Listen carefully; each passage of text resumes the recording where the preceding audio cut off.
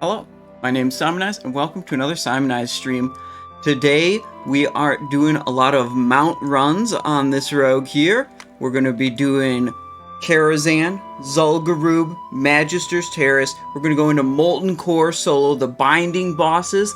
Maybe we'll try to do Tempest Keep on another rogue, get a Rod of the Sun King, maybe see an Ashes of Valar.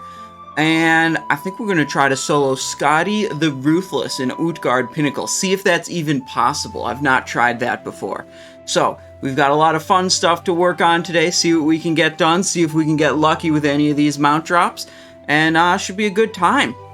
If you're here on YouTube and you like having me upload these VODs, be sure to go down below the video, leave a like on the video, maybe subscribe to Simonize Show TV YouTube channel. And if you're here live on Twitch, welcome. Let's have a good raid and a good time. Zitch says, hi, it's Aldover. Says, howdy, partner. How you doing? It's Aldover. Project Tremi says, hi, Simonize Show. It is me, Silverbreath, from your own Discord channel. Hello.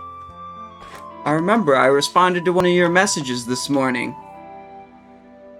Were you asking about the life-stealing enchant? Is that right?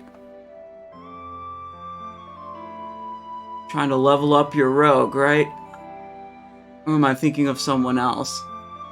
No, that's the person. Yep, okay, I see it on the other monitor. Yeah, here, I'll show you, actually. I've got this rogue. is kind of decked out, only level 16. But, yeah, I'm leveling up. I've got Venerable Dalren Sacred Charge with Life Stealing. Got the Massive McGowan with Life Stealing also. Two of these. I got every single heirloom I could, basically. Got this heirloom and that heirloom. But the weapon heirloom is definitely one of the most important ones, and that Life Stealing is pretty good enchant for sure. What spec performs better in T9 and T10 combat or assassination? It's too early to say. They're within like 1 or 2% of each other, so it's basically play what you prefer or play what you have better gear for. Not a sub-rogue leveling enjoyer, huh? No, dude. Last time we played on Simonize 4, we were just doing, we were killing crabs in Westfall. There's a couple different hyper spawns at different level ranges, and you just go from the northern part of the coast of Westfall, killing like level 13 to 14 crabs, and then when you get up to like level 15 or 16, you go, to the mid section of the coast. High armor enemy enjoyer. What? No, dude. It's just a dense pack of enemies that's a hyper spawn, so you waste very little time moving between the different enemies. And you're just like constantly in combat. Listen, trying to tell me killing crabs isn't good because they're high armor. Okay, bro. Now, the main objective for today is soloing a bunch of mount bosses. So we've got to get this character set up for that. We need to do a little bit of... First of all, we've got to clean out the inventory. I have a bunch of bullshit that I don't need. So let's get rid of that first. Don't need this. That's vendor trash. Blue Belt of Chaos. Yeah, don't need that. Don't need that. Don't need those. Get rid of that stuff. Come over here. Vendor.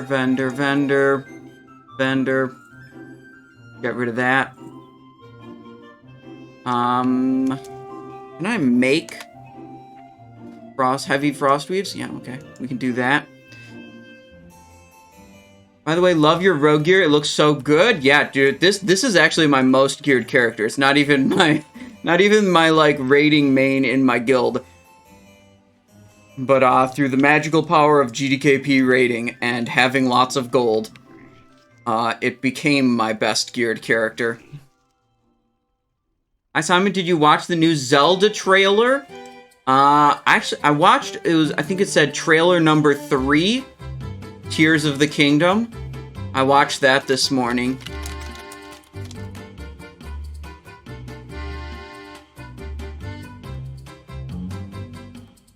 Pre-launch trailer. This is the one I watched. Official trailer number 3. I mean, that game looks so cool. Lindorn, how's it going? Chromosome says you got dark matter for 10k? Dude, I'd pay 10. Let me add it. I'd buy 2 of them right now. One for my main, one for Simon 2. 10k for dark matter? Sign me up.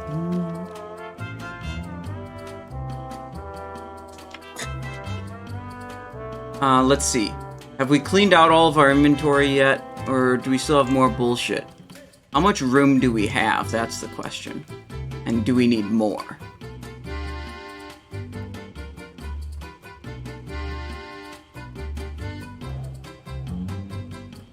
Yeah, I'd say we need a little more room than this.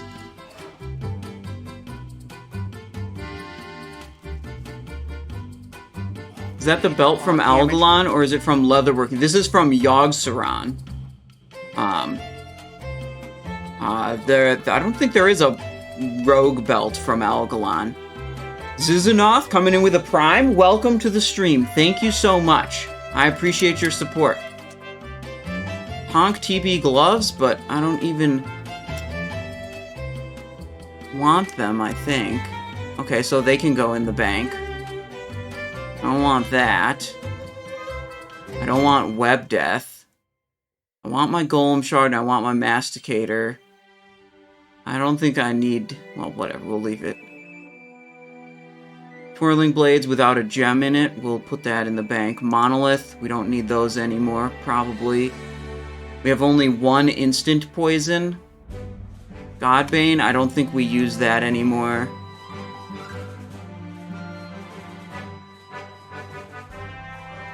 Okay, now we have a bit more oh wait, Vial of the Sunwell, we can put that in the bank too. Now, let's check our consumable supplies. We need this, and this, and this, and we need this, and dragonfin, and regular food. Our consumable supplies are looking good too.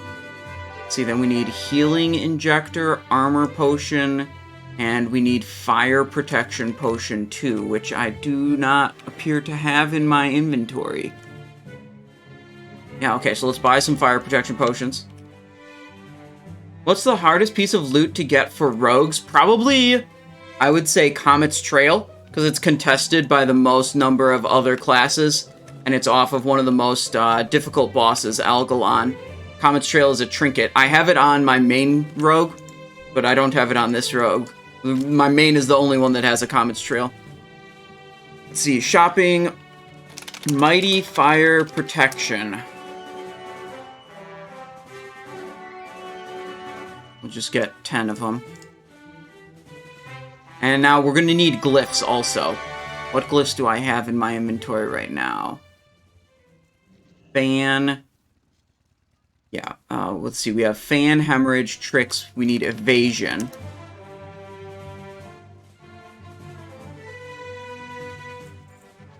Okay. T10 2-piece is beast. Absolutely, it is. It's one of the best set bonuses all expansion.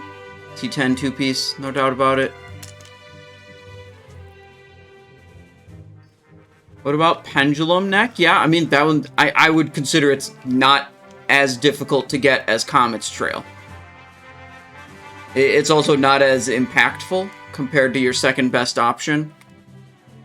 Whereas, like, Comet's Trail to second best option is a bigger upgrade for most cases.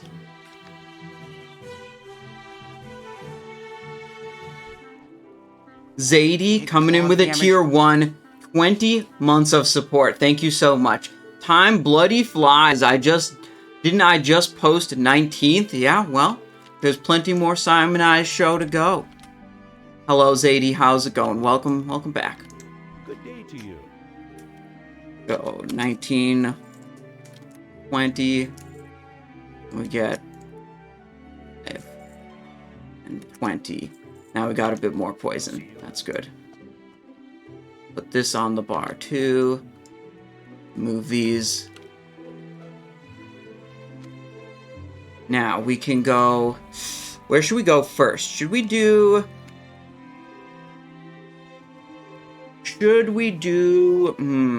I mean, we can go to a lot of different places. But first we have to hit up a rogue trainer. So we can respec. I think we should go Karazhan first. Then Zul'Gurub. Because we can do those without hearthing in between them.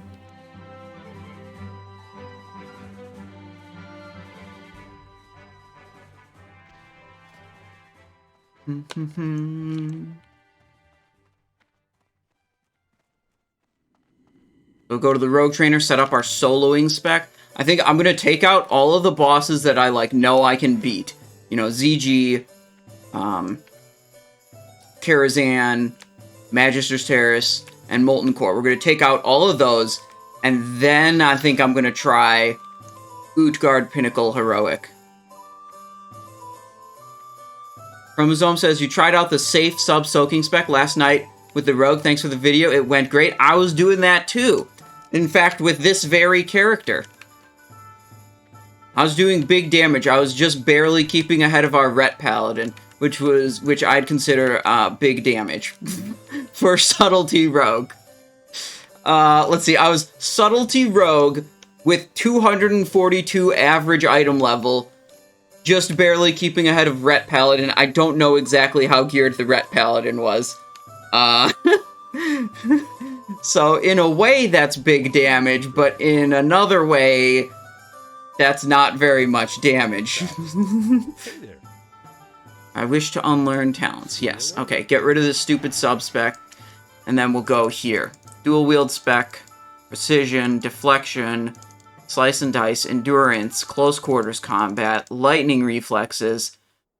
We don't take that talent. Blade flurry, weapon expertise. Now, we have basically 2 filler points. Nothing else that remains here is really important. So I usually grab improved sprint, and it's whatever.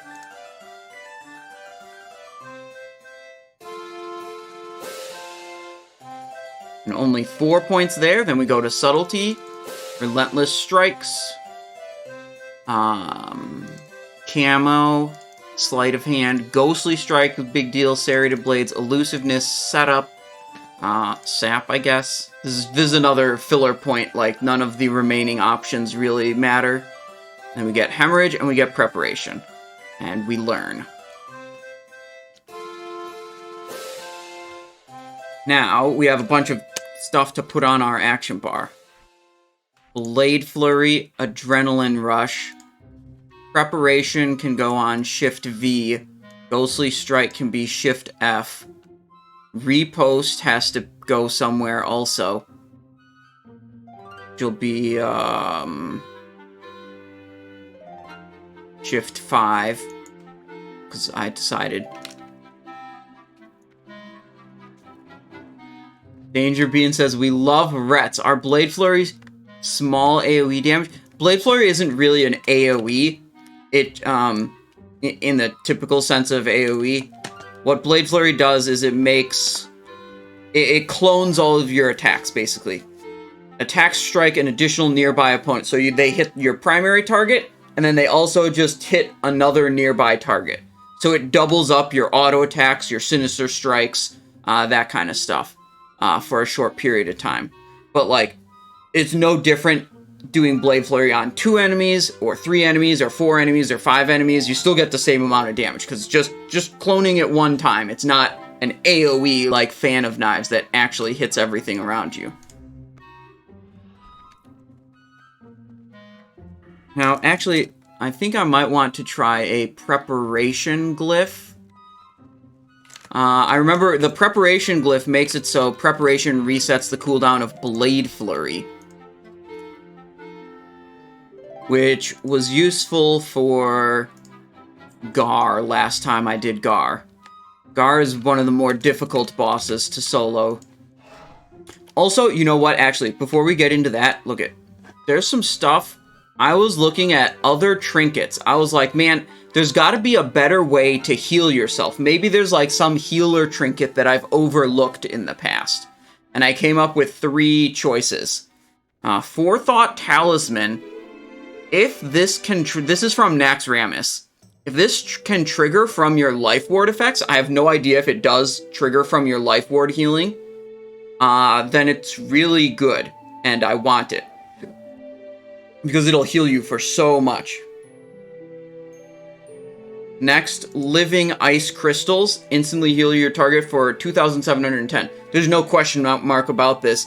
This item's just probably going to heal you for more than Dark Moon card Heroism. So, like, this drops from Malygos. I will probably try to do a Pug Malygos sometime today to try to pick this up.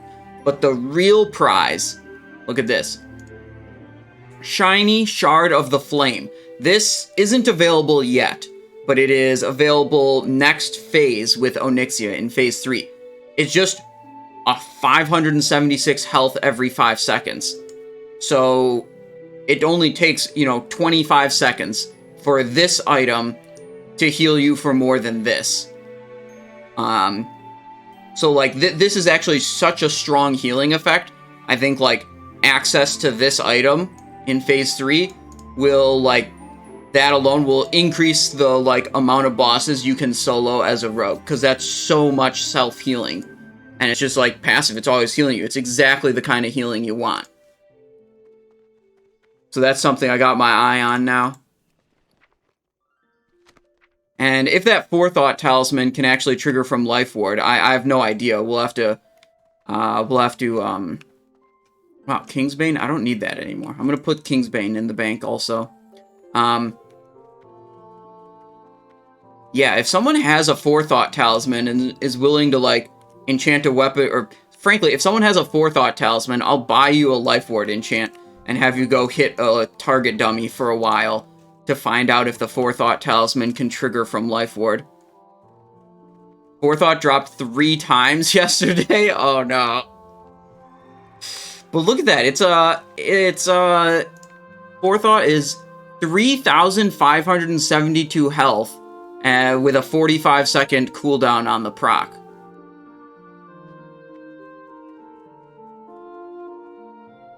That'd be crazy. If that could trigger, be great.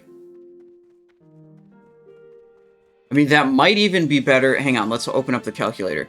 We have 576 per 5. It means we have 576 times 9.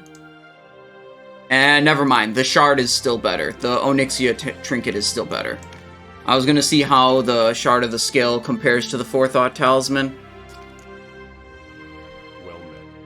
Okay, here we go to Sentinel Hill, because we're going... Our first stop on our way to Zul'Gurub is Yojamba Isle right here. And what we're going to get there is a Swiftness of Zanza, which is an elixir that makes us move 20% faster. And we use that specifically for killing the Raptor boss in ZG. You just restored your living ice crystals. Thank you, Simon. Boonja. Yeah, there you go. I never had them, so... Gosh, I wonder, looking for group tool. Group browser. Raids. Nax EOE. Nax EOE. KT only, need DPS, 1 soft reserve. Okay, that doesn't get me a Forethought Talisman. This is all 3 raids right here. We could find, like, an EOE only. That'd be easy. Which binding do you need still? Both of them. We need both of them. We have none. Ever since I figured out that I can even solo this, I've been doing it on 2 of my rogues every week. We could probably do it on the 3rd one also, honestly. Oh shit, that guy just popped out. Ambushed. Dwarf Rogue? Hell yeah. Wait, he's got Rallying Cry of the Dragon Slayer? Oh, that's insane.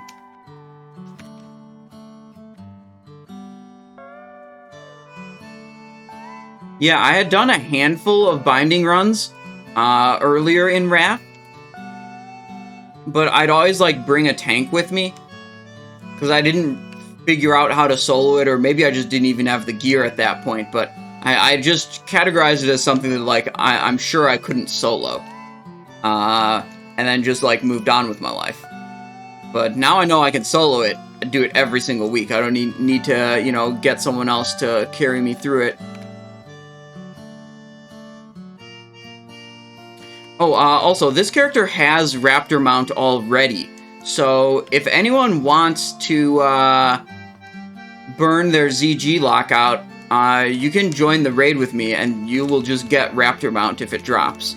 But I'm still taking the Tiger Mount. That's a first-come, first-served basis. If you're on Alliance Benediction, you want to Whisper Simon 3. I will kill the Raptor boss, and if the mount drops, you can have it.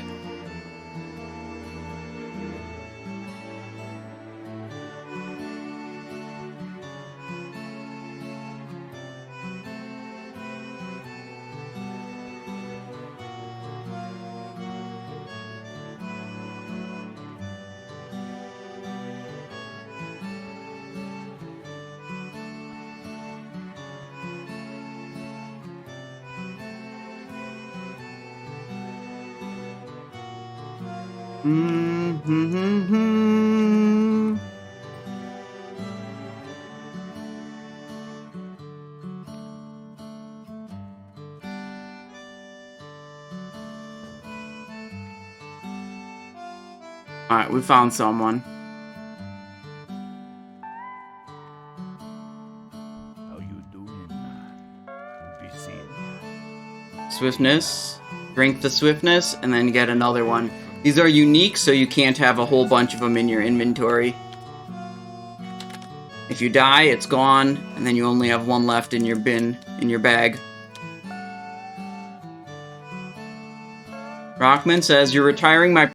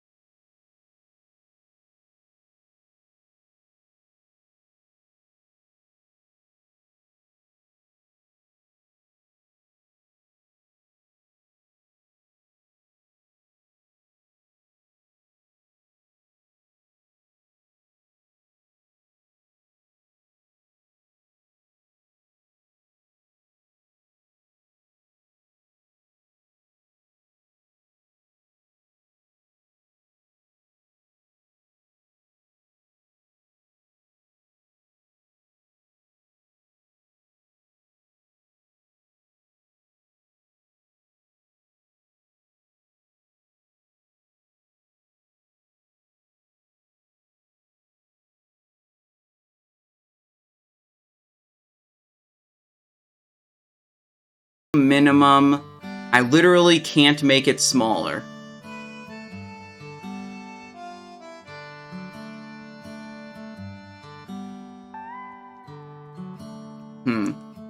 Well, okay. It'll probably be much smaller once it's, you know, 5 by 5, 25 people.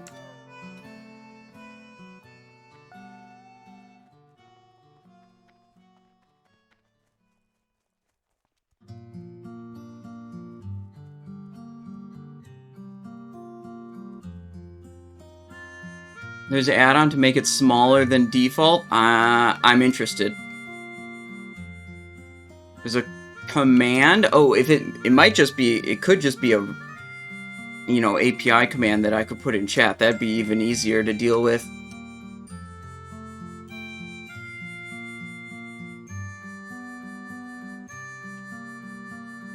Curseforge Raid Frame Sizer.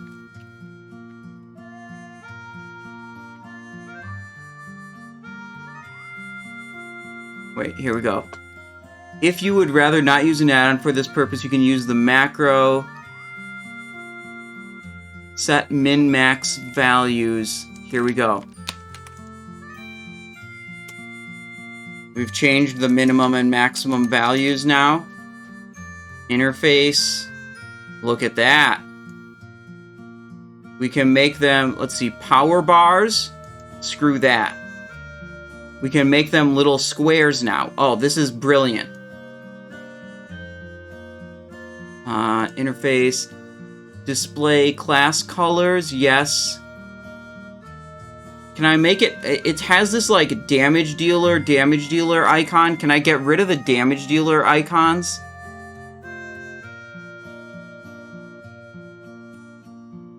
Maybe that's over here. Roll check. Unlock, hide, primary. That goes to there. Convert to raid. Make everyone assistant. Unlock. I don't think I can hide those. But I can definitely move this over here. Wow. That's so much better. I love it.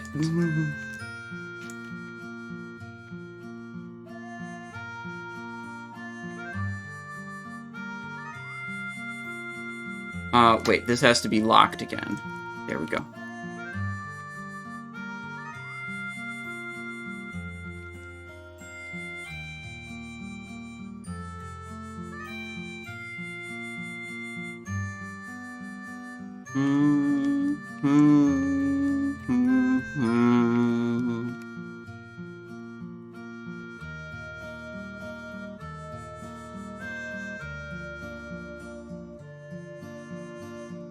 Okay, now we're finally going to make it to ZG. Let's get the prediction going. Oh, actually, I will put in chat the command I just copy-pasted. There you go. So if any of you are interested in that, there it is. Prediction. Our prediction will...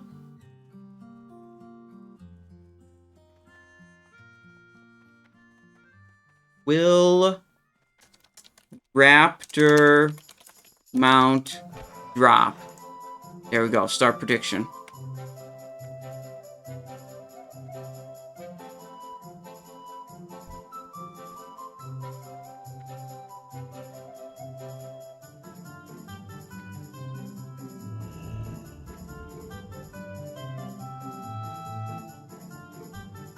I don't know if Fista is gonna let me solo it, though. Well, when they offered to join the group, they were like, I will heal you. It's like, bro, that's not soloing. Oh, but they are giving me Crusader Aura. That is nice. Look at my little raptor's feet. They go so much faster with Crusader Aura.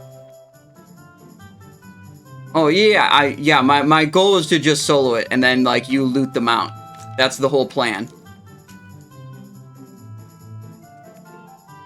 It's just like, you see, I already have the raptor mount, so, you know.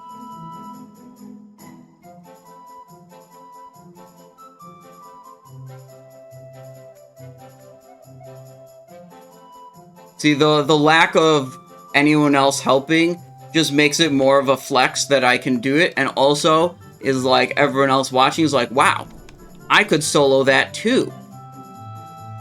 But if you do it, like, with help or with buffs or stuff like that, then it's like, well, you know, maybe it's because of the buff or whatever, or maybe, you know, something like that. Okay. What do we have? We have our Berserking weapon equipped. We want our Life Ward weapons. And then we want Instant Poison main hand, Deadly Poison offhand, Drums of the Wild, Drums of... Oh, I put all of these on the bar for a reason. Damage. Agility Scroll, Rune Scroll of Fortitude, then Food Buff. XAOC000 coming in with a tier 1, 2 months of support. Thank you so much. Only sub to watch Simon not get mount drops. Well, then, you better go into that prediction and vote no. If you're allowed to in your country. I know some countries restrict the predictions because they say it's like gambling.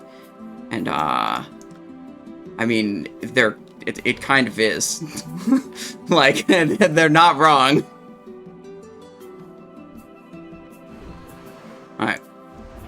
Get all these raptors out of the way.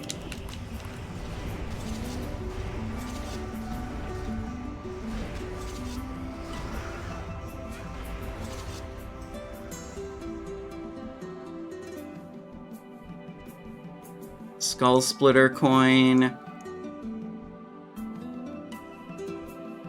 Biju. Okay, nothing good off of those guys. We got full health, but we're just gonna wait for the evasion to come off. And then we should be ready to go. Usually, you know what?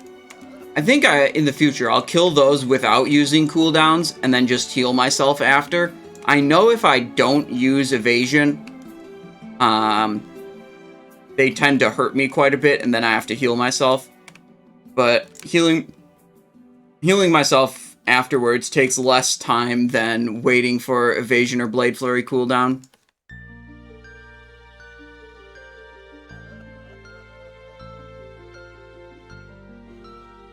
You have to use the macro each time you launch game, I think. I could probably put it into a weak aura. If it does require Rockman, if adjusting the raid frame sizes like this requires me to run the command every time I, launch the game, could probably put it into a weak aura, or maybe we just end up using the add-on. Who knows? We'll see. For now, I've got tiny little raid frames, and that's great. 20 seconds on evasion. We're about ready to go here. Go Bloodlord Mandokir, give him a skull icon.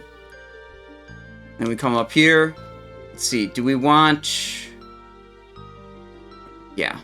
Well... Nah. Dark Matter procs off of him, of course.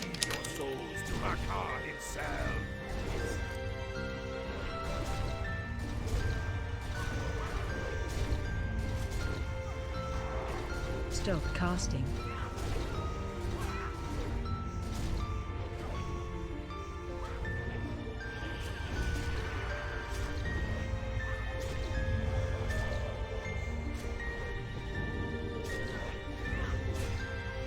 Do I have the right glyphs on? I think I do not have the correct glyphs on. I think I bought the glyphs and I never applied them. But you know what? It'll be fine.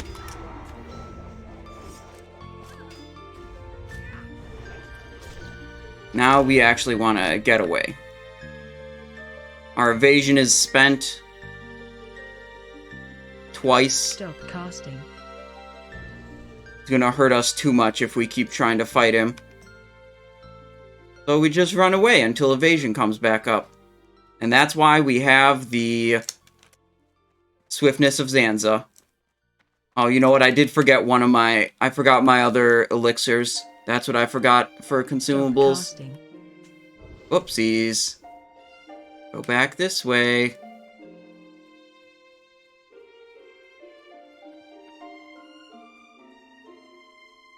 Stop casting.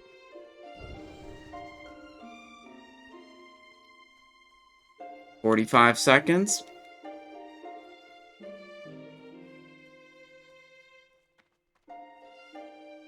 Stop casting. Oh, he's kind of close to me. I might eat a charge here.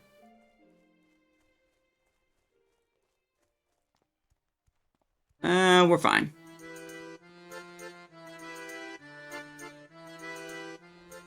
You can do that. Technically, you can do this without the swiftness of Zanza. However, you have a much, much smaller margin for error. Like, you gotta be really precise with your movement, and you can just get screwed, and it's so much cleaner and so much easier if you just go and get the swiftness of Zanza.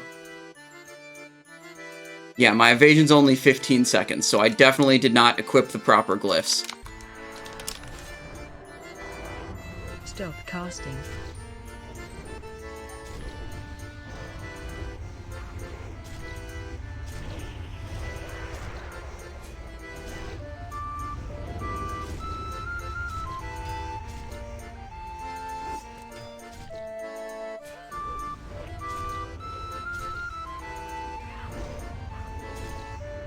My evasion's down. I might be able to just finish him here.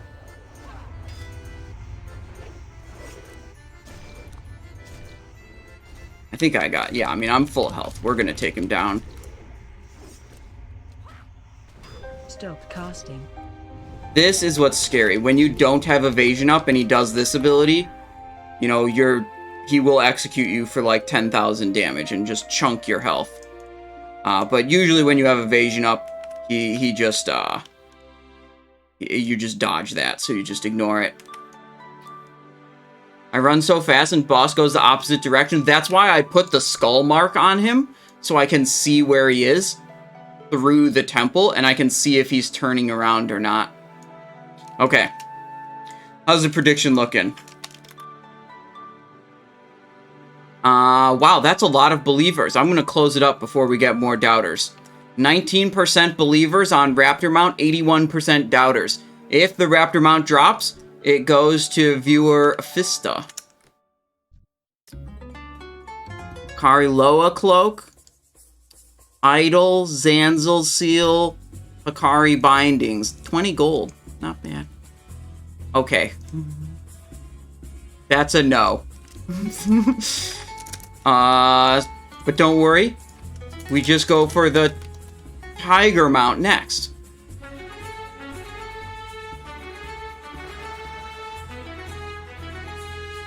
Not this time. No Raptor Mount. This is not even gambling, it's free money. Too high for the points. Oh my god.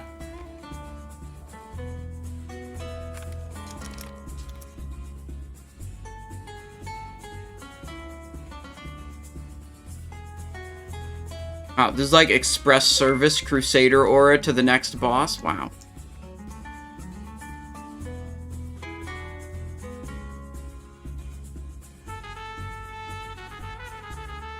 I'm going to turn the music down just a little bit. I think it's on the...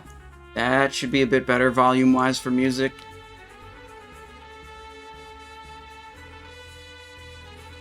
Alright, the Naze of Shirvala. We should change up one thing for this boss. We're going to run Wound Poison on the main hand. And it's going to cause the boss to respawn with half health when we go into the next phase. Also, I'm going to put the correct glyphs on this time. Hemorrhage. Wait, what did I just put on? Evasion. Hemorrhage. And what do I want for the last one? Evasion, hemorrhage. I don't think I really need the cloak glyph. We could just put the prep glyph. I think I was using cloak before, but I feel like the cloak glyph is just not very good. I don't have the tiger on this character yet. Whether or not you would qualify that as needing it, you know, that's a little different. Oops, I just pressed preparation. I did not mean to do that, but it's fine. Because this boss is easy. Cheap Shot, Slice, Adrenaline, Blade Flurry. Big fan of knives. Watch the health so you don't burn one of them too much. Hit an evasion after you've taken a little bit of damage. Do a disarm on the boss so he can't mortal strike you. Kick the heal from that dude. And now we gotta focus on single target damage because the Zealot Zath's almost dead. We need to make sure we get these both killed. There we go. And bandage during the transition. Not really gonna need it, but you know, whatever.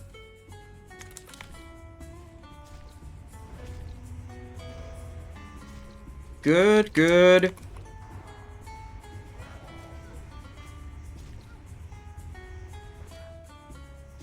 Okay. Is this worth? Yeah. Yeah, that's me. Will Tiger Mount drop? We've shrunk from 19% believers for the first one. Oh my god, the believer stocks are falling as I speak. Down to 10%. Is there going to be an uptick in believers? Okay, we're closing it. We're closing it. 20% believers. That's the most believers I can possibly expect. That's more believers than I can possibly expect for the Tiger Mount. And obviously, you know, the proportion of believers that we have determines the drop rate. Okay? We didn't have enough believers. That's my conclusion. Not enough believers. That's a no. No Tiger Mount. Unlucky. Wait, we should probably just loot some of that stuff. And vendor it later. This thing and this thing. Okay. We tried. As always, we tried. Now we go to Karazhan. And just get that next prediction rolling right away. Will Fiery Warhorse drop?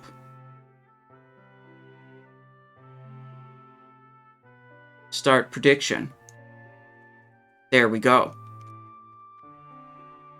We'll take this spec right into Karazhan next. Then from Karazhan, we can go... I think we go Molten Core. Gosh, how do I... What I need is I need to have the Dalaran ring on this character. That helps me get around so much. I don't have all the different teleporter items on this alt. I'm trying to think of how to get from...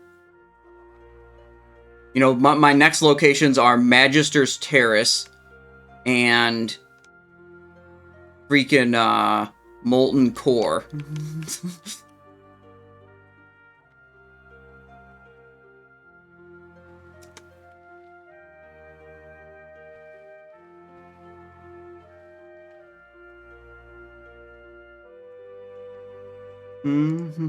Axe throwers, don't care.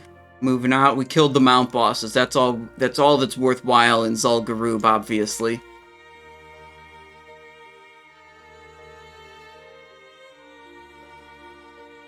Now we'll roll up to the rebel encampment, take the flight path to Duskwood, and be on our way to Karazhan.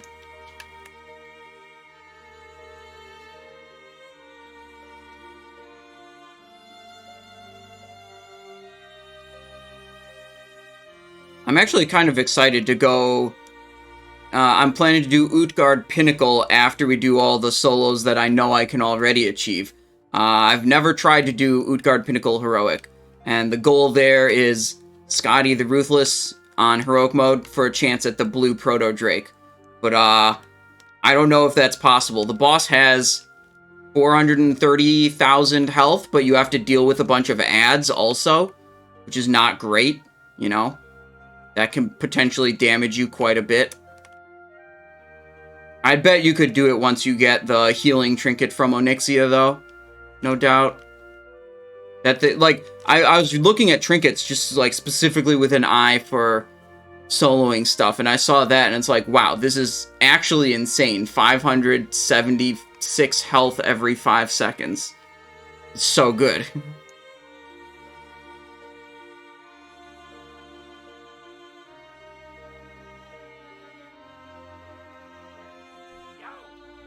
Fly to Darkshire.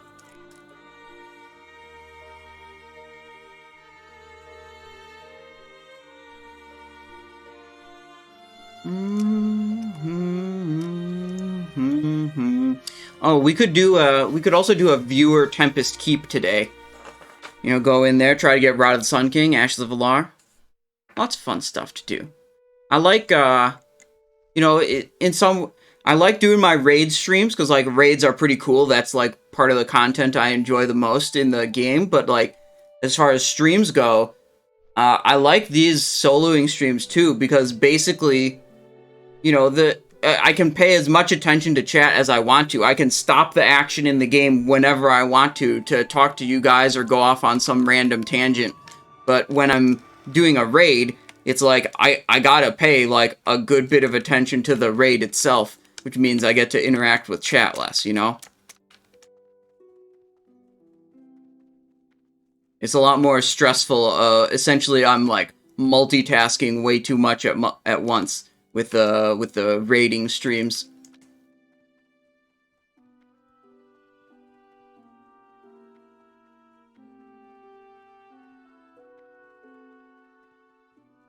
Do I have any other good mounts on this character yet?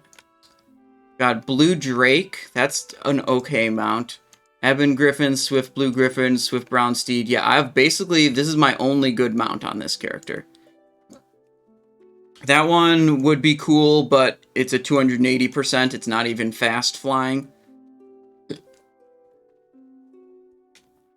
I mean, it's not the super fast flying. It is 280, which is better than the 150 from the Ebon Griffin.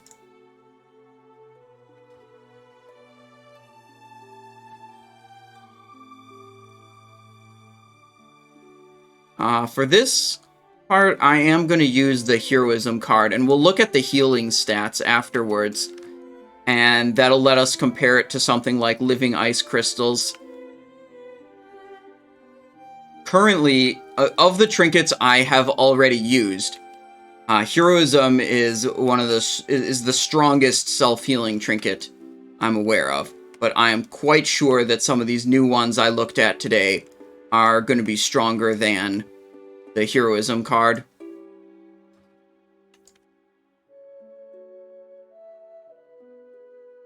But we want to get numbers, always. Numbers, when you can get them, are usually better than feels crafting what's better or not. In we go. Still got good buff duration. Oh, I still forgot to get... Okay, what I like to do... The Swiftness of Zanza is really, like, only for the Raptor boss. What I like to do is Mighty Agility Elixir and Elixir of Major Fortitude for soloing basically everything else.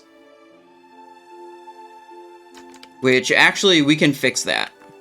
I can just mail myself some of those. I've got a bunch on my bank alt. I'm going to do that real quick and then deploy my mailbox.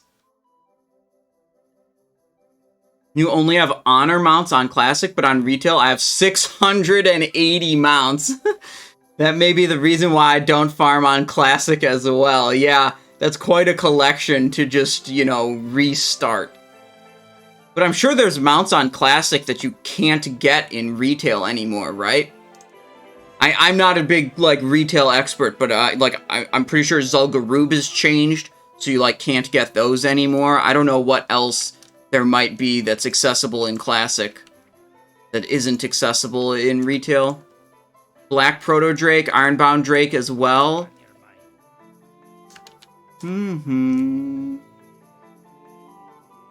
Put those away. Here's my Fortitudes and Agilities. That's what I came here for. Send mail to Simon 3. Oh wait, where did those go? There, and we could send another drum or two. Did I have drums in my inventory? King's drum. Do I have a Wild's drum? No. Oh well, who cares? Good enough.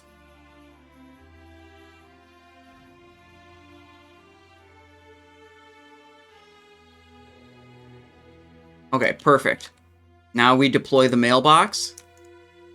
Yoink. Get those.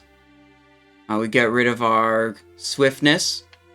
And we go for fortitude and mighty agility. Really, with almost all of these consumables, I'm basically trying to stack as much agility as possible. Agility is great because it gives me offense and defense at the same time. And that's really what you're looking to do when it's like you versus the enemy, and like the enemy's hitting you and you're hitting the enemy. Both offense and defense are valuable.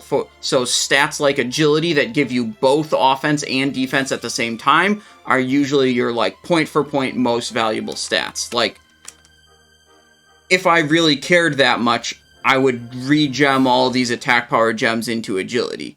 But I can get by without having to do that. So, you know, I don't bother. That's a bit extreme. But it would definitely be, like, a benefit for sure. Anyways, we'll use our indestructible potion before combat, so it goes on cooldown. And then we'll open with a ghostly strike. Gonna kill this dude. Evasion, Blade Flurry, Adrenaline Rush. We just continue blasting. The boss put up a big rupture. Literally can't spend all the energy I'm generating. I'm trying to mash my buttons as fast as I possibly can. Cloak off the debuff.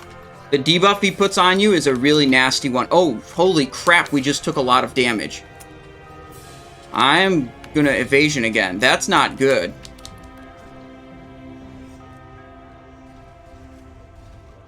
I'll hold the ghostly strike until the evasion comes off.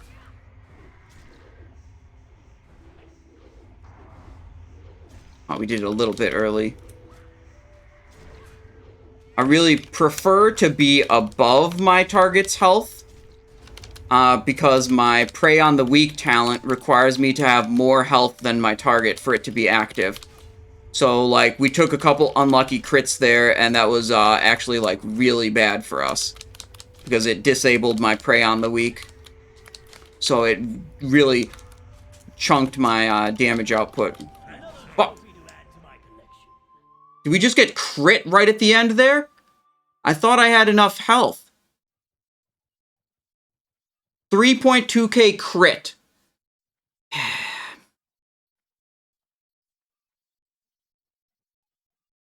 Okay, well, we can just come back and do it again. Oh yeah, it was a 4.9, 4.8, which was 1.7 overkill. Yeah, that'll happen sometimes, I guess. Hang on, music too loud again. Wait, we just listened to Golden... We did Golden Sun yesterday. Let me mix it up.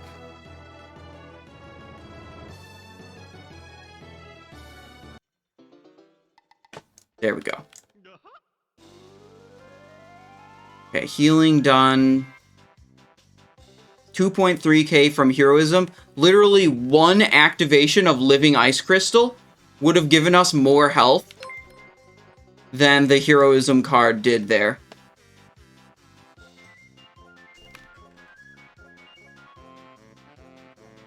And we almost certainly would have gotten at least 2 activations of Living Ice Crystal.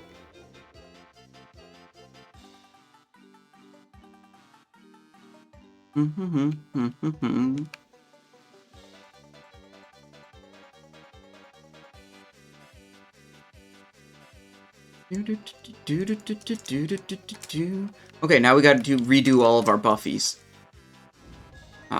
Rune Scroll of Fortitude, Scroll of Agility, Drums of the Wild, Forgotten Kings, and Dragonfin, Blackened Dragonfin. That's a food buff.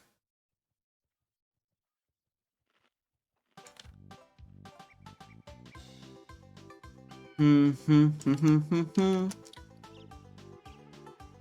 then this one, and this one.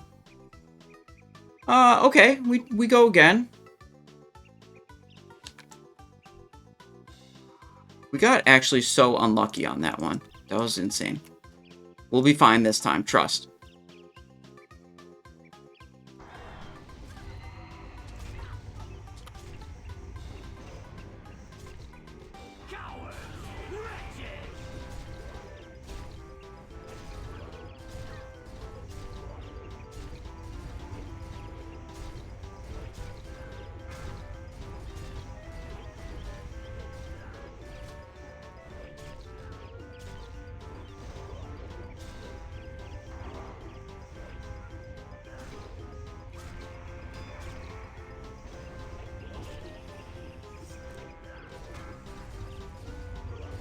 So we're keeping our health pretty high this time. Oh, I didn't indestructible potion. Should do that.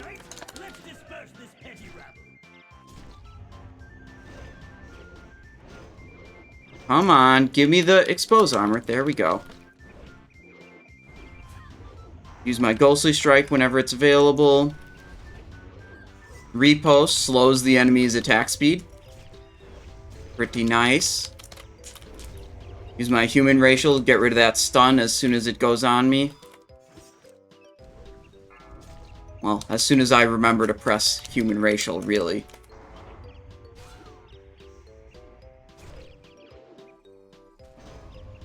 Cloak, we had the debuff on us. See, look, we're beating it with ease this time. Compared to, oh no, we're stunned now. What was I saying about with ease? I wasn't saying that. We made it. Okay, this time, healing done. Heroism 2.3. Yeah, still a single activation of living ice crystals would have been more healing. Okay, we got it. We got it taken care of, though. Brightfall says, good evening, Simon. Hello, Brightfalls. How you doing? Chromosome he says, among us. Yeah, don't worry. We got it. Baz says, first time catching you live. Really enjoying watching the VODs on YouTube, so I'm glad I managed to catch you live now, too. Wonderful. Luster of Disaster doing the new emotes. Yeah, we got a Fellstriker emote, a Thunder Fury emote, and a Binding emote. So we're going to go to Molten Core next. Get your Binding emotes ready, because they're definitely dropping. How did the run go yesterday?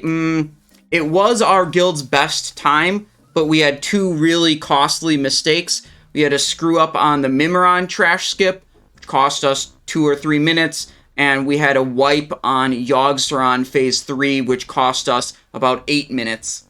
That landed us with a 1 hour, 20 minute time. So we fixed those two mistakes. We're looking at 110, which would be top 20 world, I think. Top 20. I can't remember. Someone in the guild was saying top 20. That would put us at top 20. I'm not sure if they meant top 20 NA or top 20 world. Anyways, Fiery Warhorse, we got 8% believers, 92% doubters. Let's see if we can get them out here today. Gonna end submissions in 5, 4, 3, 2, 1. End submissions. Okay. We got a couple more believers in the final hour.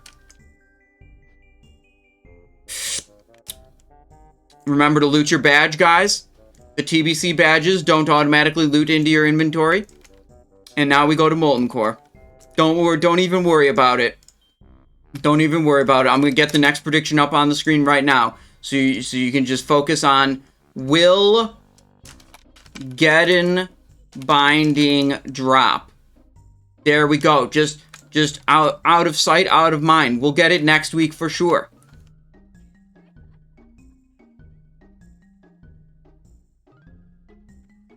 It was kind of funny though, like, I was, when are you going for the kill Jaden bow? What, you gonna run me through Sunwell? We're gonna get a Sunwell together right now, Bright Falls? Is that what you're saying? We're getting a Sunwell together right now? We could do that. We could do that. We could get a Sunwell together right fucking now, instead of going to Molten Core. If I was on US, you know what? Actually, the PTR servers, I think they're up right now, which would be a great time to do all rogue. This is not really related, but PTR servers are something where they are always up. Really? Tested yesterday. I didn't know the PTR servers were always up. I thought they would be shut down periodically and only up sometimes. But anyways, what's great about the PTR servers is that people from EU and people from NA can participate. And if we're allowed, I don't know if we're allowed to zone into like AQ40 on the PTR or not. But last week we did a really fun event where we took only rogues to Molten Core, and then we took only rogues to Blackwing Lair. No healers, no tanks, just rogues. And we go in, and I started with just myself. And every time the group wiped, I'd take one more rogue in from stream chat, and then we'd go back in and try again. And we got Molten Core down with 3 rogues, and we got Blackwing Lair down with 5. And you know what? The next raid on the list, it's AQ40. But I have a feeling AQ40 is going to take, well, a fuckload more rogues than 5. And doing that on the PTR, where one, like, anyone from EU or NA can participate, and, like, shit, if you don't have a rogue, you can just create a template level 80 rogue and join the fun. At least the run-in on Cthulhu will be safer. Can we just stealth in the entire way, you think? Can we stealth all 40 rogues in?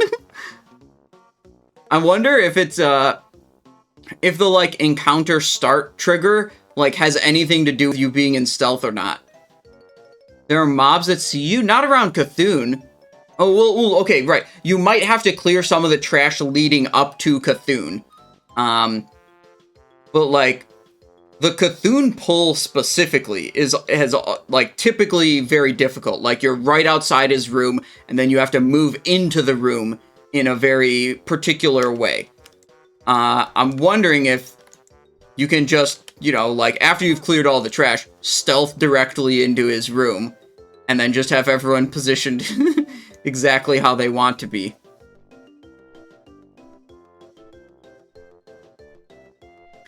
And then we'll probably have trouble with Viscidus, who requires you to do a bunch of frost-based attacks. And we'll probably have issues with Twin Emperors also, on account of one of the 2 Emperors is entirely immune to physical attacks. Which, as you might imagine, could cause some problems for a group of rogues trying to kill the boss. And honestly, Prophet Scarum will just be hilarious, because people will get mind-controlled, and they'll get murked. No, but, like, Assassination, some of their abilities deal magical damage, but all the magical damage comes from attacks that are classified as physical, like use a physical hit table.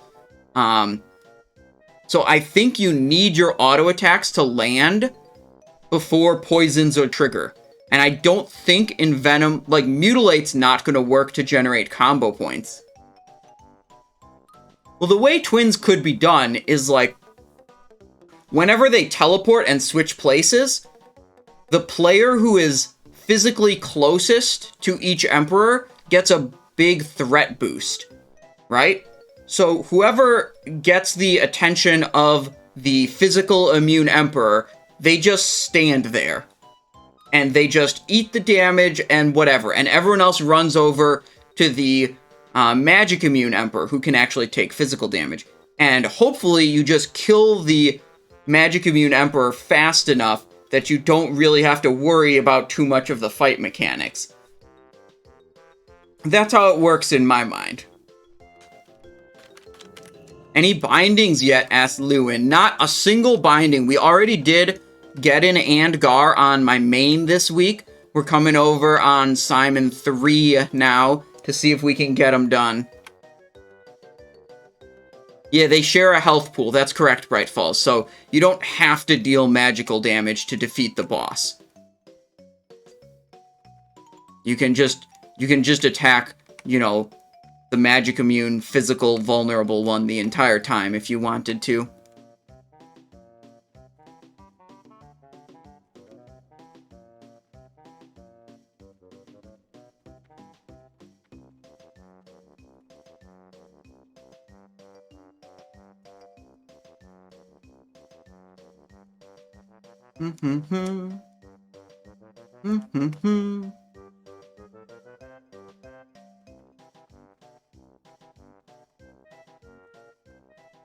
On our way to Molten Core.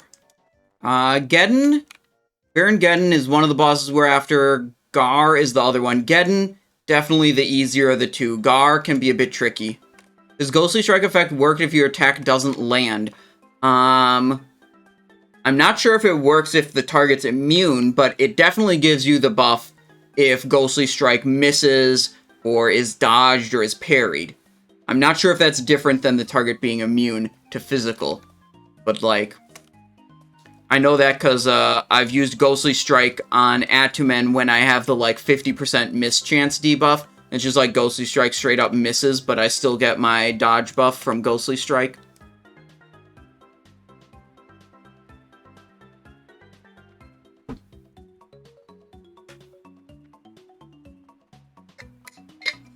Hey Simon, how much would you say Sinister Revenge and Web Death are worth?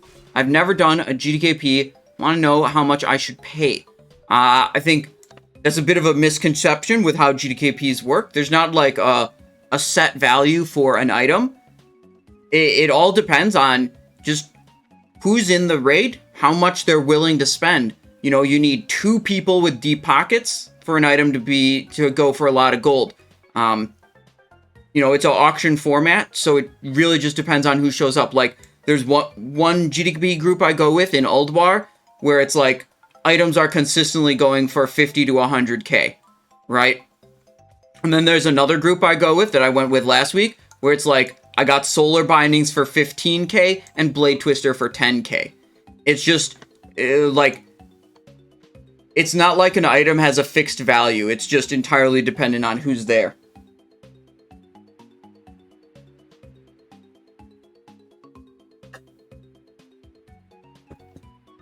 So what I'd say is, what I like doing, if I've got a lot of different upgrades to get in a raid, what I'll usually do is I'll go to a spreadsheet or simulator tool that gives me like DPS estimates. Prior to the raid, I'll look at all my different upgrades and see how much of a DPS upgrade each one of them is. And then that can help clue me in on like how much I want to spend on one item versus another. Like, spend more proportional to how much of a DPS increase it is for me. Okay, we're finally attuned to the core. The reckoning is at hand. Glory to the Sindori. Keep your wits about you. Whoopsies. Our enemies will fall.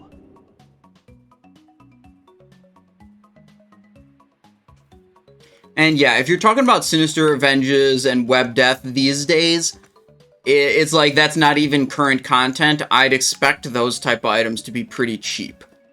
Like just a couple thousand gold each at the most. But again, totally depends who shows up to your raid, how much they're willing to spend.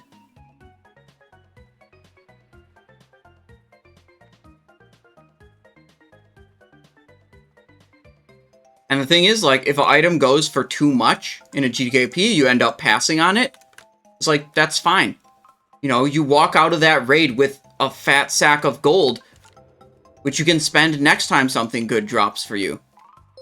And, like, you're not... Like, honestly, I think GDKP is, like, the best loot system for pug raids. Because it's essentially a point system that isn't tied to an individual guild, right? Like, there's the problem that some people will do real money transactions and just, like, get a whole bunch of gold and like, funnel all the gold to them, or all the loot to themselves by buying a bunch of gold. But in reality, if you do a lot of GDKPs, you see that that's really only the YouTube highlights of GDKPs. They're most visible because, like, they're insane highlight clips, you know? But, like, there are plenty of GDKPs where stuff just goes for really normal amounts of gold. Thoughts on ranged versus melee? Do you like your Warlock? I do not like my Warlock. And I think the big... Oh, wait, I'm not going to Garr first. I'm going to Geddon first. I kind of took a weird way around here. I think the biggest difference in gameplay when I switch between my Warlock and my Rogue, or my Warlock and my Frost Death Knight, is that when I'm playing my Warlock, I'm constantly having to choose between moving and dealing damage. There's a very limited amount of things I can do as a Warlock while moving that are also dealing damage, or like in service of dealing damage. Like maybe I life tap while I move, or I put up a corruption or a curse of agony or something. Those aren't really the spells I want to be casting when I'm trying to maximize damage output. Like, I want to be casting my Shadow Bolts, my Incinerates, my Soul Fires. They force me to stand still. My Seed of Corruptions for AoE. And that's really the big difference, I feel. That when I'm on my Warlock, it's this choice between movement or damage. Whereas when I'm on my Rogue or my Frost Death Knight, none of my damaging abilities require me to stand still. And it's just like the most obvious gameplay difference.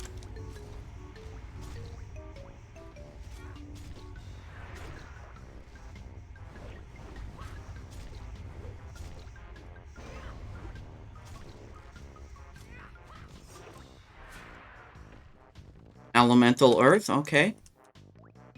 Okay, nothing good there.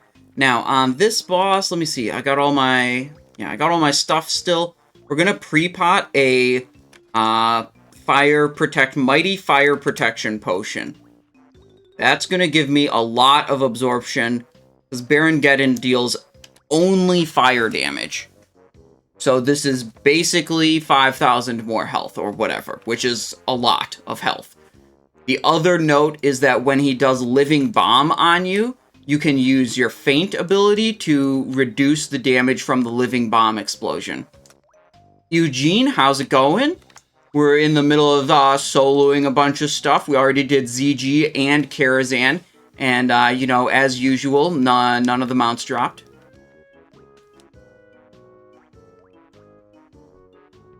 Alright, here he comes. Let's get our Fire Protection Potion going. But don't worry, we're about to get both bindings in one run here.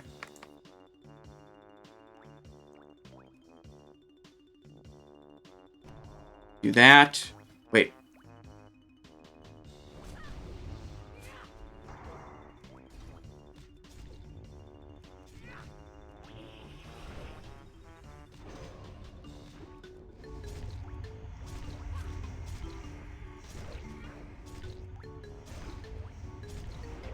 Run out.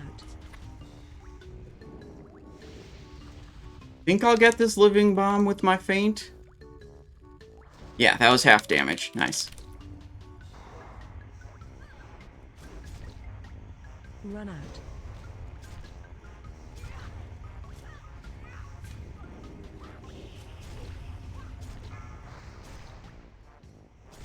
Run away, run away. He's doing his Inferno. Run out.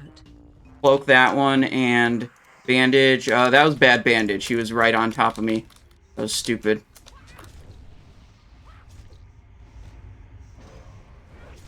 Still got our other potion, so we'll use it right away. Remember, it's better to stay high on health rather than letting your health dip low to keep your whatchamacallit ability, that one talent that makes you deal more damage when you have a lot of health. Keep that active. Prey on the Weak, that's the one I'm thinking of. Run out.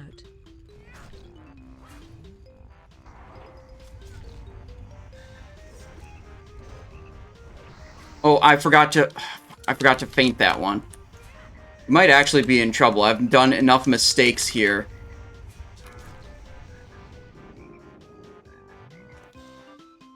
Five, 4 seconds on this.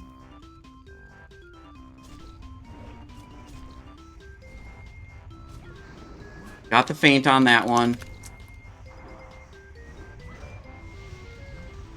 Run out.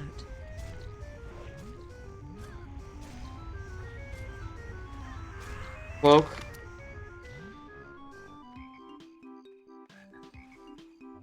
Here we go with a bandage. If we make it to this next evasion, we'll have it for sure. We'll be fine. Feint. Expose.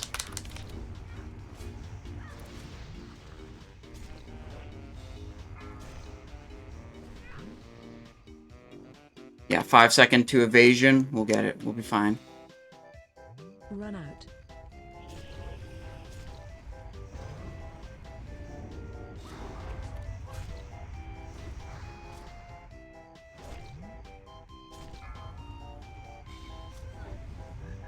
Nice. Not too bad, not too bad. I mean, almost, it was almost too bad.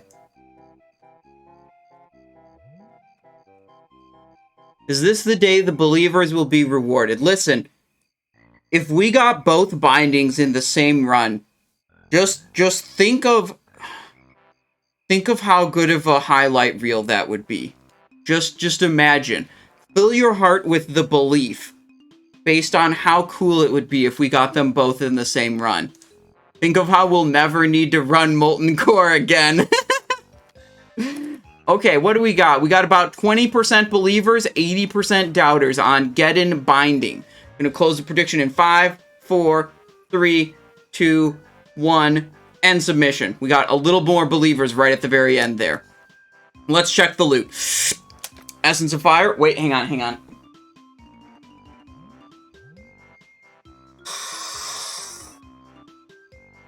Oh, yeah, dude. I'm pretty sure it's going to be on the next page of loot. Yeah, it's definitely going to be on the next page. Like, we can only see items 3 at a time right here. It'll be on the next page of loot.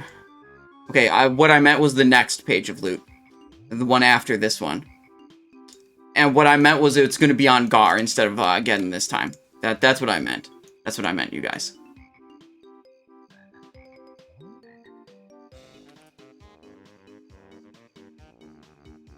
Will Garr binding drop? Okay, we're focused on the Garr binding now. Very cool, very important Garr binding. Hemorrhage, evasion, prep. We'll go with Fan of Knives over the hemorrhage glyph. Most annoying part about this boss is he dispels my magical buffs, which is super annoying. Which means I have to reapply them mid-fight. Where is it? Asked Ganja the Troll. Game's bugged. I'll submit the bug report to customer support later. How's it going, Cosmin RBK? What is up? It's bugged. What do you mean, what bug? The binding didn't drop. It's bugged. It's supposed to drop. Okay.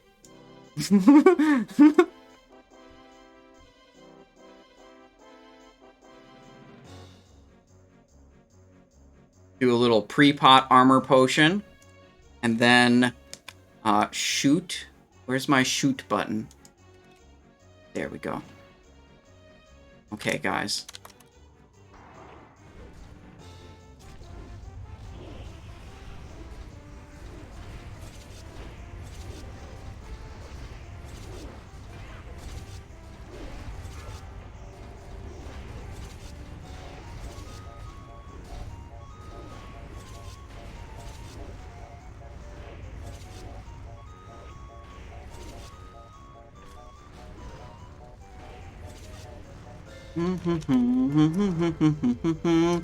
Waiting for a bunch more energy to press Blade Flurry again.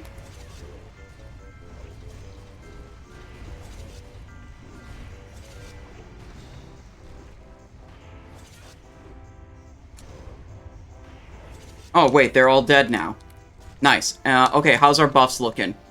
He ate kings already. Oh, we just ate my kings again, I think. Wait, no, that was wild. There. Now we have King's Wild and Agility, so we have all of our buffs that we want.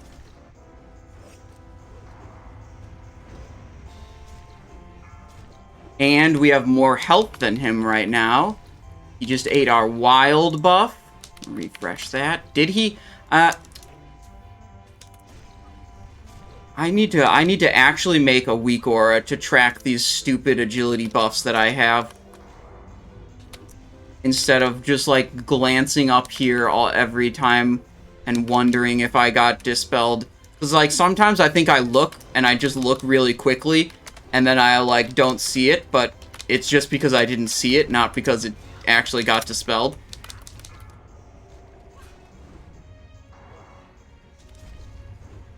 Re-up the potion. Agility buff again.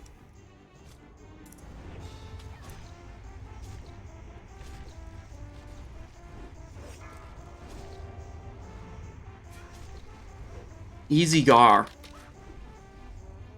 Easy Garr. This is the one that gives us the most problems usually. We just got him first try. Easy clap. NXONTV says, you're a combat rogue. You got Algalon 10-man gloves. Cool. And you don't have 25-man tier shoulders.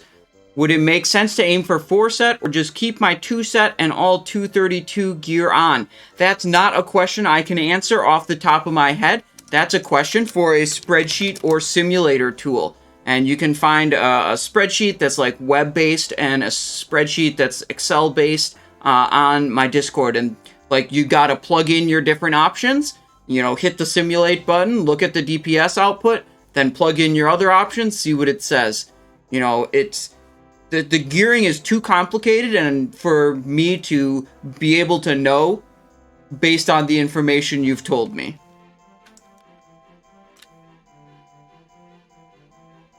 Import your gear.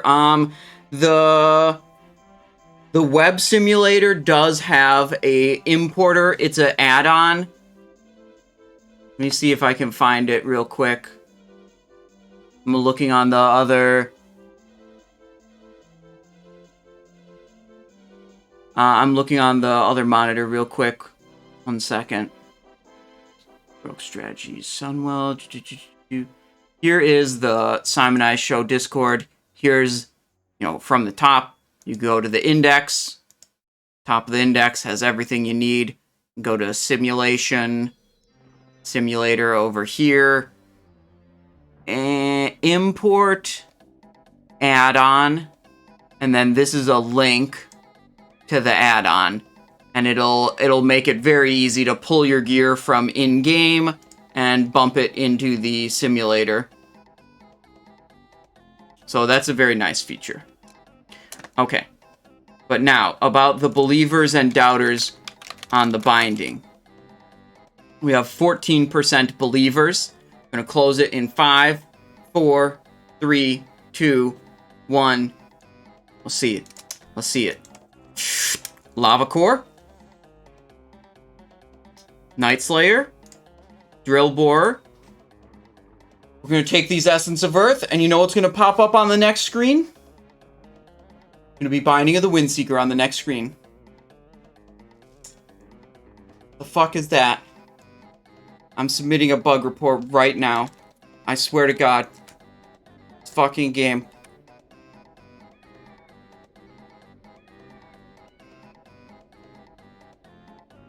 Yeah, I know. It was a really nice binding.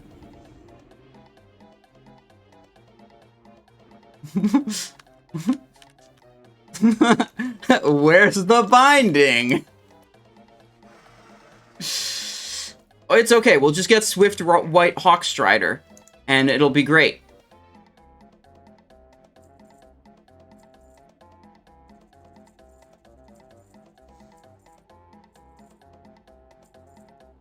On our way to, yes, Shattrath. And then we go over here. We get to go to the Isle of Quel'Danas.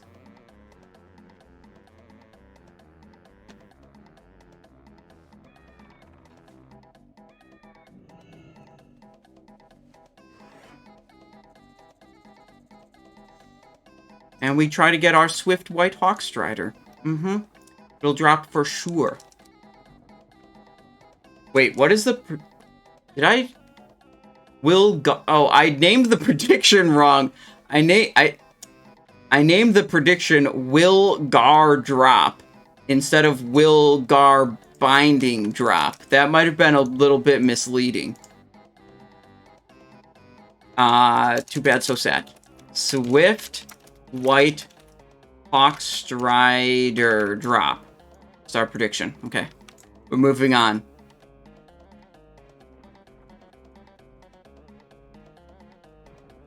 Heroic mode, of course.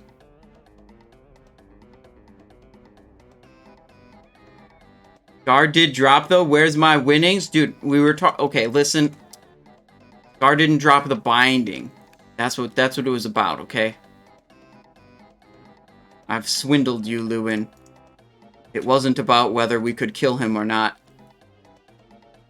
We got scammed in black... Listen.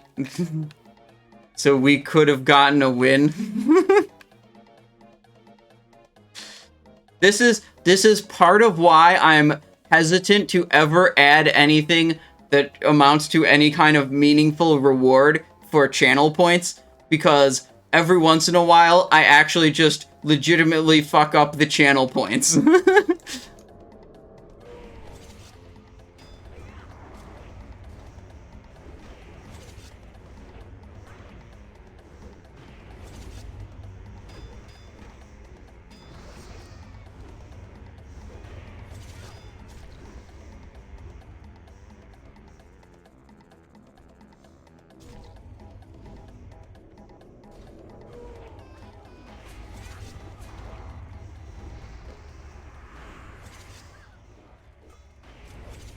Big fan of knives on these dudes.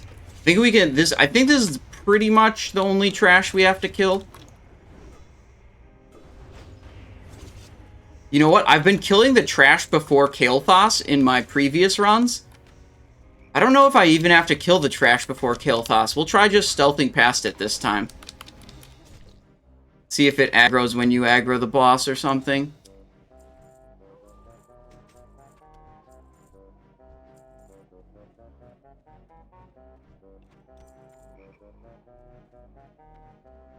Any of the vanilla world bosses? Yeah, if you're a Death Knight or Paladin or Warrior or generally class that can heal itself.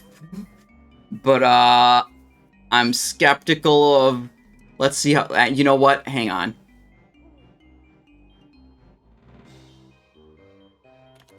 Azurgos. How much health does this bitch have? 916,000 health. And he stuns you? Yeah, that's not happening. They aggro when you pull the boss, the trash in Kael'thas' room. Okay. Kael'thas was soloed at 60. Yeah, okay, that's like a technicality, Bright Falls. You can't stack up 5,000 reckoning charges and then solo Kha'Zix anymore, okay?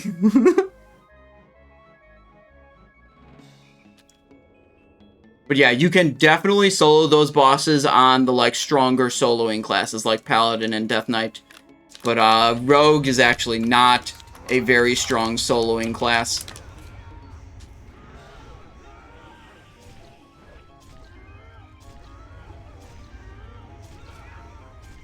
Target changed. Blade Flurry.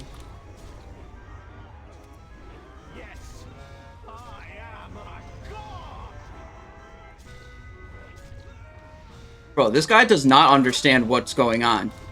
He's like, yes, I am a god. Well, he's at 10% health and I'm at 60%. It's like, come on, bro, get real. Like, do you see what's going on here? You're not winning this fight.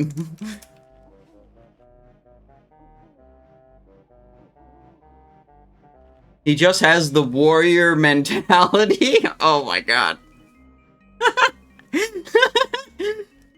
That's so true. He's like the fucking worst, but constantly believing he's the fucking best.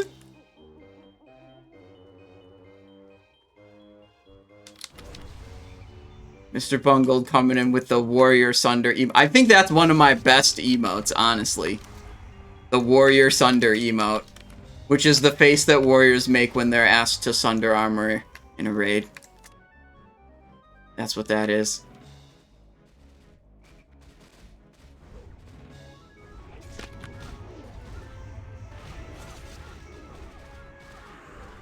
Excuse me? Maybe I needed to have evasion for that. Does the white chicken drop from here? Yes, that's the Swift White Hawkstrider. AKA the white chicken.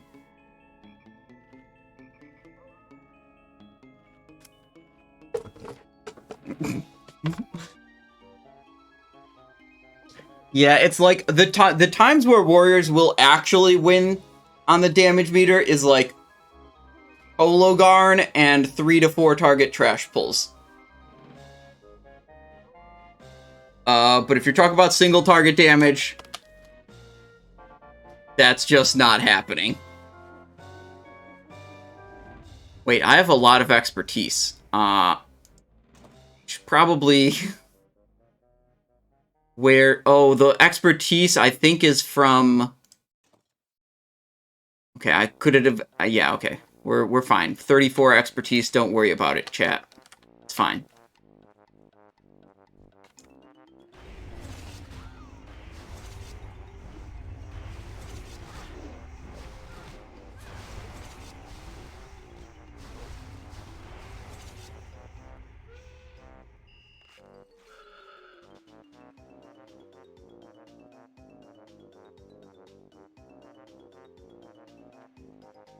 26 is what you want for... If you're fighting raid bosses, is where you want it to be, which isn't exactly what I'm doing here, so... Good. He doesn't even aggro all the fishes in the room.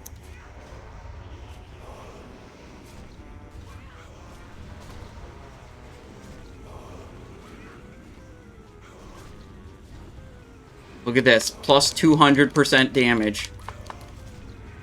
Easy game. 8 gold vendor. Love it. Okay, heal up a little bit. Yeah, apparently I can skip those. They're always fun to kill, though, because they give you a damage buff. It doesn't last very long, but, you know, it is a damage buff. Which is why I didn't really think about skipping them before.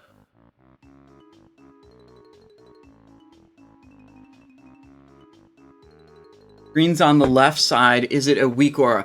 When the cooldowns pop up right here, that's telling me that the button is ready again. So, like, in 58 seconds, Blade Flurry is going to pop up right here. And that's one of my weak auras that you can find on the Discord. All the add-ons and weak auras are on the Discord. It's part of the Rogue pack.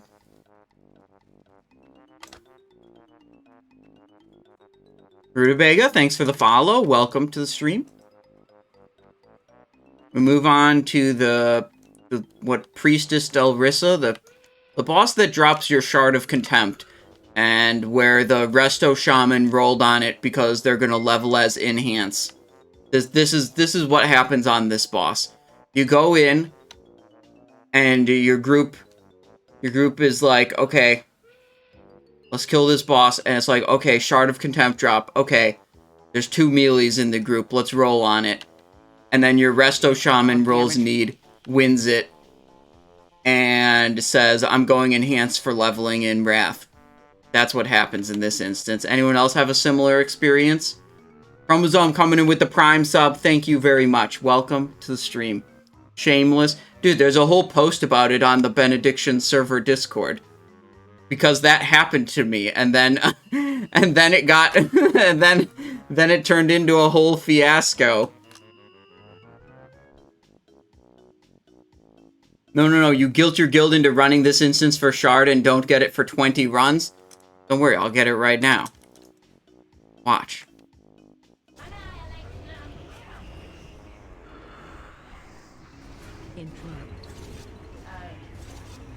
Just AoE them down.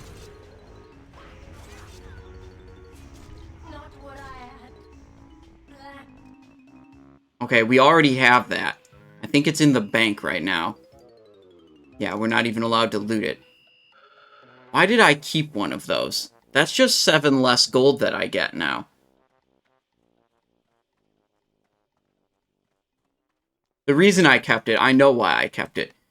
Hang on, let me show you the item again, so I can explain. When you have the trinket equipped and you do a healing ability, you get a buff called Holy Energy. It just stacks up on your buff bar. You can then unequip the trinket and you keep the Holy Energy buff. The Holy Energy buff doesn't do anything. But it's just another buff on your buff bar, which, you know, that's kind of cool. So that's why I kept it. So I could equip it, figure out how to get any holy energy, and then just have a buff on my buff bar that would confuse people. And then I never actually figured out what kind of buffs I could actually, or what kind of things I could do to actually trigger it properly.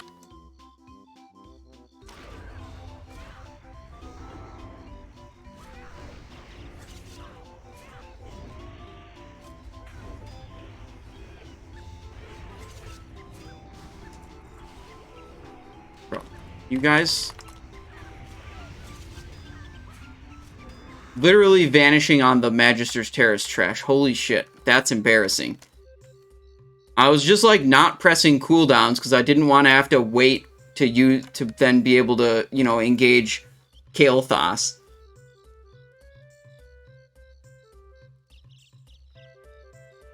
Don't worry, Vanish isn't one of the cooldowns I need for Kael'thas. Also, where'd all my... You know what? This is what happens. I bet all of my buffs got dispelled, or maybe they just ran out of duration. They probably got dispelled in the PvP encounter, the previous boss. We were significantly weaker than I'm used to, because we didn't have all these insane buffs. There we go. Now we're strong again. Defenses, 49.65% avoidance. Nice. 5,000 attack power, no big deal. Self-buffed. My health at 24,000. 34% armor mitigation with armor. Wait, that whole trash pack respawned? Oh my god, how am I ever gonna get past it?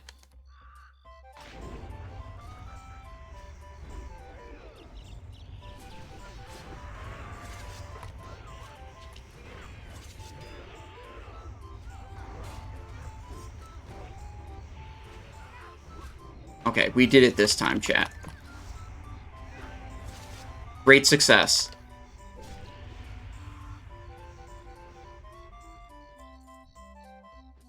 I have no shot at killing Scotty the Ruthless if this is this difficult. That's all I'm thinking about. Maybe we'd have to get like a paladin buff, like a Blessing of Might.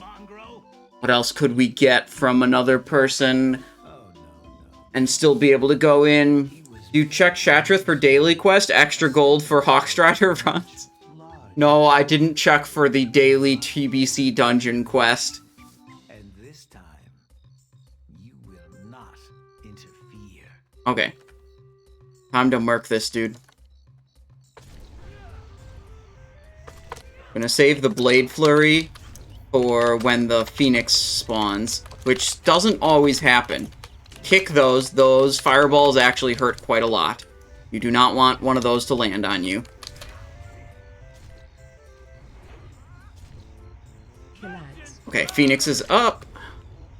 I'll turn your world upside down. Okay, we kind of just did a buttload of damage. The Phoenix is now casting Fireball at me. Oh, that's annoying. We can't even really kill it because of these big pink bubble things.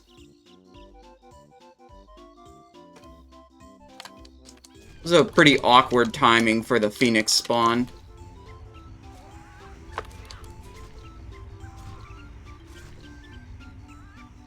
Master, grant me strength.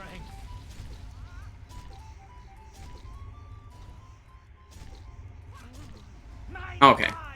Not too difficult. The master will have you. I was really hoping I'd like cleanly Blade Flurry the boss and the Phoenix and the egg all at the same time. And then that would be sweet. Okay, but what about the Swift White Hawkstrider? Is it going to drop? We have 35%. This is the highest belief rate we've had for any of these bosses. 35%. I'm not even going to let any more of you guys doubt. I'm just going to close the predictions and loot the mount with 35% believers. Silver, Badge of Justice, Cudgel. That vendor's for 12 gold. That's nice. Wait, where's the mount? There's supposed to be the mount right here. Let me get that. Why won't it let me get that? Oh, my inventory's full. That makes sense. Where's the mount, you guys?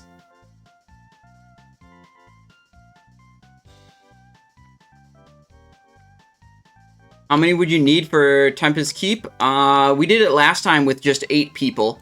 So that's not too many. Spared up for Iron Foe Copium. We could do Iron Foe. My Hearthstone's on cooldown. So we're either going to go do Tempest Keep right now, or we're going to do Iron Foe, or both. Vendor, vendor, vendor.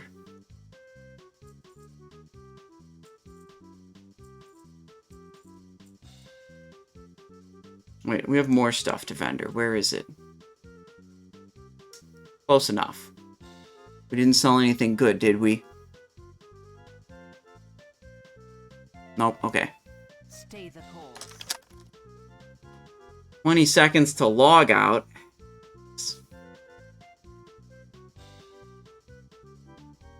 Wait, or we could go... Wait, we could go directly to Utgarde Pinnacle. Wait, I want to do that. Let's mail away some other stuff, and then let's go straight to Utgarde Pinnacle, because we can wormhole there.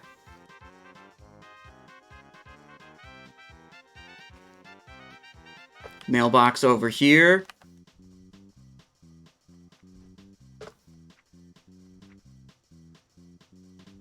I have no idea if this is a plan that's gonna work or not.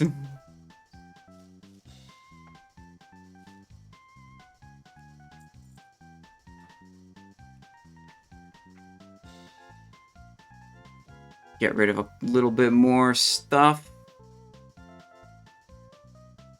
Okay, I think we're good now. Okay, we wormhole to Utgarde Pinnacle. Heroic.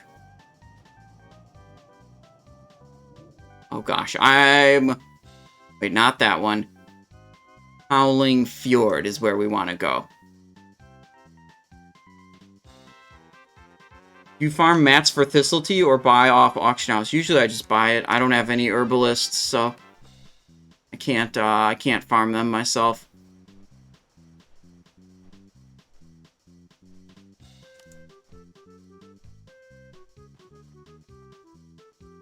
In we go. My guess is that we're not strong enough to be able to solo this. I'd say my guess is next phase, with a little bit better gear and the Onyxia trinket, I'd say definitely closer to possible. I'm guessing this is going to be a big fail coming in here right now. You're trying to solo Proto Drake boss. That's exactly what we're doing. This is Utgarde Pinnacle Heroic.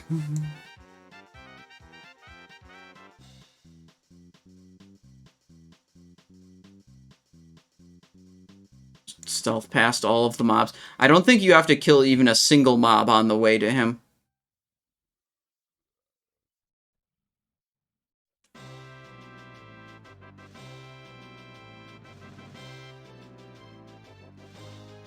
Like, you skip the first 2 bosses, you just walk right past them. Easy.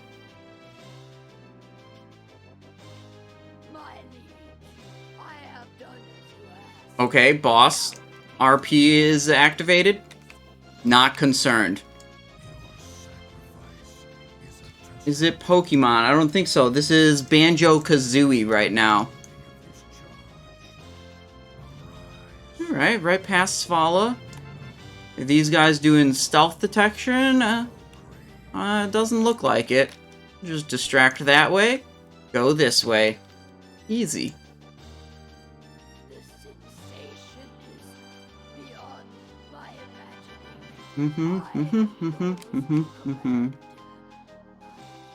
imagining. Bloodthirsty Tundra Wolf. We're fine. Okay, second boss. Again, we don't even have to activate the boss. We just walk right past it. Oh, he almost detected me.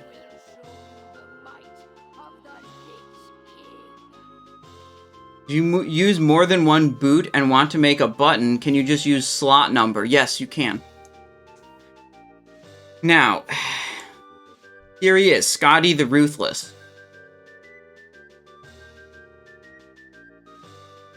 When we engage the boss, we get a big wave of trash mobs. I wonder if we even have to kill those. I know, so there's a big wave of like low health dudes that come in. I'm gonna see if I can just walk past them. I know there's gonna be mobs at the very end that we do have to kill. But if we can skip the first section, that sounds good to me. Yep, I can stay stealthed and approach. All of our buffs are good right now, so it's like... Yeah, I'm gonna try to not kill these guys.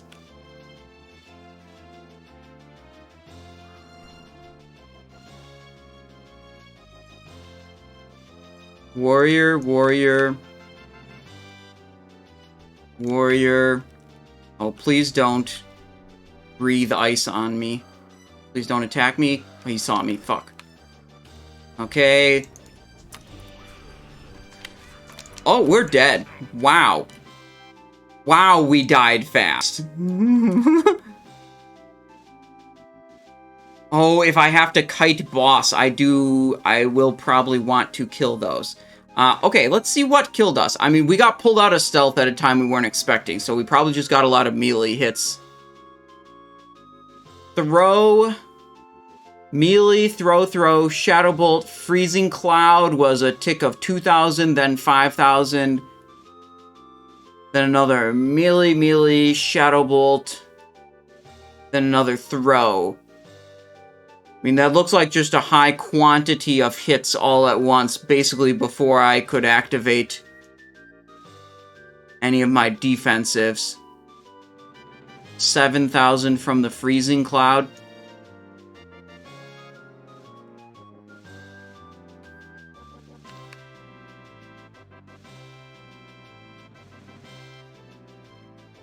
I mean, what I'm concerned about is, like, I want to skip those mobs because, you know, my health is a pretty limited resource. I can't just heal myself like a Death Knight or a Paladin could. But we'll go back in here, give it another shot, see if we can, you know, see how ridiculous this is. But I think we just kind of got caught off guard, so we didn't really get a good judgment of how difficult or easy this is.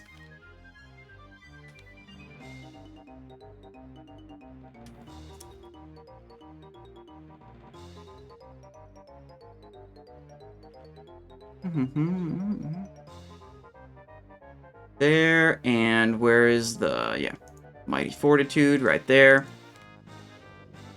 We stealth and we go again. We'll go again. It'll be fine.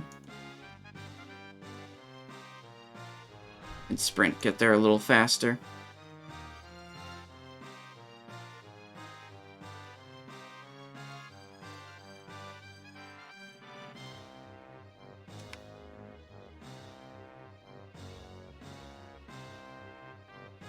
Yeah, it's more about, Kanik, it's more about trying to figure out if it's soloable or not, rather than, like, trying to kill it in hopes that we get, like, a 1% mount drop, you know, like, realistically that's probably not happening, but figuring out if I can solo it or not is a interesting challenge, you know, fun challenge to do.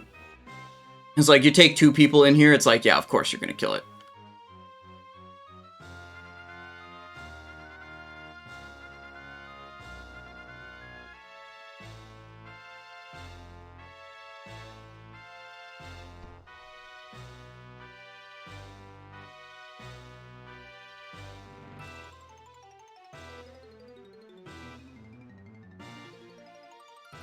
So I think what I'll try to do is pull...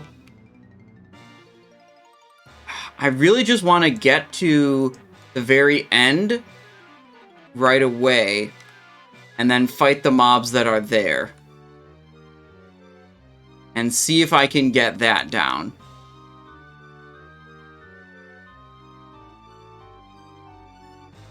Which means I'm going to save... I'm not going to engage until I have sprint again. So we'll just chill for a little bit while we strategize here. So my new plan is going to be... sprint, get to the back as soon as possible. We could even nitro boost. That would make us go faster. You can use nitro boosts in stealth. It doesn't unstealth you. And then it's pop all the cooldowns. You know what? Those guys were hitting me with ranged attacks, shadow bolts, and throws. It'd be good if we had, like, there's the cubby to the left here. If we go into that cubby, that'll force all the ranged guys to come in, and fight me in melee. That's like an effective way to group them up. I think I have to be on the left to be able to sneak past stuff. Okay, let's go again.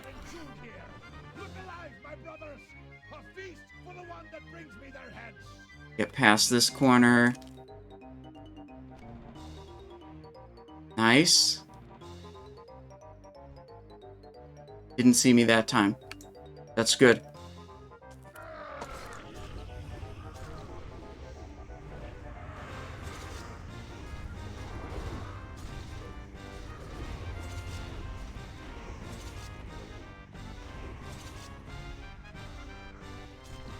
Okay, this is looking much better. This is the other harpooner. We have all 3 harpoons now. We can bandage. Look at that. Look at that, you guys.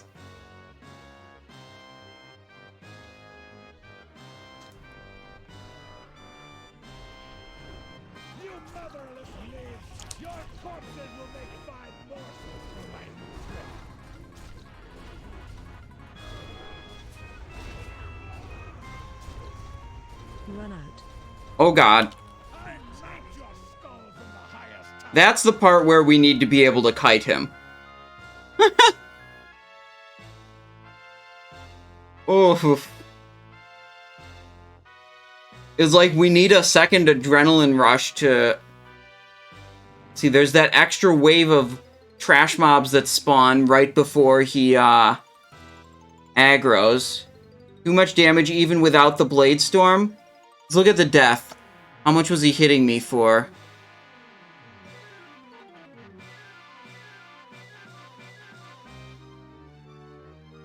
What? What the hell is this? I only get to see 8.4 seconds? It was only the Whirlwind. The Whirlwind just hits like a truck. Damage taken. Scotty the Ruthless. I mean, he didn't even hit me with a single melee attack. The Witch Doctor hit me with Shadow Bolts for a total of 12,000. The Warriors hit me for almost nothing. Whatever, I'll go again. We do... you guys were right. We do have to kill... We have to be able to kite during the Whirlwind, that's for sure. Whether or not we can afford to do that, as in, like, whether we can live through these mobs, you know, I don't know. If we had the whole room, we'd have so much space to kite, though. Let's see.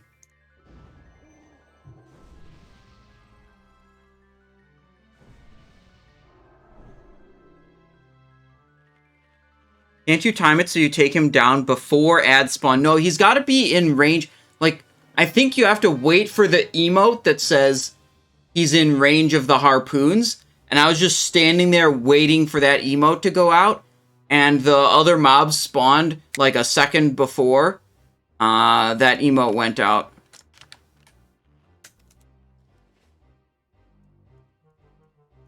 With this tanking spec, no, you're making a mistake here. What we're doing is not tanking.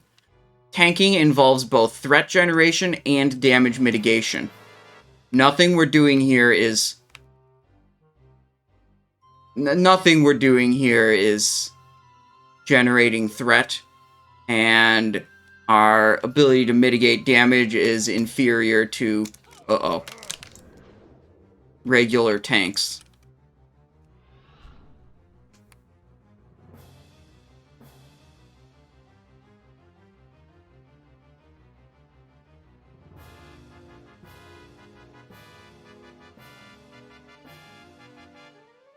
People, this is like every time you have a rogue with like high dodge, you're trying to solo something. Someone's like, "Are you tanking now? Can you tank?" This happened a lot in TBC also, when like you could get an avoidance capped rogue, because you know the avoidance calculations were weirder in TBC. But it's like just because you can avoid damage doesn't make you a tank.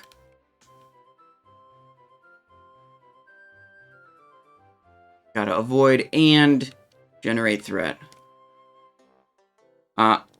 Weren't you a tank in TBC, though? Yeah, well, that was a paladin. That's different. It's not a rogue.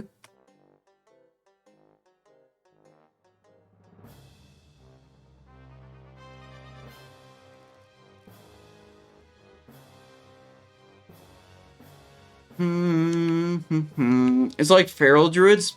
Probably have as much avoidance as a rogue, or more. Okay. I think the new plan, if we want any shot of killing him, I think we do have to kill all of these mobs. And to achieve that, what I want to do is nitro boost at the start. That'll get me to the other end of the hallway even faster. We won't even stealth. And then we'll be able to blast Adrenaline Rush plus Blade Flurry to try to take down all the mobs at once.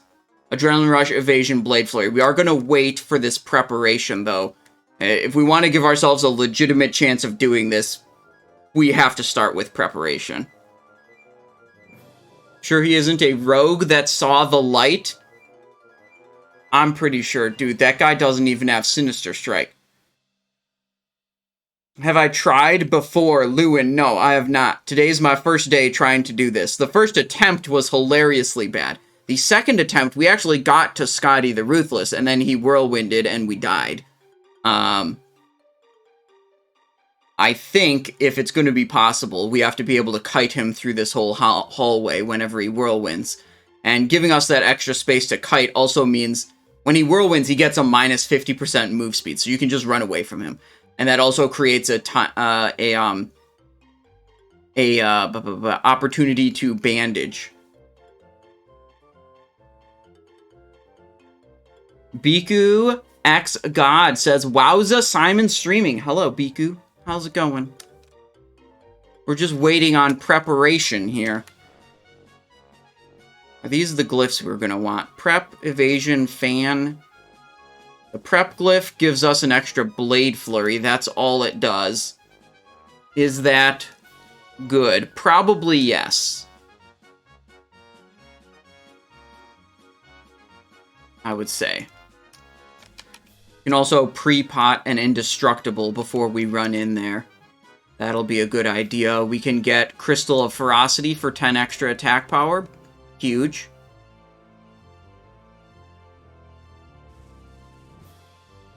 Yeah, trust me, the 10 extra attack power from the Crystal of Ferocity, that's what's going to tip the scales in our favor.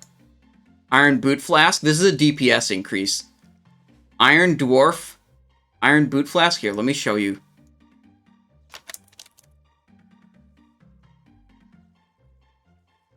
Spell. Shocking. Apply aura, change model, Stormforge Champion, proc trigger spell. Discharge an arc of lightning towards an attacker. You have a 10% chance when you get struck to do an electric discharge for 105 nature damage. This is a chance when struck effect.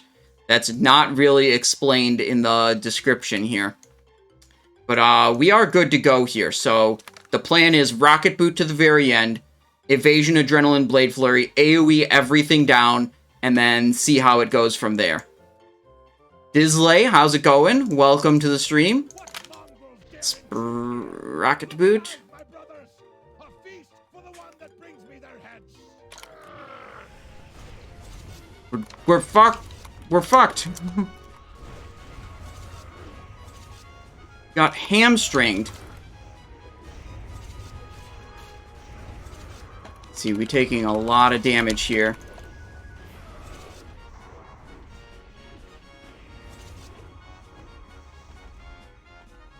Whoopsies. I just launched that at a... Okay, whatever. We're fine, actually. We're fine.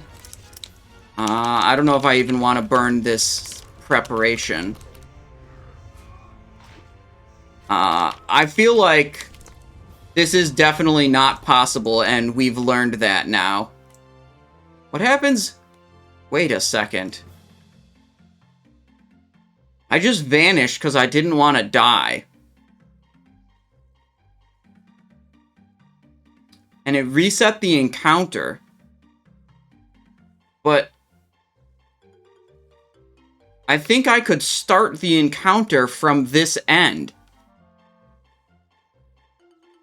At least I could start it much closer to the end of the hallway. I mean, we had a little bit of a trouble with getting to the end as quickly as we wanted to. This is at least a little bonus to that respect. Of like, if we go in and then vanish and then pull from this side. We're making progress. We're learning stuff here. I'm still of the opinion that this is probably just not feasible. But we are learning things about how to optimize this and make it, you know, do as best as we can. Do I keep... I also keep harpoons from previous attempts. That's big. That's really big. Look at that. The harpoon did not get deleted from my inventory.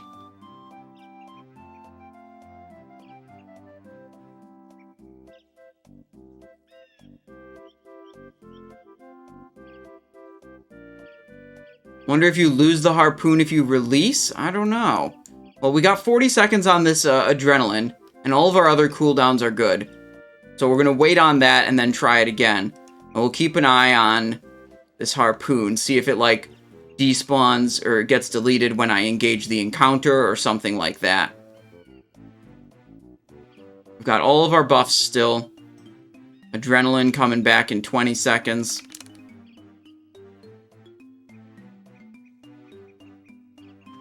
I wonder how early in the encounter he's in range of the harpoons.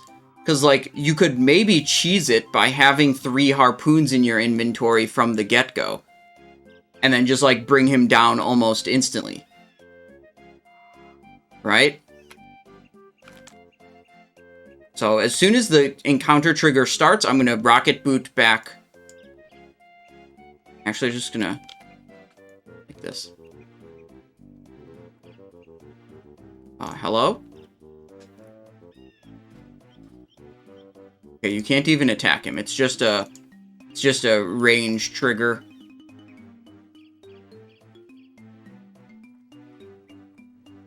Hello?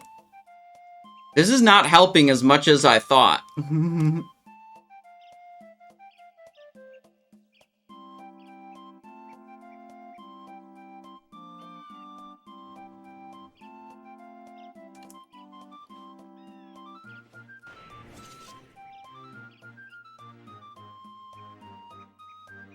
What mongrels dare intrude here? Look alive! Go, go, go, go, go, go, go! Feast for the one that brings me their heads.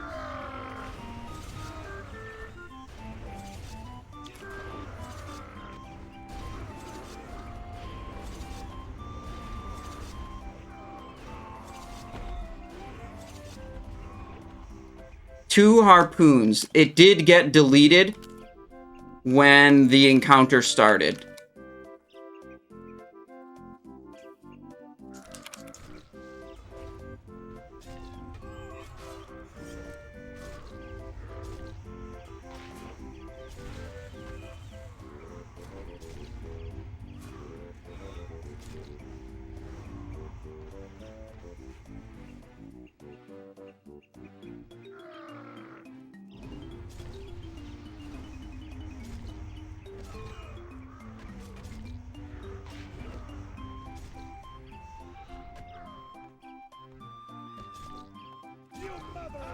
What? What the fuck just...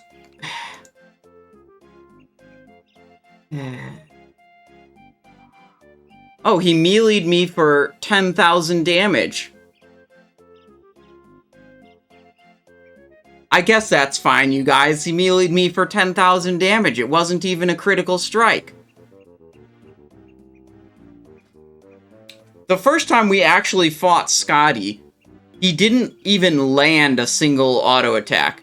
If I knew he was going to hit me for 10,000 damage, I would have given up on this endeavor a long time ago.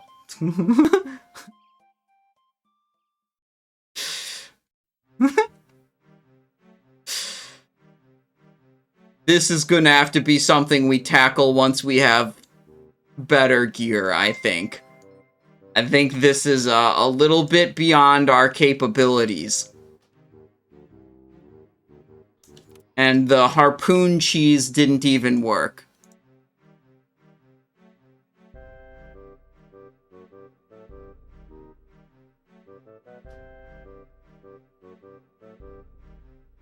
Okay. Who wants to do Tempest Keep?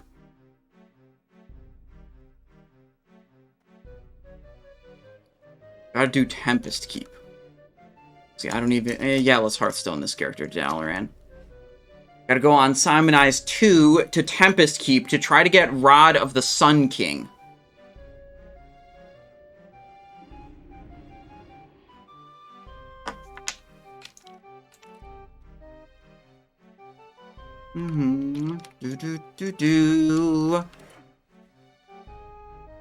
Is it worth farming Rod? What's worth it to you? Gosh, I can't tell you that.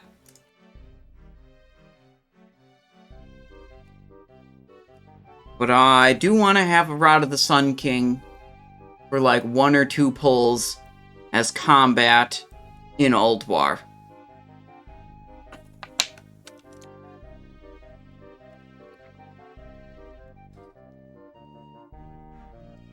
Do.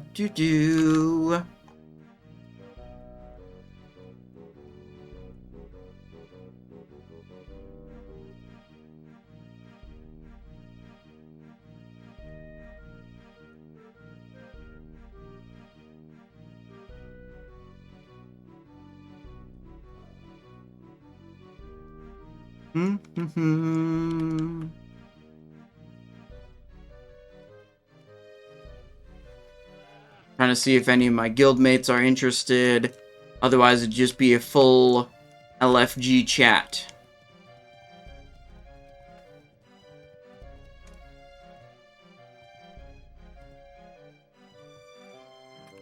Yeah, as combat rogue, I would want to use my Rod of the Sun King on detonating lashers for Freya, and if you double or triple pull Vizak's trash, I'd probably whip out the Rod of the Sun King there as well.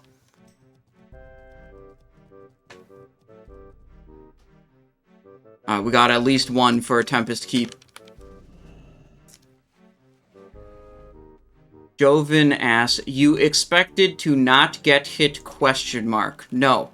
I just got lucky the first time I did that and didn't get hit at all. So I didn't even know how much the mob hits me for.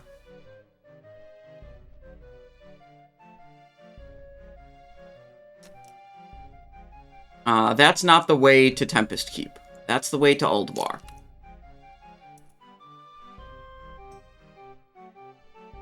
Let's see. Create listing, raid, Burning Crusade raids, Tempest Keep, looking for more, TK, Kael'thas only, Mount Open Roll, Rod of the Sun King, reserved, going with 8 to 10 people, PST. Copy, copy, copy. Why is it opening up like this? List group. Okay. Post in looking for group chat. Let's see if we can get anyone together to do this. There's a whole lot of paladins in the looking for group queue for Tempest Keep. What the hell is that about?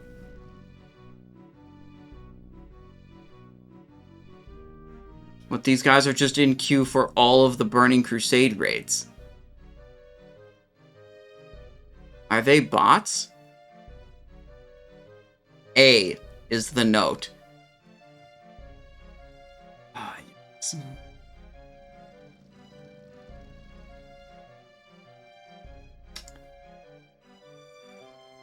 We might not end up with enough people to do this.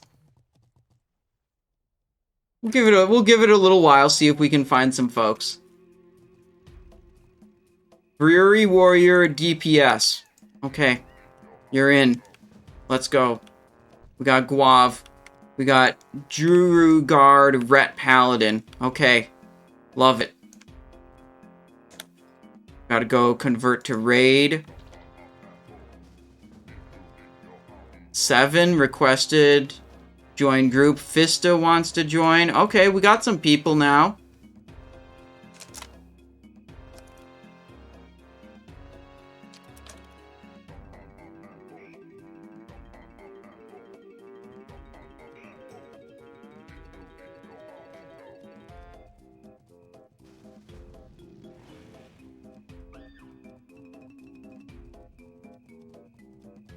Let's see.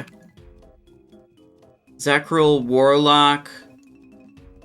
We got a Shaman DPS. Okay, we need Healer.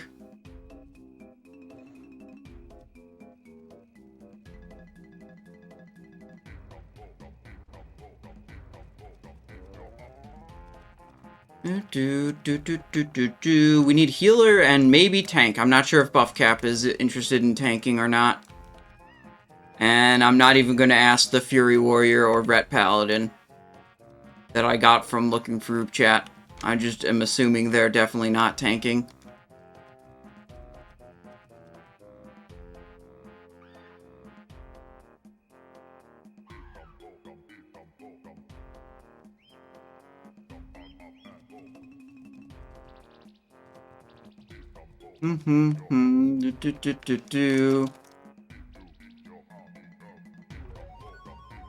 Never mind, our Warlock is currently saved already, they said.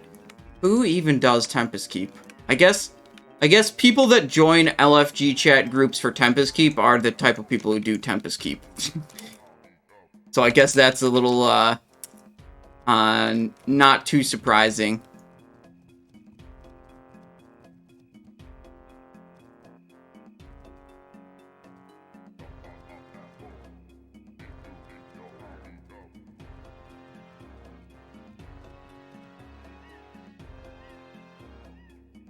Old Spice Man.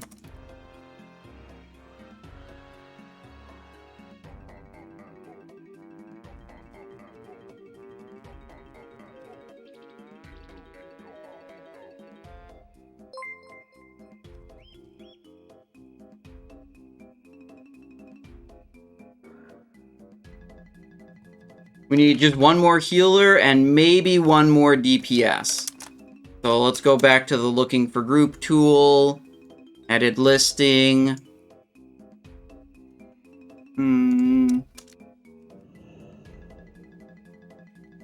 Need one healer. Plus maybe one more. What? What the hell is going on? I feel like it randomly deselects my cursor from here. Just gonna open up a notepad instead. Screw this.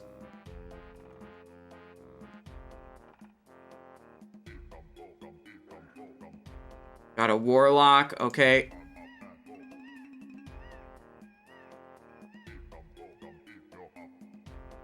Looking for one more healer for TK.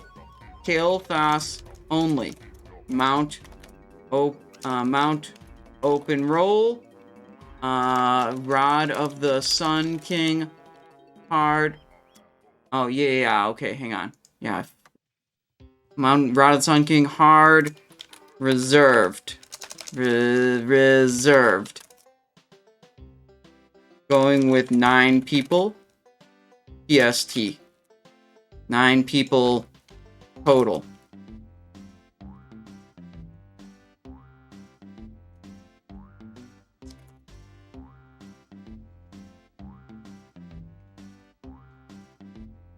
Okay. Looking good. The looking for group tool is kind of dumb about copy paste. I had trouble pasting in there, don't know why. Yeah. I recall having trouble with it in the past, also.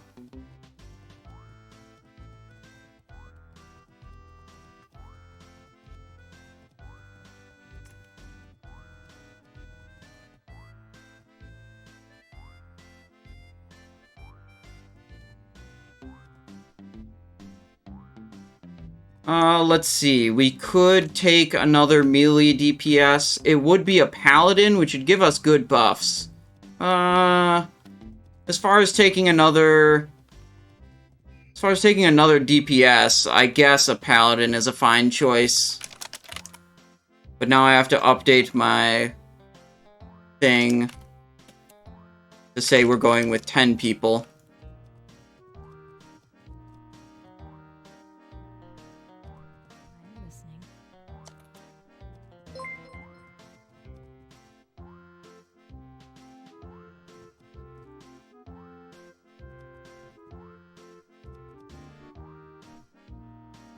Mm-hmm.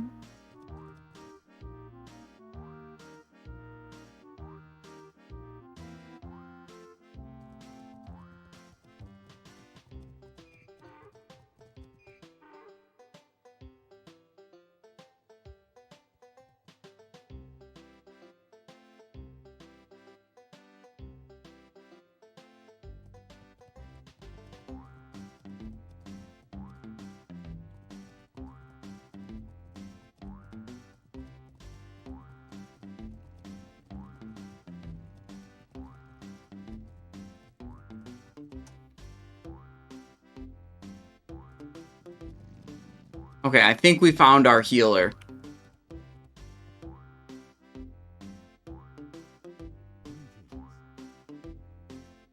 Pain Sponge. Holy Paladin.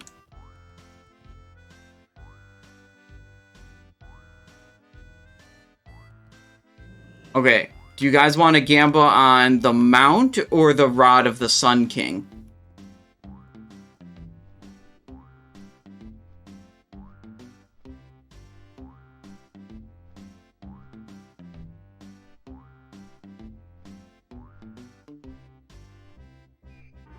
Pain Sponge is healing.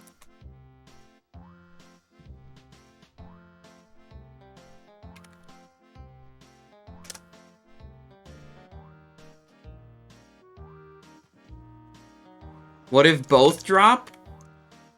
Well, then we just win.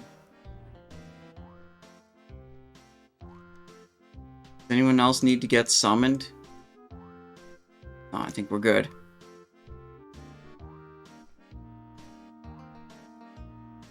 Okay, we need a Tricks of the Trade macro on Old Spice Man. Oh, shit, dude, that guy's already got the mount! Huge.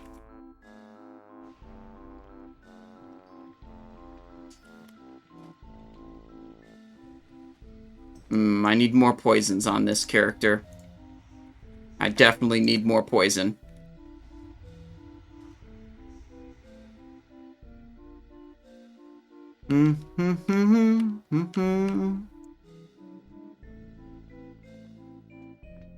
Oh, we're gonna buy a bunch of poisons from the mammoth. Okay, I'm also going to, oh.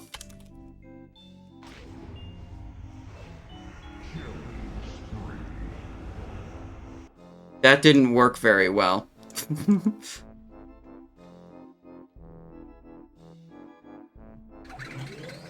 Poisons. 20. 20. 20. 20. Just killing bots, you know. Yeah, they're in and out. Fuck those guys. Okay, let's get this show on the road. Zone in, buff up.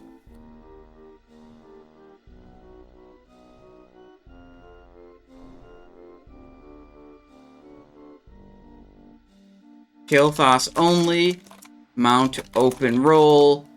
Rod of the Sun King hard reserved.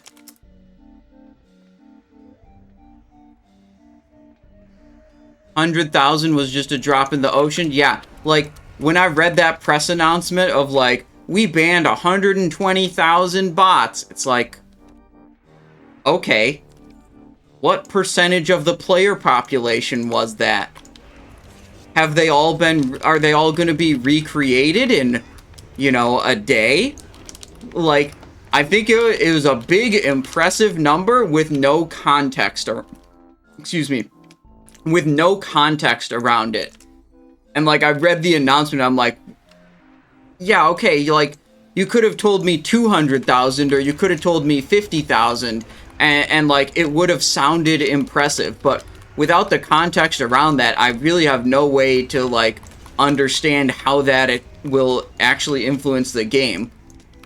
Right? Hat change? Okay.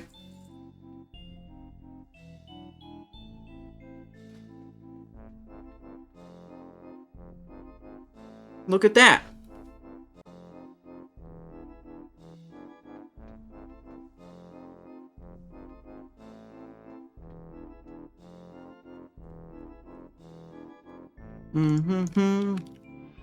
Slacking in my own raid, obviously.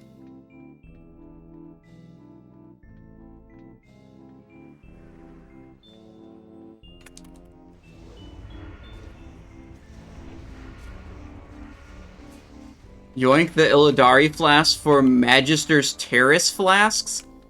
No. Those are way worse than the... Those things are way worse than the Wrath of the Lich King flasks I can get. Mr. Schnitzel stuck at work, but enjoying the stream, you say. Well, glad to hear it.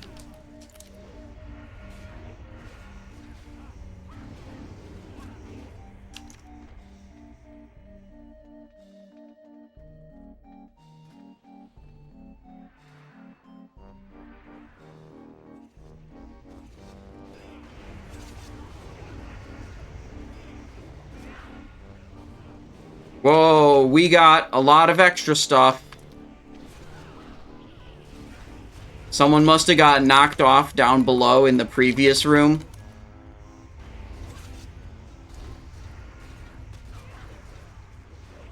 Okay, we're fine though. We have 10 level 80s. With mostly Ulduar gear.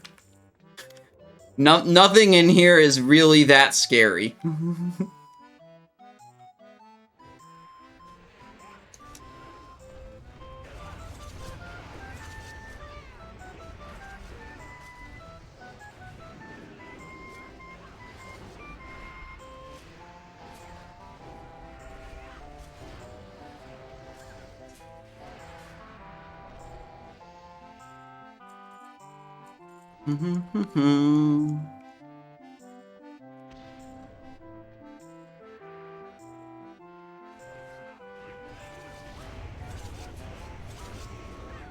Put damage there.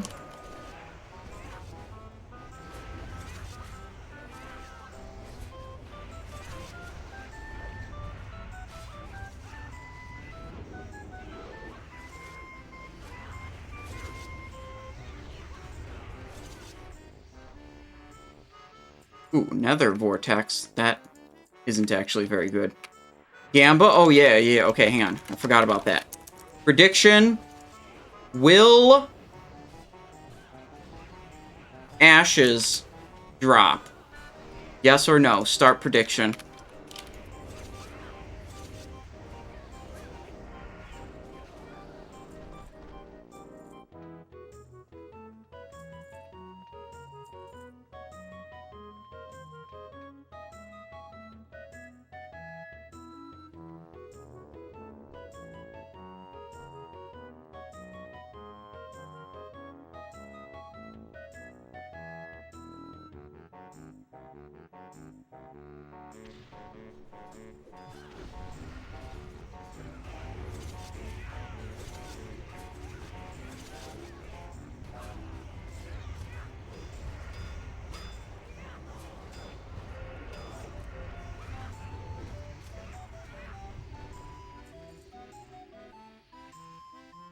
Okay. Prediction is up.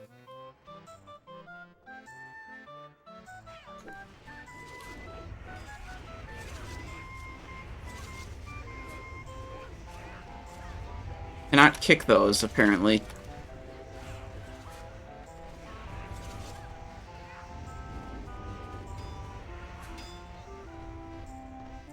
Okay.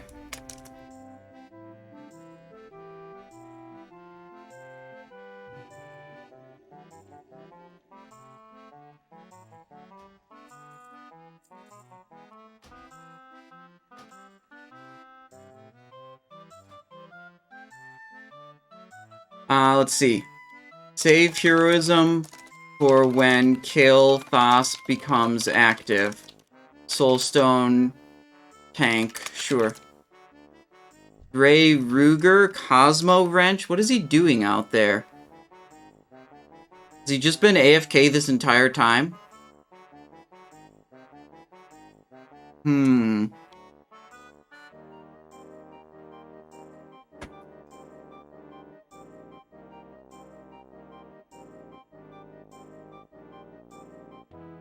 Well, if he's been AFK this entire time, we're just gonna...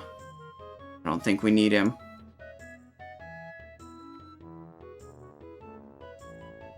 Energy, power. My people are addicted to JK, we're going. a dependence made manifest after the Sunwell was destroyed. Unlucky. Tank was not ready. Future. A pity you are too late to stop it. No one can stop me now.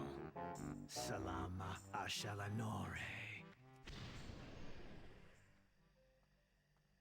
Let us see how your nerves hold up against the Darkener. 4, Aladred. 3, 2, 1.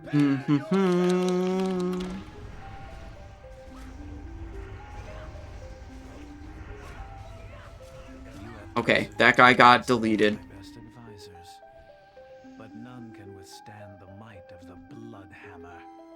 1. Blood for blood.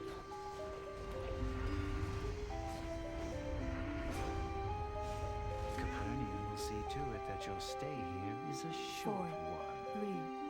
3, 2, The 1. Sinduri reign supreme. Alright, Grand Astromancer is dead. You have proven worthy to test your skills against my master engineer, 3, Telonicus. 2, 1. All rogue the eye when? Ooh, not today.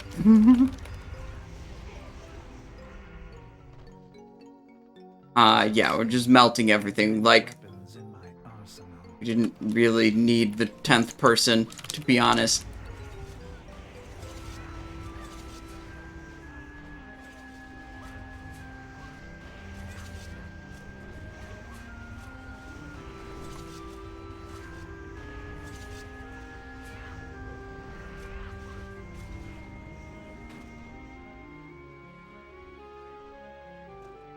Loot the Infinity Blade. Loot the Warp Slicer. Equip. Equip. Poison.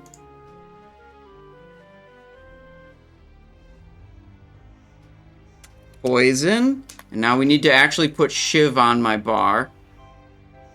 There.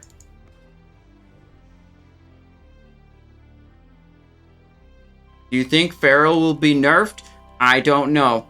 I don't know or care. You know, with the frequency that Blizzard buffed and nerfed stuff in the last week, it's just like... I so totally don't care. You know, like, if that happens or not. Just like, yeah, 1 week they're gonna give it a 10% buff, then maybe a 5% nerf, then maybe 2 days later. And it's like... I don't care anymore. I just don't care. Okay, it's going to be all 4 advisors at once. Estimated you. It would be unfair to make you fight all 4 advisors at once, 4, but 3, fair treatment 2, was never shown to 1. my people. I'm just returning the favor.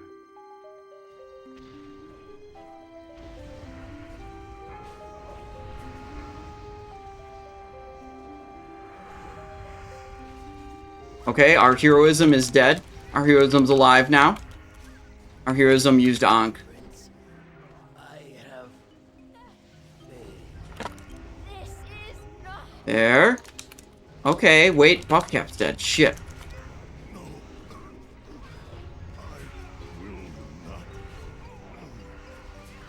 Okay, Perils. alas. Some I've got to hide. must take magic. And then when the mind control goes out, This was child's play. and the mind control go- Oh, wait, our healer is dead. We might still be able to do it.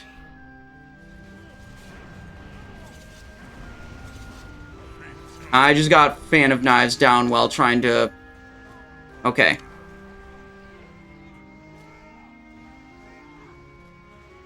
How did the healer die? Let's see. Deaths. I'm gonna guess a flame... No, a fireball for 21,000.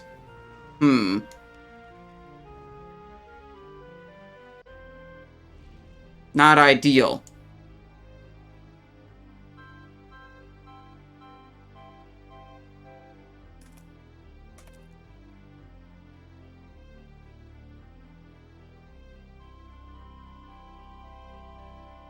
Okay, we go again. I think we pulled a little bit early. The tank was complaining about not having the right gear on.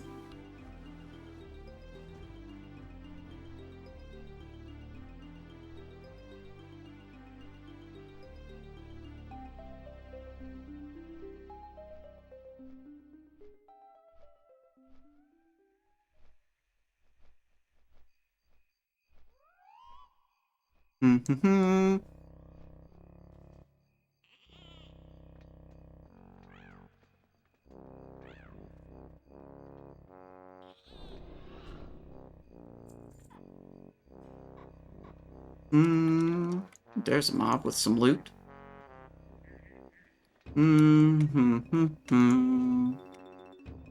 Boot blade. Dragon.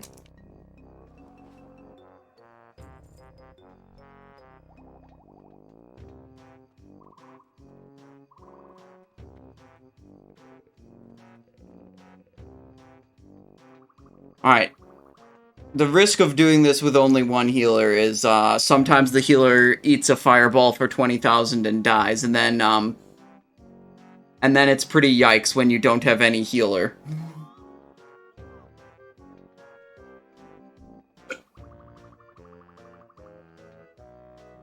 He's got the... You saw he was running with a really weird animation. That's from the Skull of Impending Doom.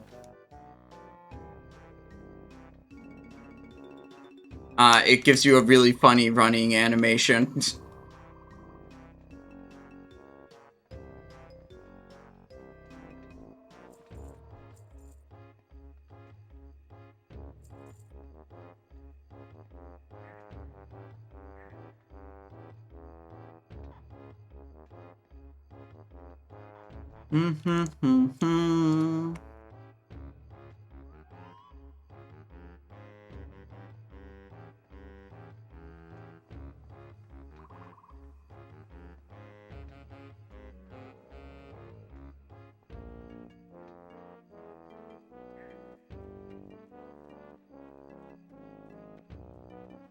See, we don't have Druid buff, so I can give Druid buff with the drums. I can give Priest buff with the Rune Scroll of Fortitude that I do not have in my inventory. Never mind. Dang, I've got all those buffs on my other characters, but apparently no Rune Scrolls on this one.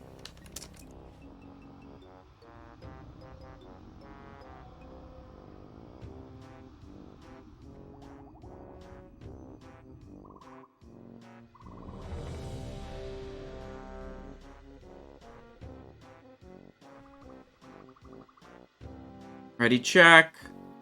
7.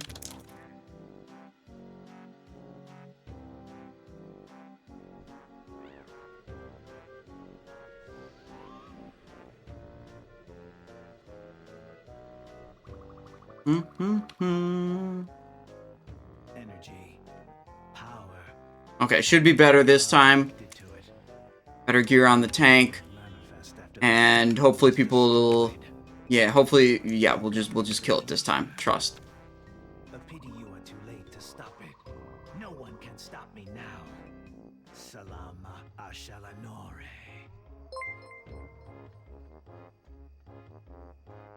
Let us see how your nerves hold up against the darkener. 4, 3, Thaladred. 2, 1. Prepare yourselves!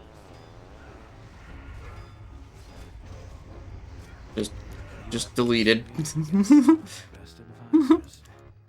But none can withstand. It's just absurd how fast this stuff goes down. 4, Behold, 3, Lord 2. Sanctus. This guy only has 191k. Like, I bet I could straight up solo that guy. That's not very much health. It would be difficult. I couldn't solo the whole boss, but like, these advisors, like, they just don't have that much health. Oops. Slightly slowed. A little bit of a problem there. Well done. You have proven worthy to test your skills against my master 4, engineer, 3, Telonicus. 2. Master Engineer Telonicus. Okay.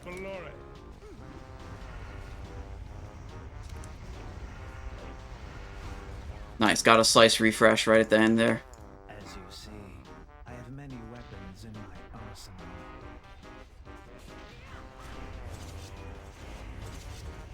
Interrupt the Cosmic Infuser.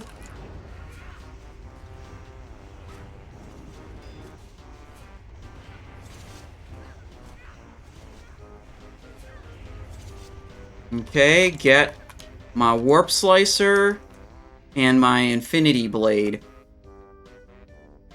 There we go. Equip. Equip. Instant Poison. Deadly Poison.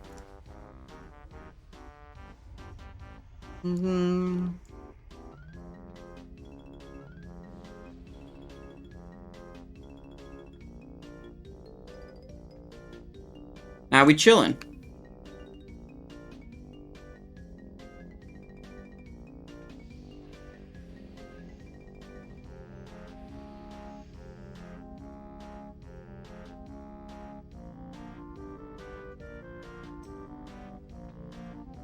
This part is just like hard-coded. It's like it always takes this much time for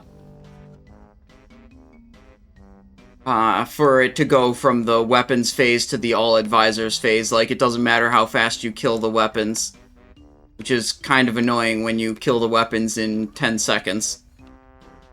Perhaps I underestimated you. It would be unfair to make you fight all 4 advisors at once, 4, but 3, fair treatment was 2, never shown to my 1. people. I'm just returning the favor.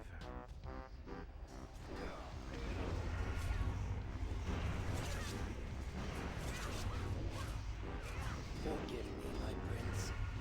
I have no way. I will not more perils. Away. This is not. Okay, I hide over here. Sometimes one must take matters into one's own hands.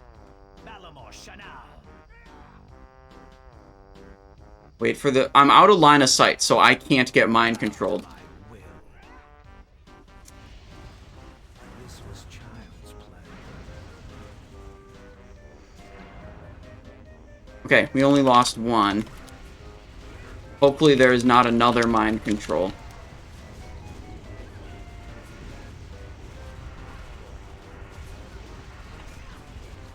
Nice, we made it. That's the phase transition, so no more mind controls. Land will not be jeopardized. Now you will taste true power. Gil Libangzi. I do not know how to pronounce that name. He says, you like my BGM. I don't know what a BGM is. But welcome to the stream.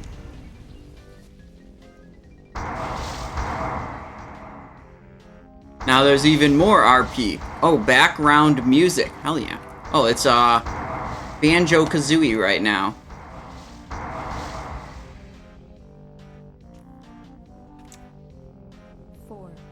3, 2, 1.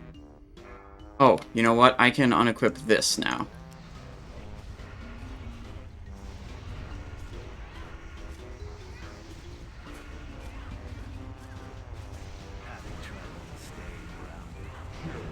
Killing spree. So I don't get launched up in the air. Stack high.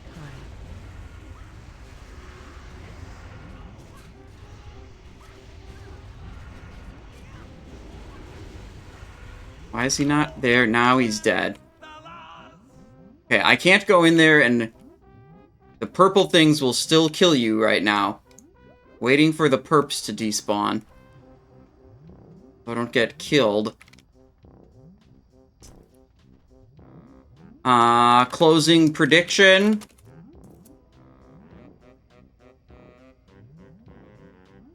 And submission. Wow. Nothing good.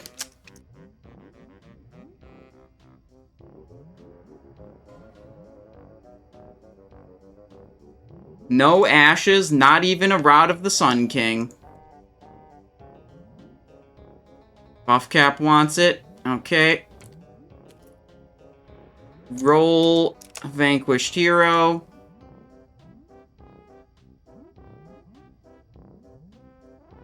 Buffcap wants it and no one else. Okay, well, they can have it then.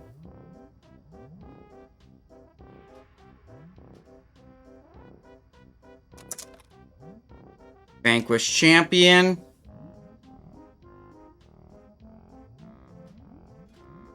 Anyone else want it? Nope. Buffcap just gets all the items.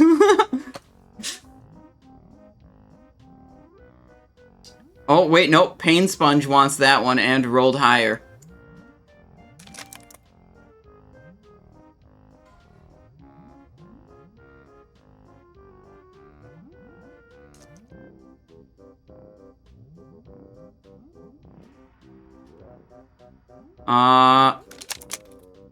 Roll. This is the only downside to having to do Master Loot, is I gotta sit here and ask for rolls on every single goddamn item. But at least no one can ninja loot my Rod of the Sun King when it doesn't drop for the 15th week in a row.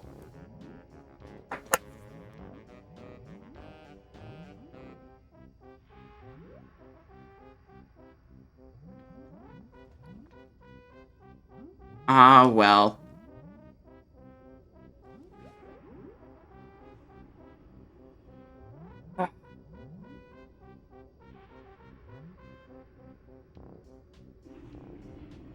So, Scotty the Ruthless, not quite, not quite possible for a rogue solo. That's what we've decided.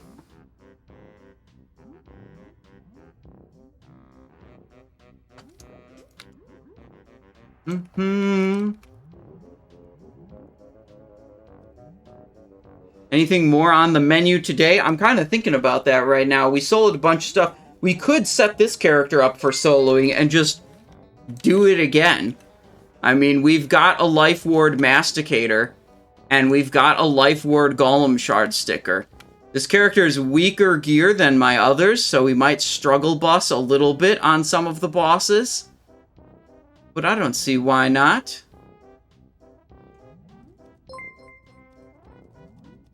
Life Ward is overrated, just Berserker it.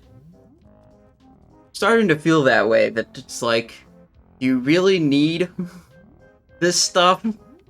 Maybe not. Yeah, why don't we just go again on all of the mount bosses on this character? Simon Bank. Clear up some inventory space. Primal Nether, Imbued Thingy-Majigger, Nether Wind, Nether Gone Energy. This and this and this. Hourglass Sand?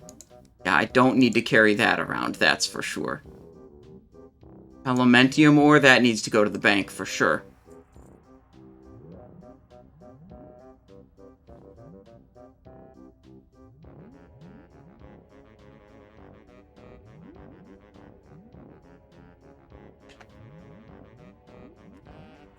Okay. He did Ashes solo. No, the Ashes was a team effort. Everything else we've done today was solo. And we're going to do more solo. I'm going to switch over to Simon 3, get all the consumables I had, send them over to Simon 2. Oh, we could do Iron Foe. Iron Foe is on the main. We did all the Simon 3 stuff. Now we're going to do Simon 2 stuff. Maybe we'll finish it off at the end with a Iron Foe on the main. Fire protections. Drums Wild. Fort Scroll. Actually, I should just buy new stuff of this so I don't have to transfer it between different rogues. 3,000 gold should be plenty. Sunken Temple Dragons? Oh, we gotta go for the Dragon Sword, you're right. I forgot entirely about the Dragon Sword. No.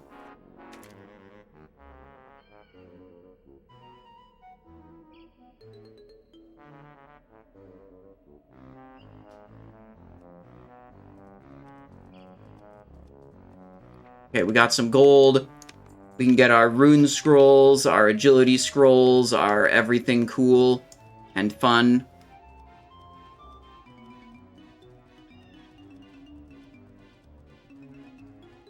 I know you made rogues buffed, so when's the fury treatment? Dude, I didn't get the rogues buffed. What are you even talking about, Zenthis? They haven't fixed the one talent and spell interaction I reported like a month before the game even went live. It's still not fixed. Focused attacks, assassination talent, still doesn't give energy back when you critical strike with a offhand Fan of Knives hit.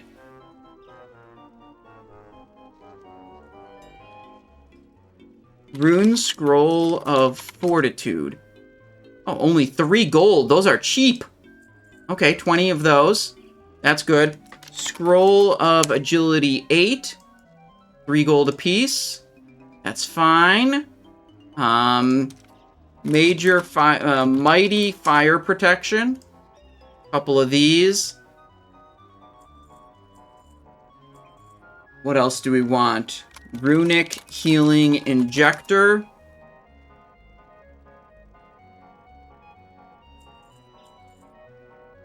And we need glyphs. Preparation.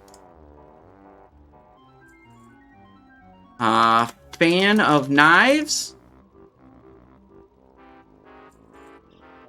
Hemorrhage. Evasion. Okay, we need a little bit more stuff. Blackened Dragon Fin.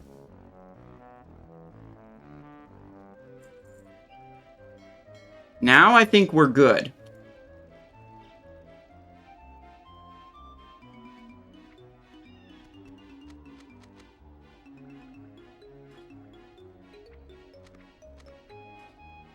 Put this all on the sidebar. Oh, do we have we don't have indestructible potions.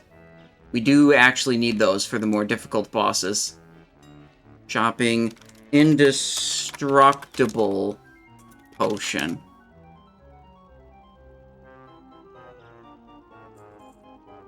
There. Okay. Fires. Fortitudes. Agilities. Drums of Wild. Drums of Kings. Blackened Dragon Fin. And then we need Mighty Agility and Mighty Fortitude elixirs. Mighty Agility. We're stocking up for our adventures. Okay, we gotta make sure we have all the proper adventuring supplies.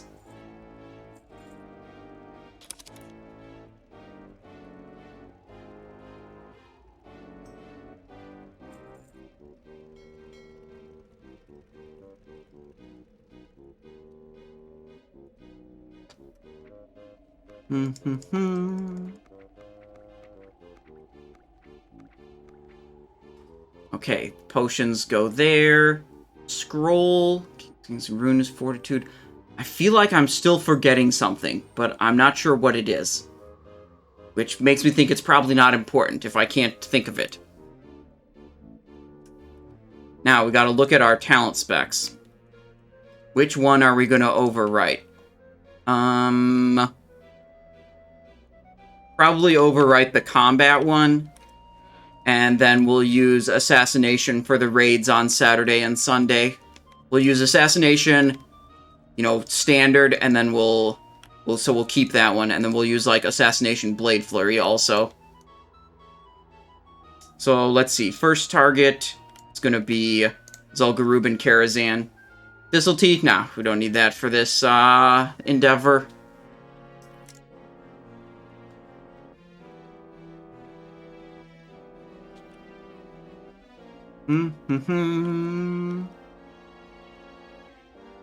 Do.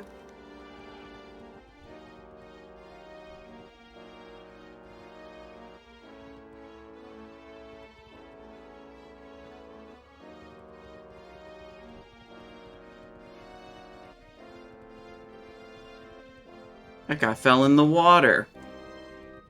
Okay, so if we can do all these bosses on this character, that's gonna be the most impressive, because this is my weakest geared character. Only 5,026 gear score with these weapons on. We could juice the gear score a little bit by putting on slightly better weapons. See, we could get up to 50, 66, but those don't have life ward.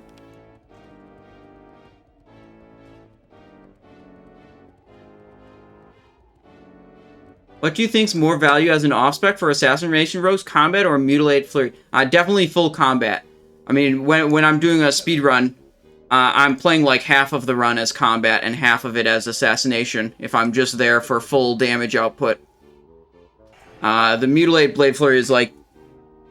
is more like a boss parsing niche, because it still categorizes you as Assassination. Okay. So just like we did on the other character, we will set up the soloing spec here.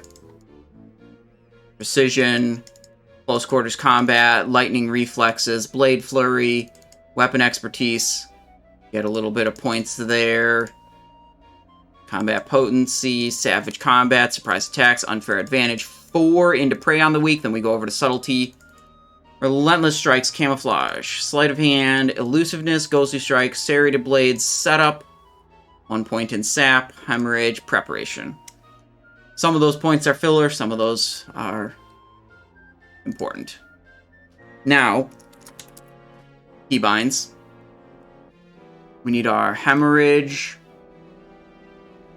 on the bar. Blade flurry, adrenaline rush, shift 5 can be this. Shift F can be that. Preparation can go there. And then we just gotta put hemorrhage and blade flurry into the stealth bar. And we're ready to rock and roll, you guys.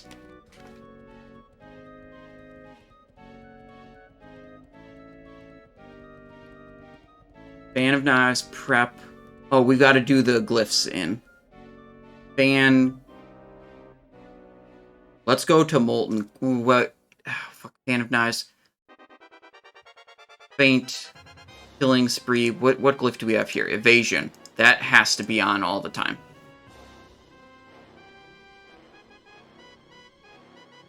Hemorrhage. Prep goes over here. And then we will sometimes use Fan, sometimes use Hemorrhage. We'll start out using Hemorrhage. You grab another hemorrhage glyph, I think. I'm thinking about the order we do them. I don't think we actually need to do that.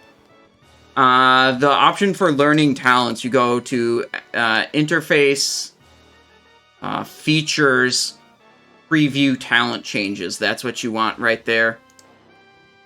And then it lets you, you know, it makes you confirm when you learn talent points.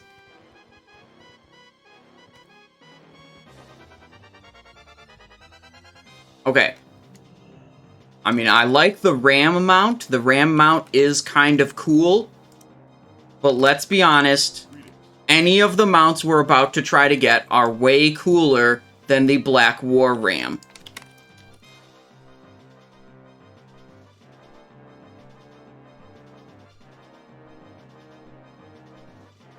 Will Raptor mount drop? That's the first question of the day. Well, I mean, it's not of the day, of our runs for this character.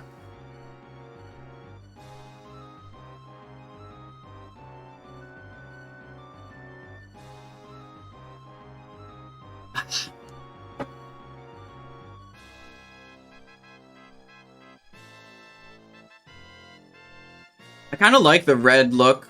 The Conqueror's Terrorblade Pauldrons. Wait, hang on. I have to... I have a direct message I gotta respond to quick.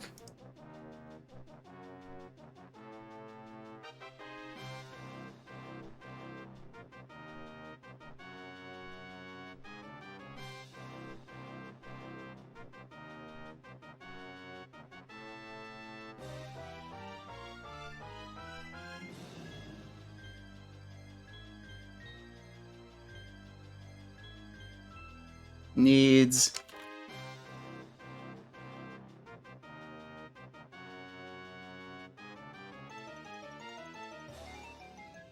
Bootblade.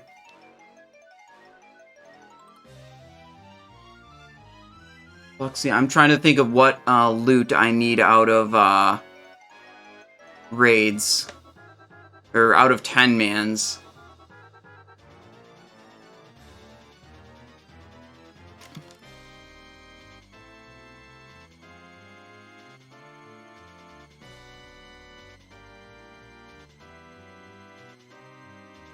I need dark matter, bootblade and energy coils, and gloves of the endless dark.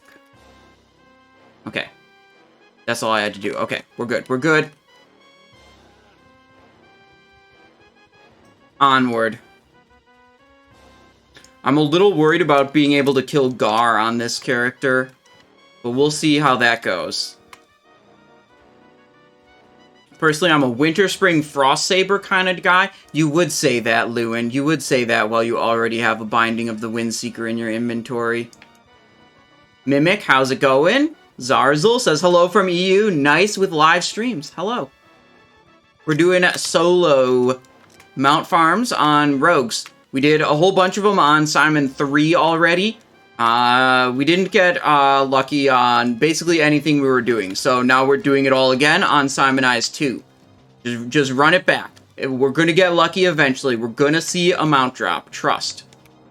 And you can place a channel point prediction if you want, if your country allows you to.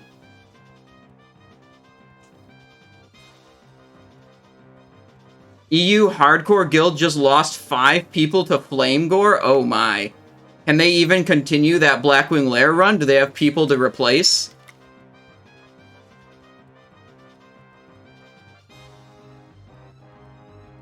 With Wrathful Gladiator gear, I don't know. I really don't do a lot of PvP. I have really no frame of reference or for figuring out if I can do things while wearing PvP gear. Is it restricted in some countries? Yes. Some countries... Yes, consider channel point predictions a form of gambling. So it's, which, I mean, yeah, it is. It absolutely is. So the function on Twitch is disabled in the countries that consider channel point predictions gambling.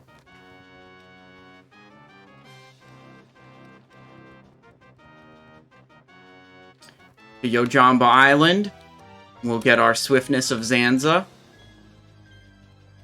Oh yeah, you can gamble with 0 points in those countries. That's right. So it still gives you the indicator that, like, you're committed to believing or doubting. But there's no points at stake whatsoever. Spirits be with you, my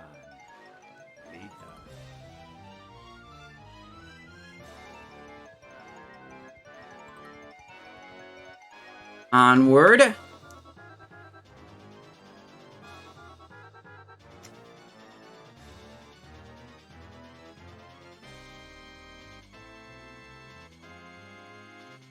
Can't gamble, you're from Poland. Unlucky. Tell me, Mimic, is there something good about being from Poland? Or is it just like you can't use Twitch gambles and that's basically it? Don't you use Thistletea anymore? I don't really... It's not important for soloing things, so I don't really worry about it.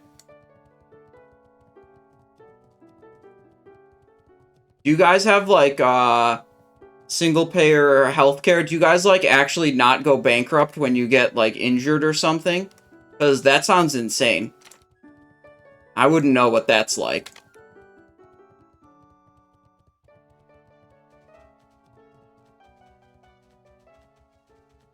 Polish food is a big bonus? Hell yeah. That's worth it on its own.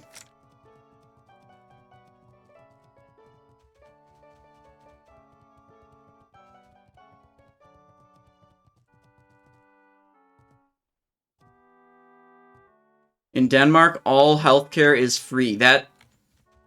Gosh, I wish my government thought that was an important thing to provide for its people.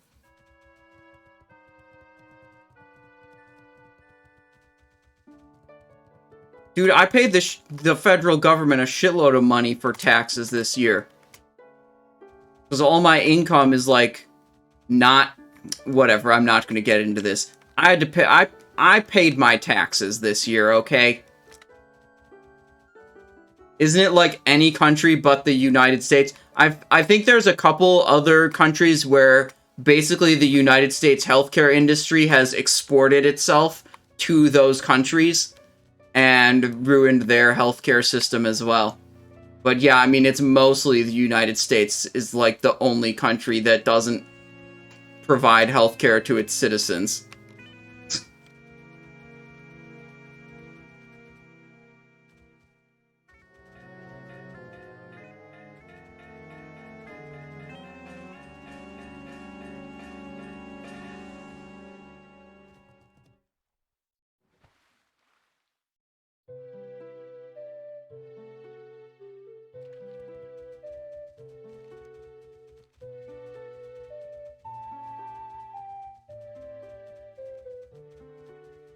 Dude, I know the Raptor mount isn't faster, and neither is the Tiger mount. But I swear to God it's gonna feel faster just because it looks cooler.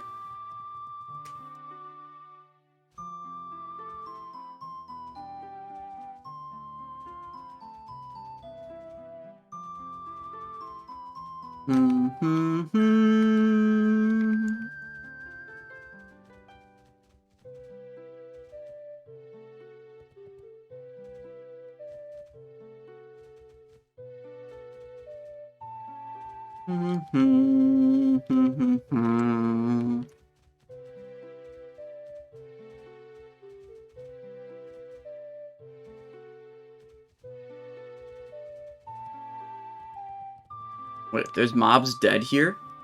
That means there have been other players here recently.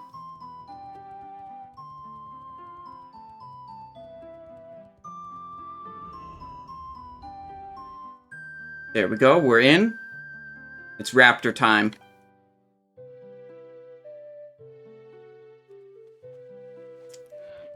What is this OST? One of Zelda's.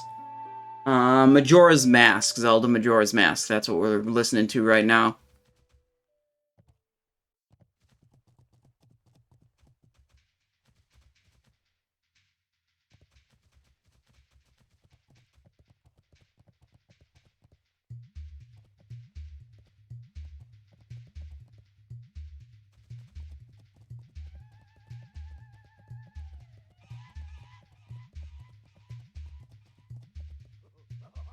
Holy crap, this prediction is skewed as hell.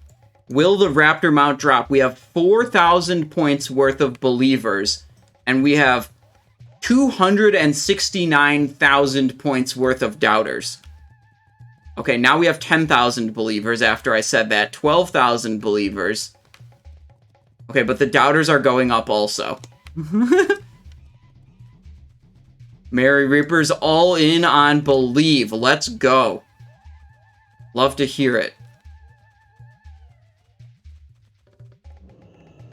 Dude, this guy's like in the way.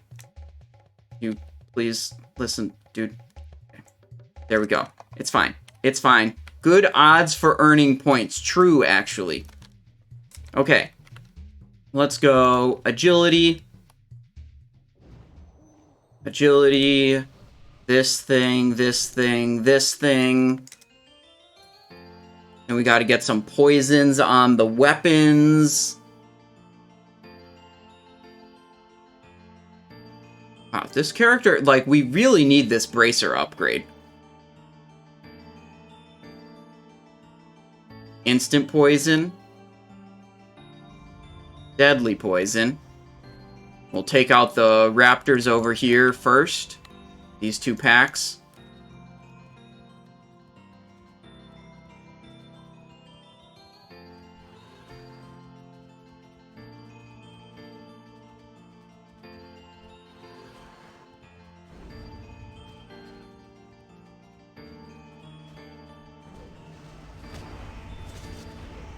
Couple quick little fan of knives. Take these down, and we heal ourselves up.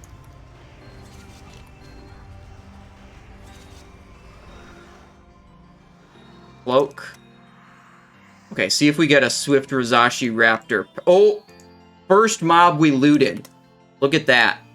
Razashi Hatchling. This is a rare non-combat pet. They take a long time to sell. Like, they don't sell right away when I list them. But I usually get like 500 to 1,000 gold for them. So that's nice. That's good for sure. Wait, did we get... Okay, fuck. We didn't get normal eating food. Dude, we always forget something. Yeah, that's what I forgot. We forgot the normal food for eating to heal myself with. So I'm going to log out. And luckily we have a portable mailbox. So I'll just mail myself a bunch of food from another character. Problem solved.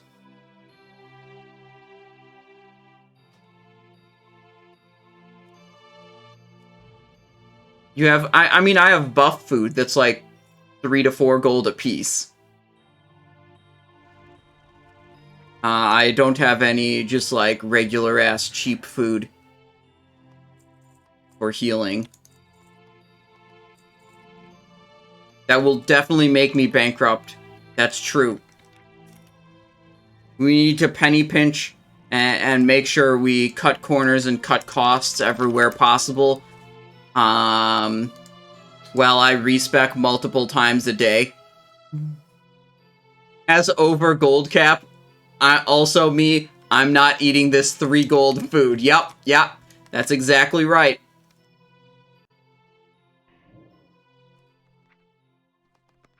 Look at that. Problem solved. First world problem requires first world solution.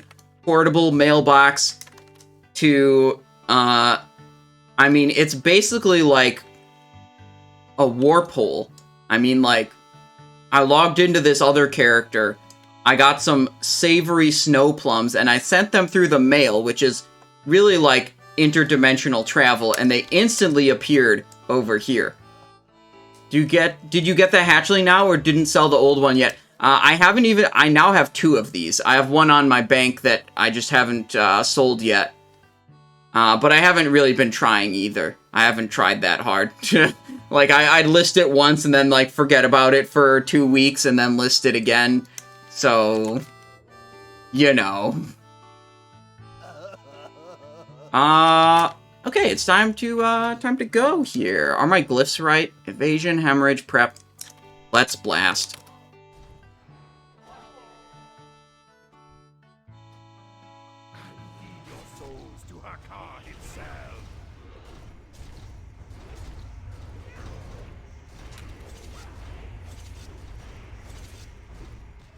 Stop casting.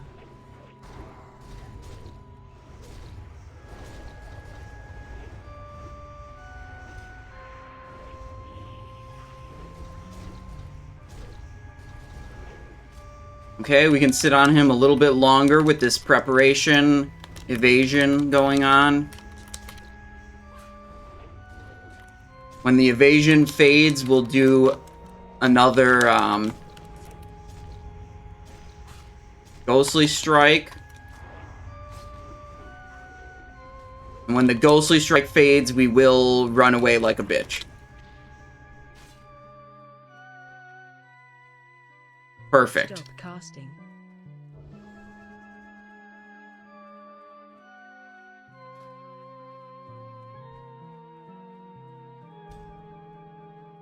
Did he charge me? It's really close to me right now. I'm sprinting. I don't want to get charged again. Whoa, whoa, whoa, whoa. Stop casting. Sometimes he'll do that if you get into, like, a weird terrain position. He will teleport you to him. And I was kind of, like, running in between those two, those tall reeds, like, kind of stuck in a corner.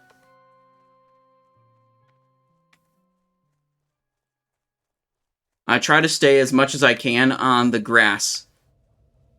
The, like, basic-ass grass, the ground terrain. Got 25 seconds on evasion here.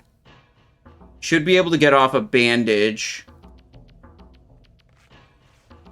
Oh, he's getting close to me. I'm not gonna do this anymore. Whirlwind, okay. Stop casting. Got about 10 seconds till evasion comes up. We should be able to get him down during this evasion, but if it's not great... I mean, we could wait 40 seconds instead and just do the adrenaline rush and, like, almost for sure get him. I think that's a better plan. Instead of having to potentially wait for yet another evasion. Oh, Slug with the lap counter? Stop casting. I love it. Okay, just to be sure we don't have to wait for a whole other evasion. We're gonna go for this adrenaline. We'll get, like, one more bandage in, so we're full health. The bandage is becoming available right at about the same time as the adrenaline.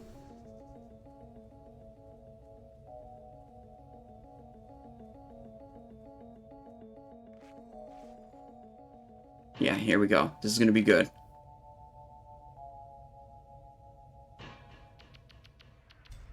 Oh. Stop casting.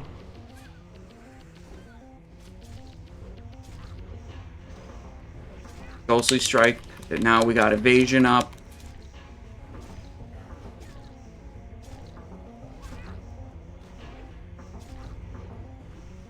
Stop casting.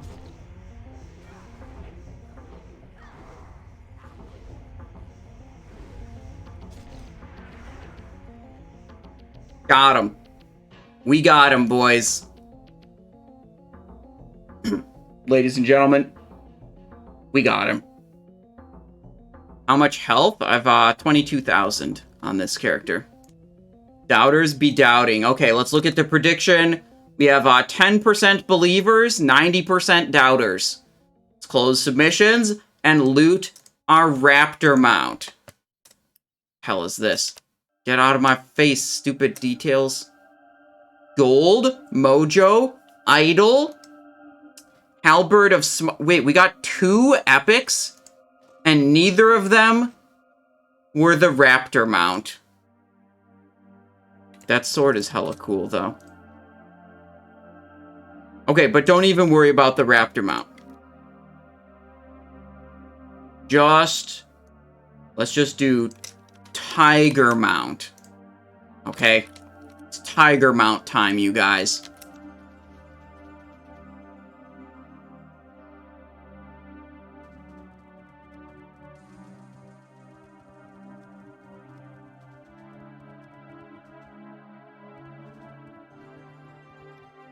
Stealth.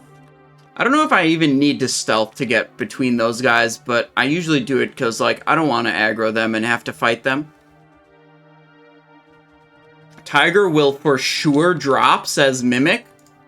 Hold on.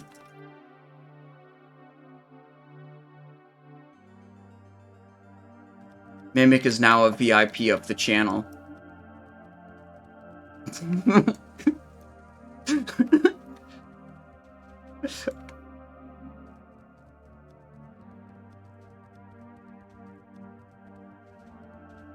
Picked a bad time to use all of your points, says Weasel. Yeah, unlucky.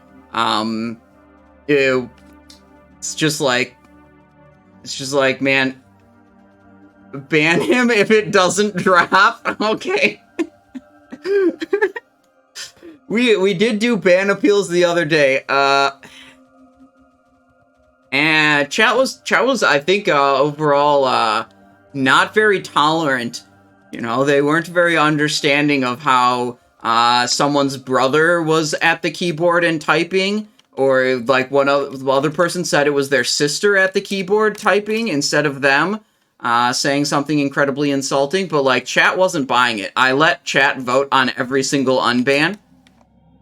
And it's just like, they didn't buy it when the ban appeal was like, yo, it wasn't me. Okay. We have to change one thing. We need wound poison in the main hand for this one, and we put on, it's actually two things, mighty agility elixir also. But this boss is generally easy.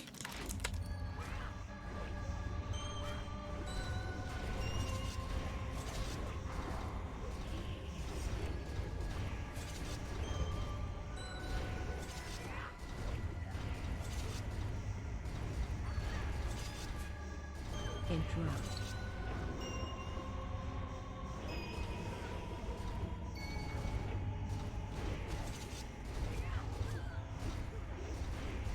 I mean, double prep, it's like extremely easy. I literally ended phase 1 with full health.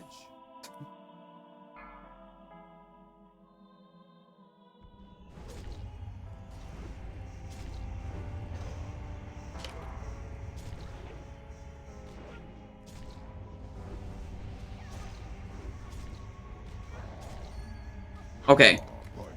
Is the Tiger boss gonna drop? That's a good question. We have... Holy shit, I'm closing it right now. 45% believers. This might be a record. I don't know, but it feels like the most believers we've ever had. Who are extremely likely to lose all their points right now. Let's just be completely honest here. 20 gold. Ritualistic leg guards and blood drenched mask. This is the game we play, you guys. This is the game that we play.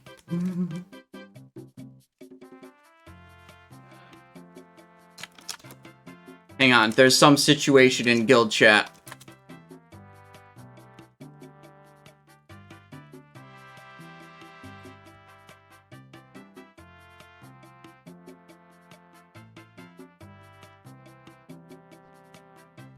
Okay, we're gonna have to take a detour from the, we're gonna have to take a detour from the mount thing, because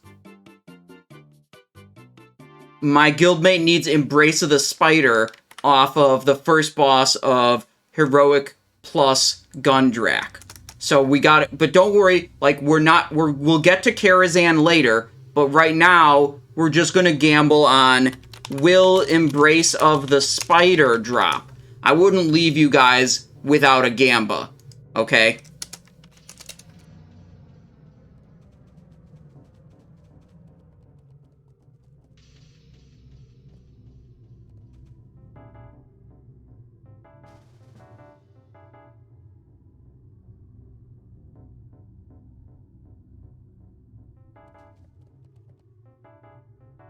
We will do this on a different character that pumps more damage.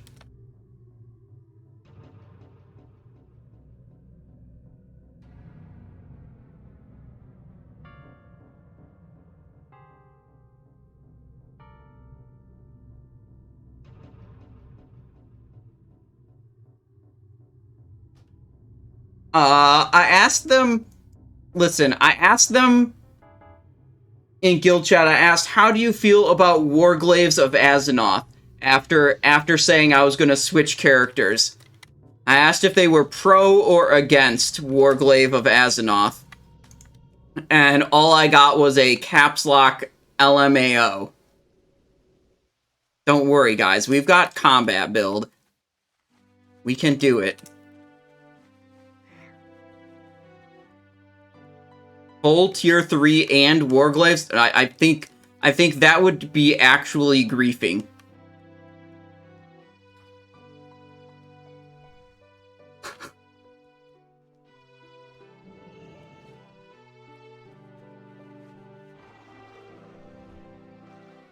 Wait, we've got Kaidru, I assume is healing. We're missing just a tank? Yeah, we're just missing a tank. Creamslagi's leading the group.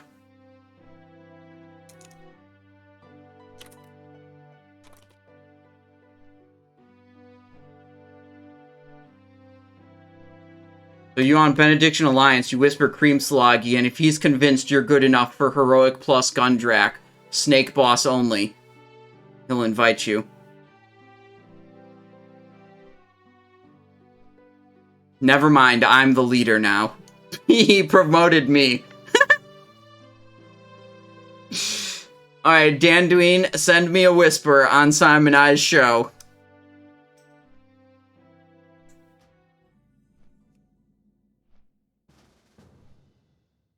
Okay.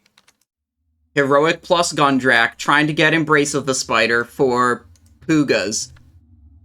The mage that has 17,000. Why does he have 17,000 health? That seems like not very much health. Getting summoned, obviously.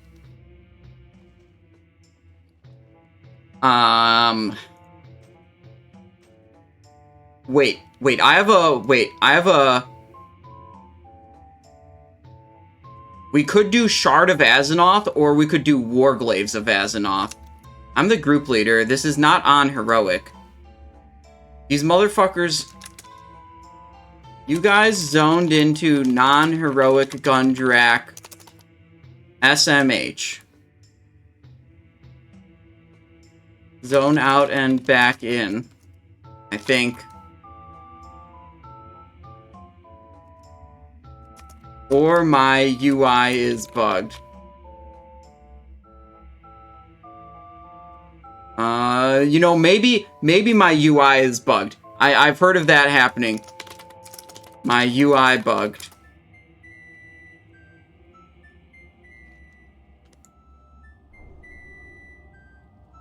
Okay, this needs to show party chat. Hang on. Okay.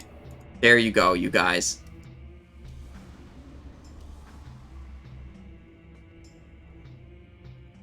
Raptor didn't drop, Tiger didn't drop, Embrace of the Spider must drop. That's true.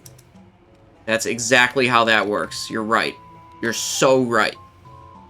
I'm doing poisons and they're pulling already. Bro.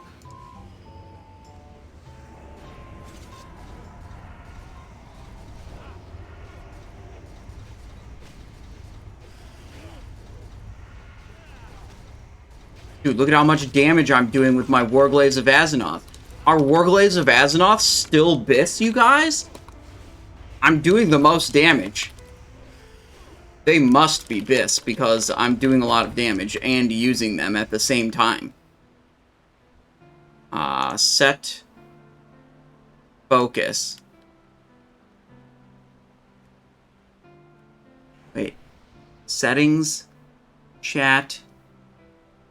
Why did it not... Why is it... Oh, there is party chat here. It's just also doing reputation gains. Okay.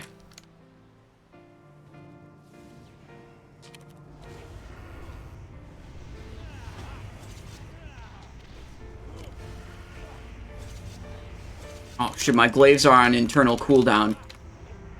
I didn't get the triple proc dream.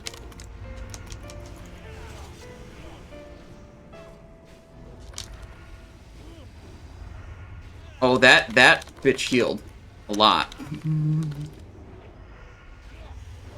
Did you just deadly offhand? Yeah, because it's the faster weapon.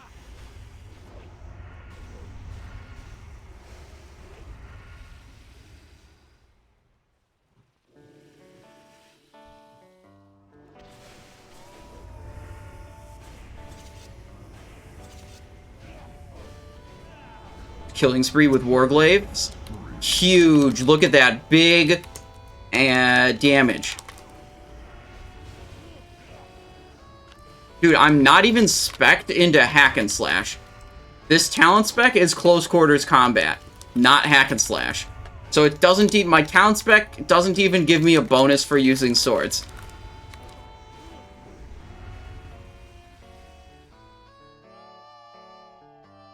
"11 main-handers, 4 offhanders, that's yikes.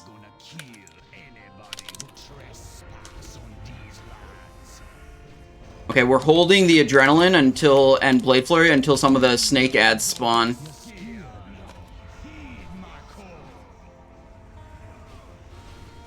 There it is.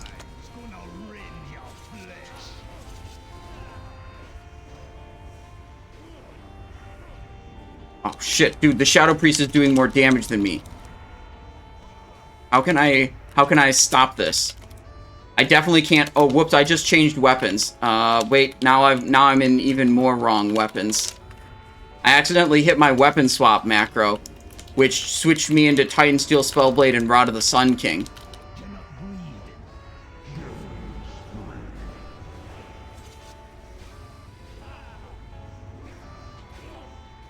Go. Oh, dude, okay, the Shadow Priest just bare. Oh, I have to close the prediction. End submission. Okay.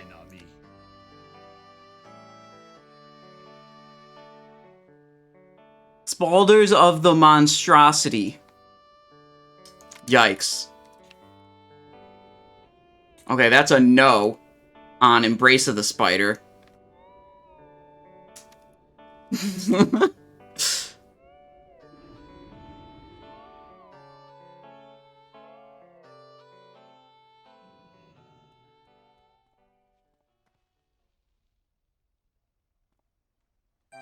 Okay, back to our regularly scheduled programming.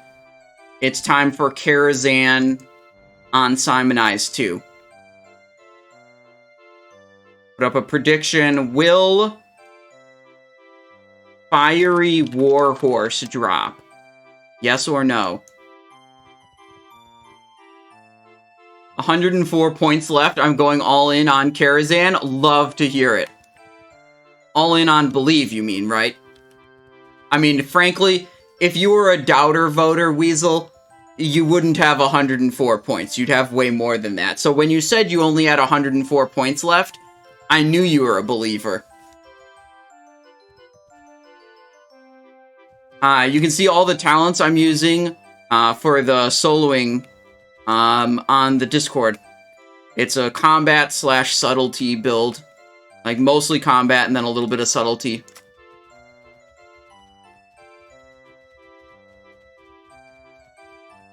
When you can't gamble with channel points in Denmark, but you have no problem watching gambling streams. Yeah, just live vicariously through your American counterparts.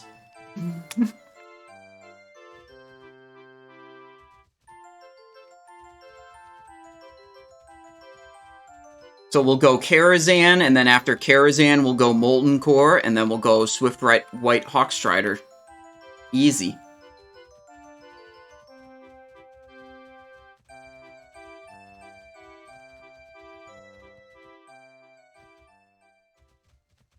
Dude, we could do another Ashes of Alar run, too.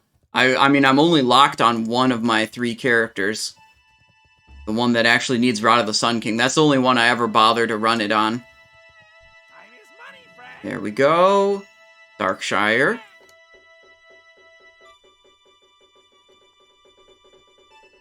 Warblade. Dude, this weapon was so good in Classic. Dude, I could play Classic Hardcore, kill the Raptor Mount, and be giga hype about seeing this drop again. I've been thinking about starting doing Classic Hardcore. It sounds kind of fun. I mean, it sounds kind of fun in some ways, but it also sounds kind of, like, terrible in other ways, which is why I've been hesitant to start it. But also, it's like, even the leveling content is like a little more hype than any other leveling content, because at any moment, the player could just die, you know?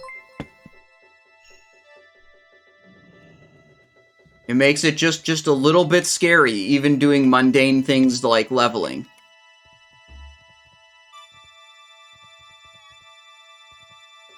Halberd of Smiting. Warblade of the Hikari. This is 9 gold vendor. This is 7 gold vendor. Bad. I think the raiding in Classic Hardcore would be really fun as a rogue. And I'm going to tell you exactly why I think it would be fun. Is because rogues can get extremely good gear outside of raids.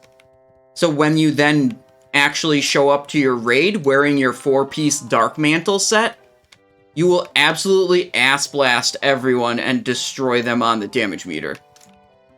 Like, they'll be struggling with rando, like, pre-raid bis item quality. But it's like your Dark Mantle set is effectively AQ 40 raid level gear.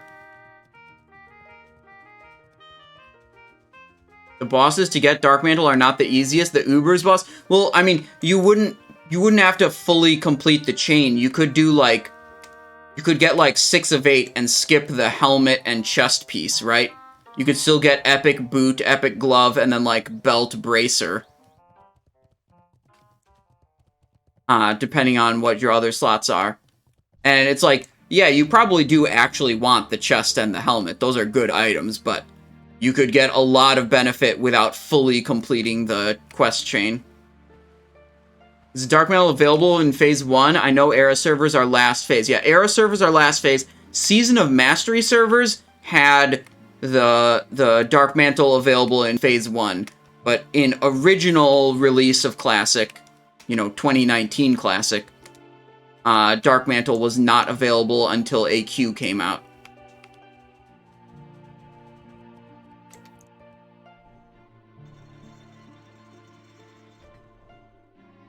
Go in. Yeah, Phase 1 Dark Mantle, right. And it's like, when you're talking about the hardcore realms, even though they're on Era servers, they're basically at, you know, Phase 1 gearing level. Like, they're just starting to go into Blackwing Lair Phase 2 gearing. So it's like, Dark Mantle's way ahead of what most players have access to.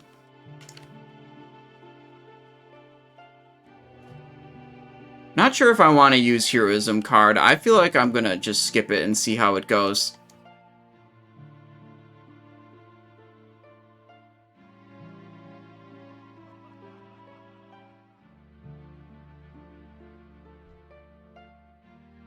Okay, let's double check our buffs. Kings. That looks all good. We got the fort, we got the agility. So we're gonna pre-pot a indestructible. Oh, do we have... Yeah, we have that. My bag was just blocking it.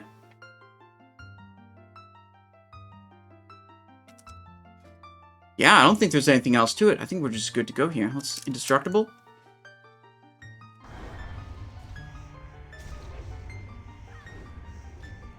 Who dares attack the steed of the Huntsman?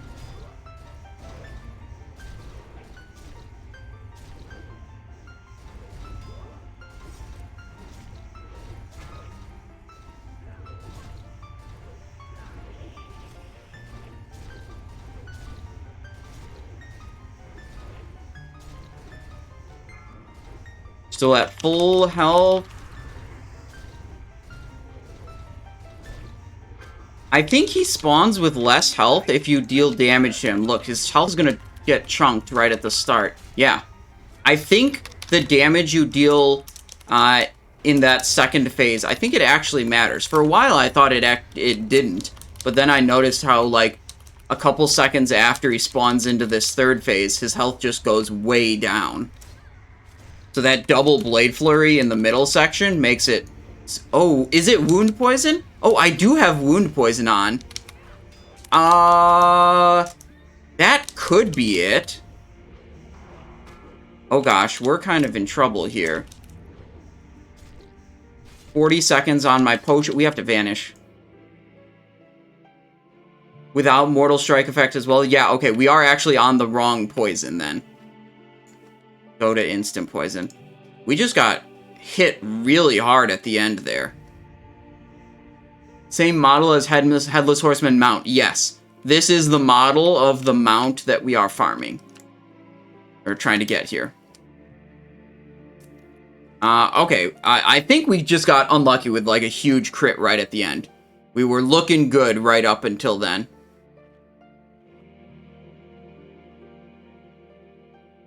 So we'll just heal up a little bit and go again.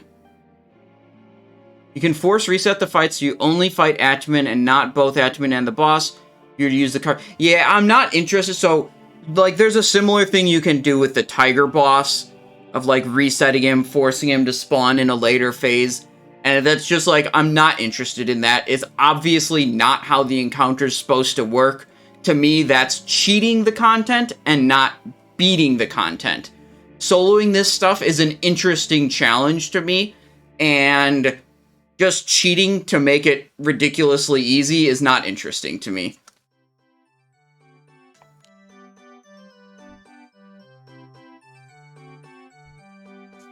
Okay. We pre-pot.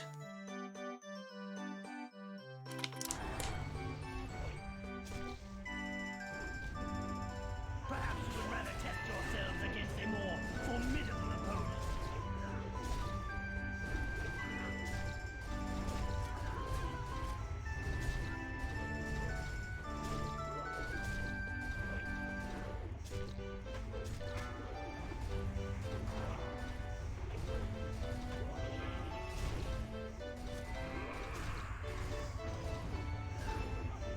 Doing a lot of Blade Flurry damage here with this double Blade Flurry. That's from the Preparation Glyph. The Preparation Glyph causes Preparation to also reset Blade Flurry, which is pretty useful when you've got a good opportunity to Blade Flurry twice. Yeah, look at that. No Mortal Strike effect, and he still pops down to almost no health there.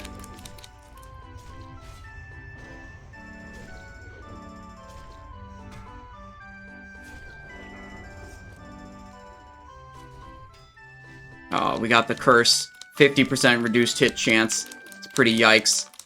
Very difficult to actually hit things when that's active. But we get the boss easy that time. Told you I was just unlucky the first time. Okay. Fiery, of all these mounts, I think Fiery Warhorse is the one I'm most hyped for. Because, like, that mount looks cool as hell. Like, honestly, I'm not that hype on the Tiger or Raptor, or even the Hawkstrider, but this mount, I want it. I think this one is the coolest of all the ones I'm farming right now, but we still only have 3% believers. Yikes, dude. How are the belief levels that low? Is it because the doubters just keep milking points from the believers and the believers have no points left? You have the Stratholme mount? Yeah, I have it on my main. I got it during Burning Crusade when it was a 1 in 5,000 drop, and it was actually cool. Now it's a 1 in 100 drop, and everyone and their brother has it, and it's not cool anymore. Okay, gold, Badge of Justice, Vambrace of Courage, and there's a next page of loot. Wait, hold on. Hold on. Need to get my... Oh, yeah, okay. We're gonna get it this time, you guys. I know it. We're gonna get the mount. It's gonna drop for sure. Dexterous Manipulation and Stabilized Eternium Scope? What the fuck is that, dude? Okay, bro. Listen.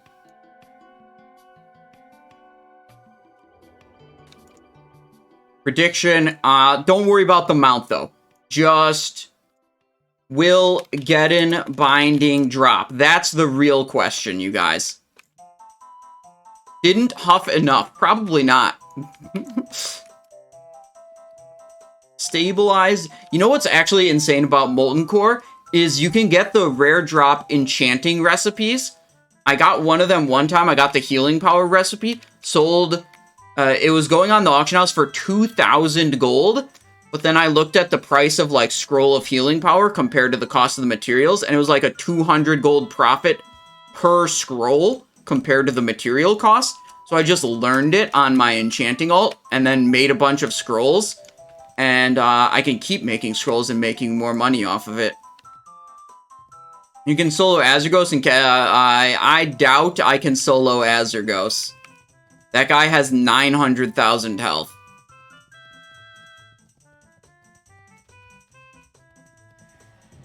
Oh, we got an achievement for exploring Deadwind Pass. But yeah, the Molten Core recipes, especially the enchanting ones, you can either just sell the recipes straight up for a huge chunk of change, or you know, learn it and sell the scrolls and, like, continue to make money if you continue putting effort in.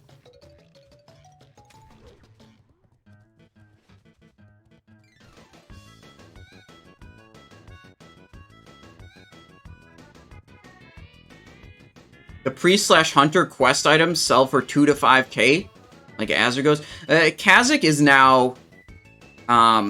is now in Burning Crusade. It's a level 70 world boss. There's the level 60 version no longer exists. And that's where you would get, I mean, there's other places, but that's one of the places you'd get, the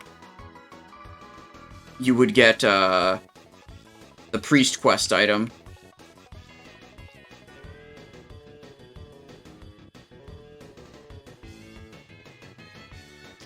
I'm pretty sure there's a bunch of people outside Karazhan, because they're all doing, like, AoE farms of the mobs. Unsure whether they're bots or not. You just killed Azergos recently. Did you do it on a rogue? Like, I have no doubt that a class like a Death Knight or a Paladin or, like, a Warrior or basically any class that can heal themselves could do it. Yeah. Like, no doubt. Yeah, that's for sure you could do that.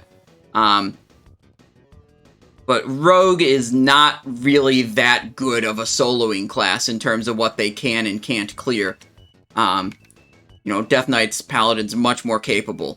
But it creates, you know, you just, with the soloing content, it's like, you just push it to wherever your limit is, and it becomes an interesting challenge. Like, for the Paladins and Death Knights, the, like, point where it's an interesting limit is, like, the boss is like, probably Scotty the Ruthless in Heroic Utgarde Pinnacle, or Magtheridon I've seen done solo by a Paladin before also. And it's like, you just go up the content ladder until you find one that's, like, really difficult, and then it's interesting. And it's just like, the point where it's difficult is much lower for rogues. I've tried using blood draining before, and in my experience, it's not as much healing output as Life Ward. Kha'Zix is only 70 now. Does that mean Empyrean Demolisher is discontinued? Yes, it does mean that. No more Blaze Fury Medallion, no more Eskandar's Pelt, no more Doomhide Gauntlets, all that. But the Eskandar's Pelt is removed from the set. The set is now only a 2-piece set. You only need the 2 claws to be able to summon the Spirit of Eskandar. So that's the one from Magmadar in Molten Core, and the one from Azergos. What's all the leech effect that rogues can use? I mean, I think the best one is Life Ward. You could potentially use Blood Draining Enchant. You can also use Dark Moon card Heroism, gives you some healing. There's another trinket similar to this called Mark of Conquest. You can get 2 pieces. Well, you can't get it anymore. If you still have left over 2 pieces of Tier 3 armor Bone Scythe from old Naxxramas, you get a healing effect from that. But honestly, this Heroism, Mark of Conquest, and the like Tier 3, they're very minor healing effects. They're not very good. And I was actually just looking at trinkets today. This Living Ice Crystals, 2,710 health on a 1-minute cooldown. This comes from Malygos. This is much more healing than Dark Moon card Heroism would provide. And prior to today, prior to like looking up these trinkets, Heroism was the best trinket I've been aware of for self-healing. I didn't look at much of the modern stuff to see how it would measure up. How much is the 80 Onyxia 80 yeah, so in phase 3 there's just the insane thing. This isn't available yet, but 576 health per 5 blows everything else out of the water, and it's not even close. I have no idea what cauterizing heal is with this set bonus. But it's like, I have no idea what is. Let's see if we can find duplicate tab. Wait, we should have duplicated this one. Cauterizing heal. Whoops, I spelled that wrong. Heal. Heroic version seems to be a lot of health.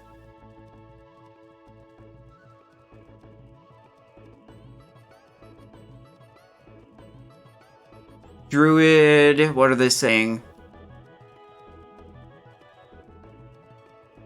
Rocked at that point, lead me to conclude that just indeed check if the heal is an overheal.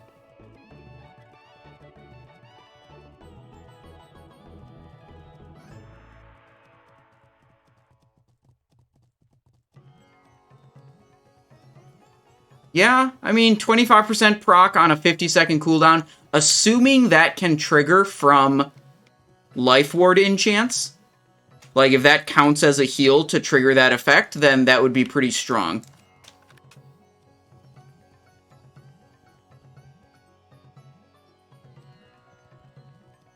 Mimic says you bought Blood Draining and Life Ward for 1k total, but forgot that I don't have weapons to put it on. Yeah, like, when I'm doing this, it's like, these are my second best weapons, basically. Like, when I go to raid, I have Golden Serenite Dragon and Bootblade, right? Those are, like, big boy items. And I do not have a second dragon or a second Bootblade on this character to life ward up, so I'm using slight weapon downgrades to do this. Your guild is not doing Onyxia. Well, you're just going to have to find a pug group to do Onyxia to get your healing trinket. Trust me, I doubt many people are going to contest you on the healing trinket. I'm quite sure that that's not, like, the first item on everyone's list from Onyxia. Speaking of Onyxia items, there is actually an item I really want to get on all of my characters. Not only the shard thing for weird soloing fun, but for actual raid purpose, I want to get the Antique Cornerstone, either of the Grimoires. Like, you could do it the 10-man or the 25-man version. They summon a skeleton. The book summons a level 80 skeleton. It's just a helper dude. And if it works like every other summon, which I assume it does, you can summon the helper dude and then unequip the item. And then he'll just hang out for a minute. And he will attack the boss and deal damage. So it's like a great thing you can swap on, and then, you know, summon the skeleton, swap back to your regular thing, and you just got bonus damage. And that's pretty great. I mean, if that little dude hits for 4,000 damage on a 60-second fight, and like 4,000 damage, probably reasonable estimate considering the Pumpkin Sword warriors hit for like 4,500 damage, and they're kind of sucky. You know, let's say 4,000 damage on a, I don't know, 2-minute fight. That's a 33 DPS upgrade. That's a big deal. If you do that 4,000 damage, maybe you get pretty quick. Maybe you're doing it on a 90-second fight. That's a 44 DPS upgrade. It's like actually a big deal. Okay. Anaria Shola. We will have justice. To the Molten Core. Hello, load please? Anyone? Loading, please? Anyone gonna load Molten Core? Okay, we did it.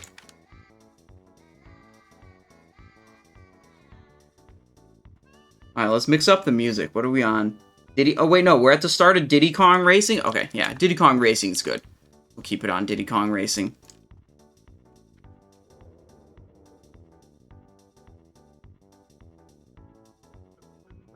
I think we can unstealth safely here. Just move a little faster through this place.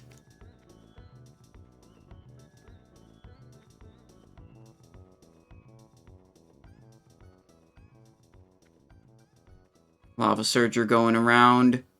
We're going to hold our sprint effects because we do actually use them during Geddon to, like, run away and bandage. It's helpful. I'm going to stealth here. Am I going to make it past these dogs if I don't sprint, though? I think so. I think if we hug right, we'll be fine. Neoteric Evolution, how's it going? Welcome to the stream.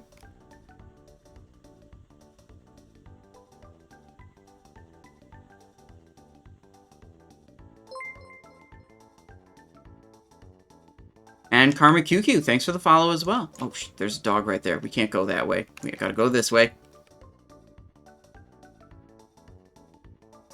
We go to Geddon, Baron Geddon first, because when we fight Garr, he dispels all our buffs, which is super annoying. So we just do him second, so we don't have to rebuff again.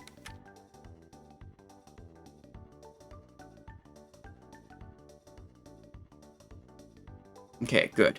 Instant poison, deadly poison. We're missing King's and agility scroll, but we've got all of our other buffs. Okay.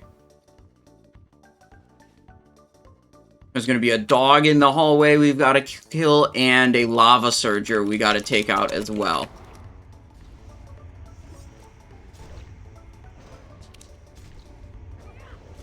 Are the drop rates of the bindings the same as retail? I don't know what the retail drop rates are. I'm pretty sure the bindings on Classic are 3 or 4% each.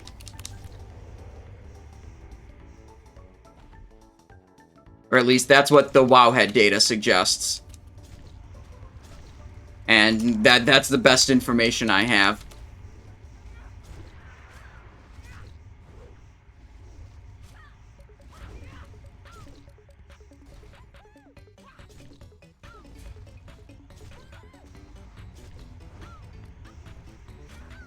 Easy. Don't want any of that. And he's got no loot. Okay. Healing food. And then we'll ready up with our Mighty Fire Protection Potion, and we'll make the pull.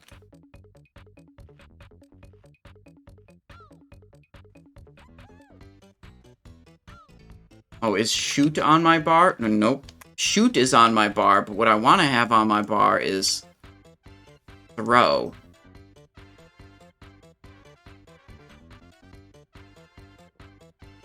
Drink the Fire Potion. Get the Distract ready.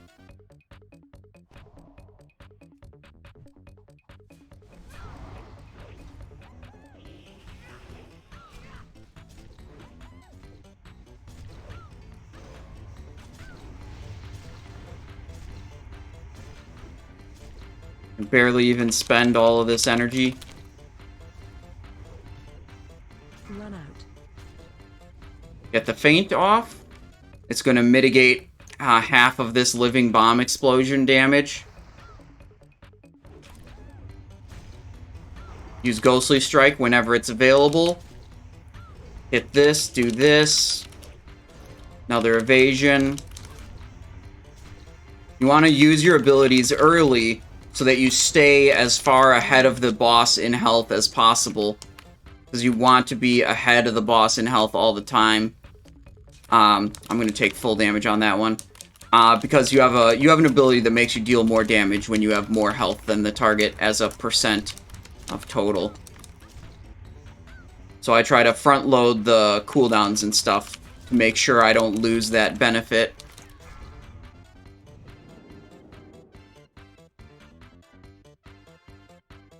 Run out.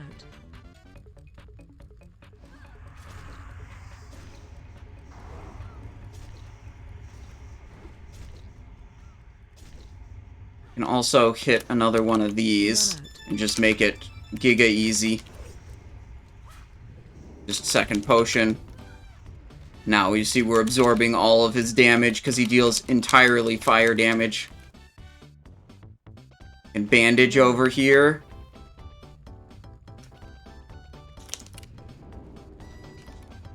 Another ghostly strike. Re-up with the expose armor. Armor reduction effect. Run out. New rupture. Every time this goes out, we either want to cloak it or we want to use feint to reduce the damage.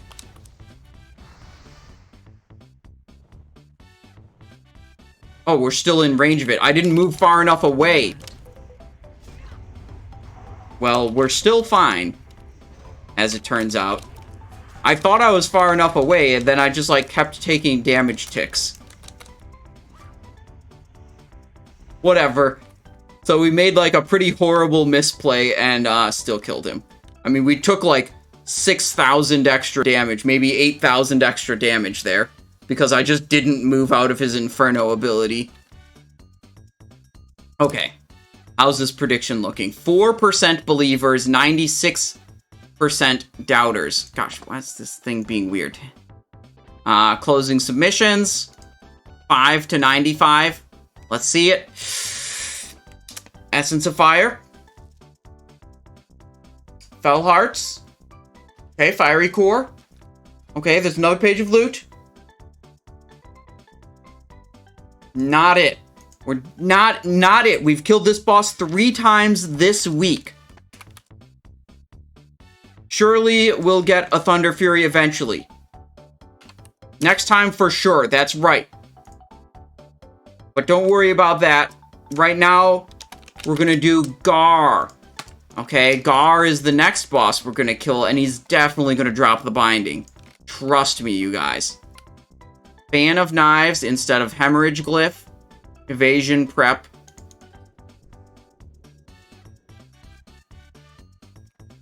When we go over here, I think we do have to stealth bind this guy. I'm not totally sure, but I'm just gonna do it.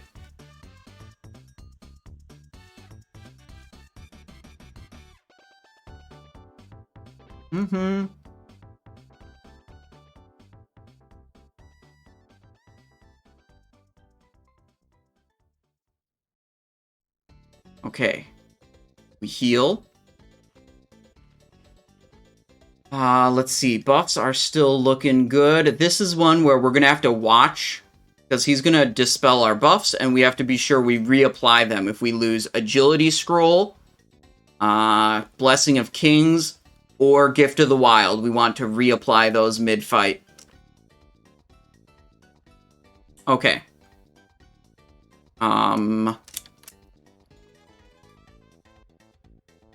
Yep.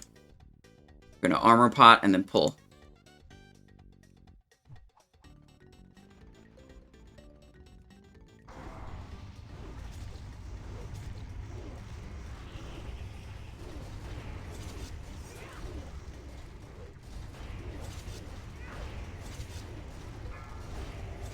What did we lose?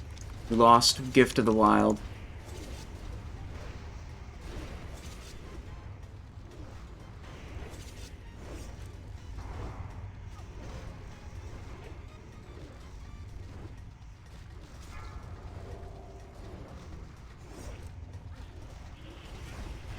Now, what did we lose? We lost Agility. Redo it.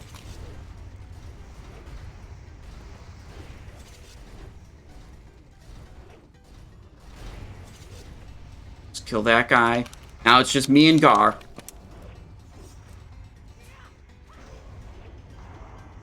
We're at full health. We're looking good here.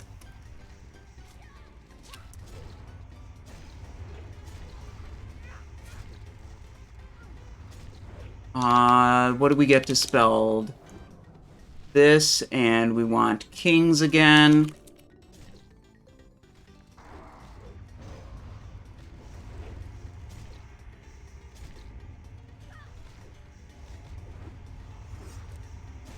Re-up Rupture. What do we lose this time? Nothing good. We still have all of our good buffs.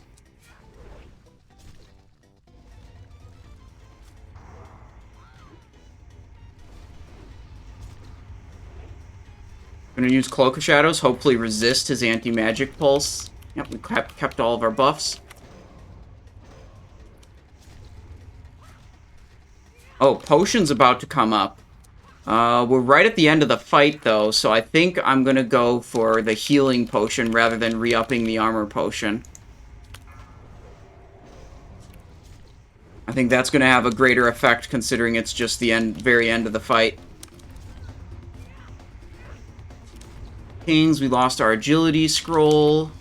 There we are. There, easy kill. I think this glyph setup makes it a lot easier. Prep, fan, and evasion. In the past, I was doing like evasion, fan, and Cloak of Shadows. I don't think the Cloak of Shadows glyph is very good. I think that second preparation to give you a second use of Blade Flurry, I think it's a big deal for making this boss easier. Okay, this is going to be the first binding I ever get on my account in World of Warcraft. Okay? And only 2% of you are even believing right now. By the points. Okay, look at this. There's 9 people, 11 people believing, 12 people believing, compared to 5 people doubting. And the point spread... The percentages are based on the point spread. It's very skewed. Okay, closing down in 5, 4, 3, 2, 1, end submission. 23 believers to 6 doubters. Deep breath. Essence of Earth. Arcanist Crown. Mana Igniting Cord. Lava Core. What's the next page of loot going to be? Helm of Might. Oh my god, dude. One of these days it's going to drop, you guys. Trust. And then the doubters, on the day the binding finally drops, the doubters will be in shambles. Okay?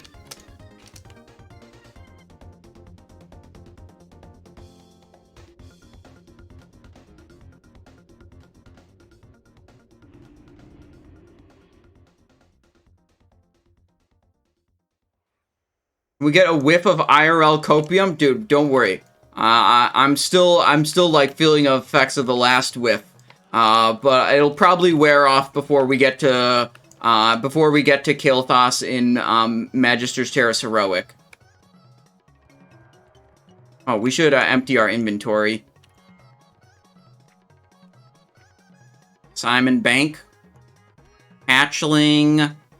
Oh, we can't even sell the Eternium Scope recipe. Yikes. I didn't really do a good job organizing my inventory prior to this run, huh? It's pretty much a complete fucking mess.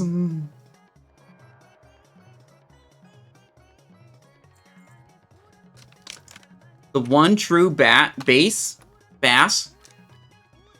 That bass like the fish or bass like the music? Hello. Vendor that. Also get rid of those and that and this thing, which happens to not be a Binding of the Windseeker.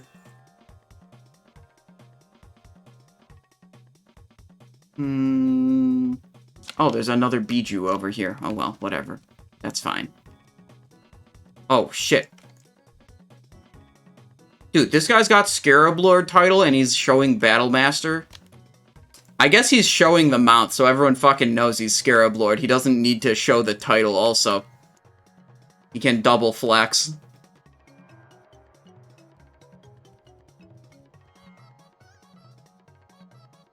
Okay, new prediction. Will Swift White Hawk Strider drop? Yes or no?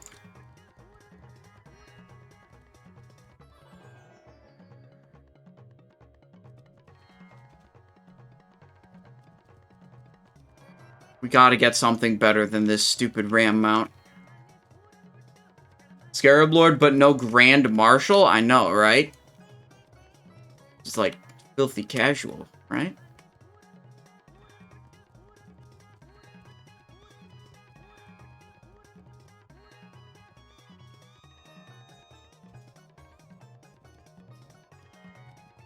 Okay, prediction is up for Swift White Hawkstrider.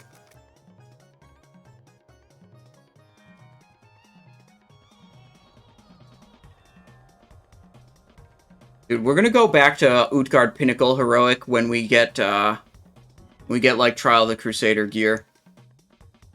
I bet we'll be able to do Scotty the Ruthless on Rogue with Utgarde with Tier 3 or Phase 3 gear. Tiger didn't drop, Embrace of the Spider didn't drop, Kermount didn't drop, Bindings didn't drop, now the Hawkstrider must drop. Yeah, you're exactly right. It'll drop for sure.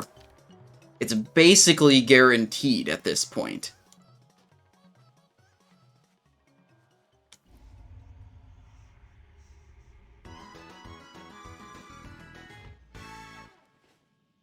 Simple math. Yeah, true.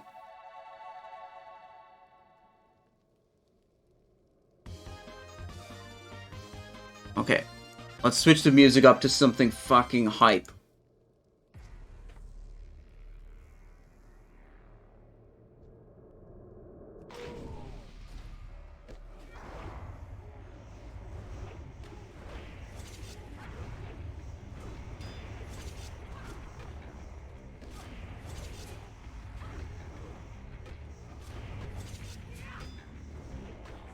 Scotty will be doable, but with what spec? I mean, we tried Scotty a little bit today, and we found out that Scotty melees a rogue for 10,000 damage.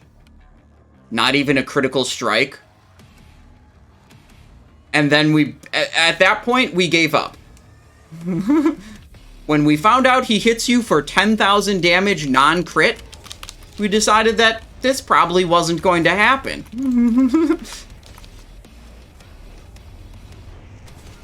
But maybe if we get a little more gear in Phase 3, you know, a little higher avoidance, bigger damage output. Or you can always employ the strategy where you invite your druid friend and they heal you. That strategy probably works pretty well. But then it's not soloing anymore, but you know, you kill the boss, so, you know.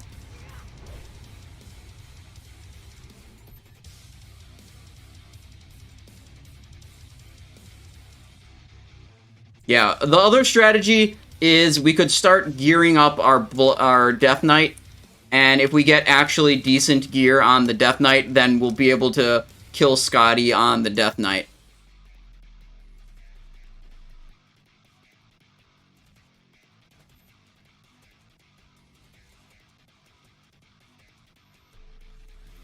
Yeah, right. That's the problem with inviting healers to your mount farms, is they expect to have a chance to roll on the mount.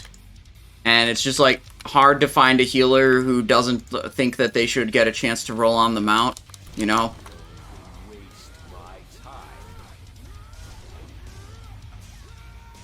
Do I even need cooldowns for this guy? I should just save them for the next boss. The next boss is hype as fuck because you get you get all these damage buffs for while you fight him. And just kind of pop off like crazy.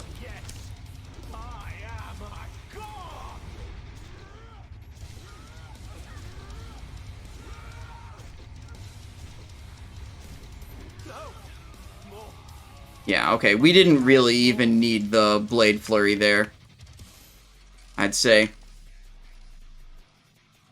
If you give the healer a chance to roll and he wins, he'll never help you again. True. Trust no one.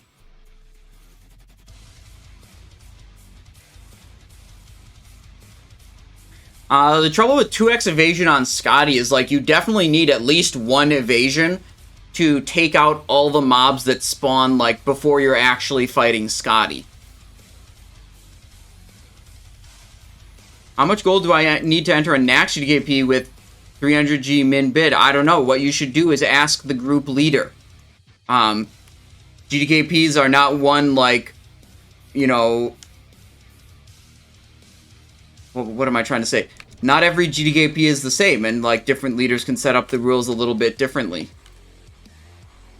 But I'd say you should have at least 300 gold. At least.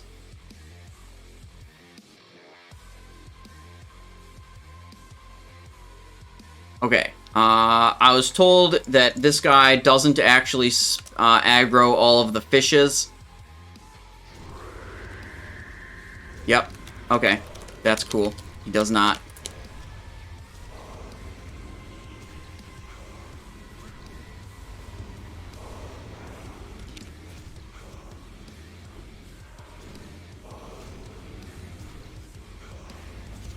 Oh, you can't even AoE those things down. Okay, whatever, it's fine. Breastplate of Fierce Survival. Let's go. Wait, did I not get a badge? Oh, no, the currency just shows up in the other window. I did get a Badge of Justice off of him. Aktoto, I understand you might be confused about what happened with Feral Druids, because last week they got, like, 3 different buffs and 2 different nerfs.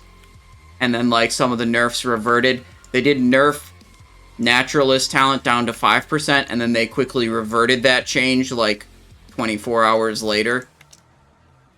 I'm pretty sure that's the current state, that it's back to 10%.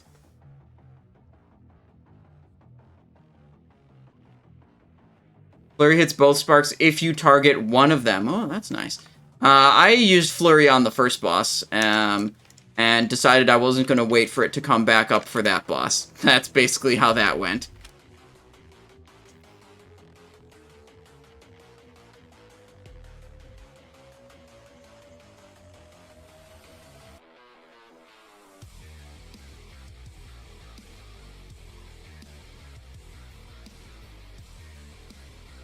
Okay, next up is the PvP boss, which we still actually don't even have Adrenaline Rush for. Adrenaline Rush is probably important.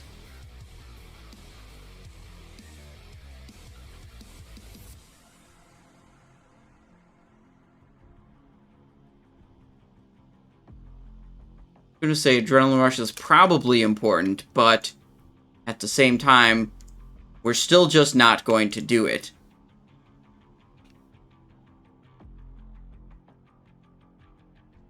We'll use a sap on that guy. Considering we aren't going to have Adrenaline Rush, we're going to actually, like, crowd control something.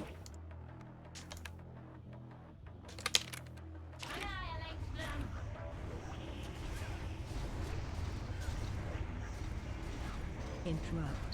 Okay. Okay, she's dead. He's dead.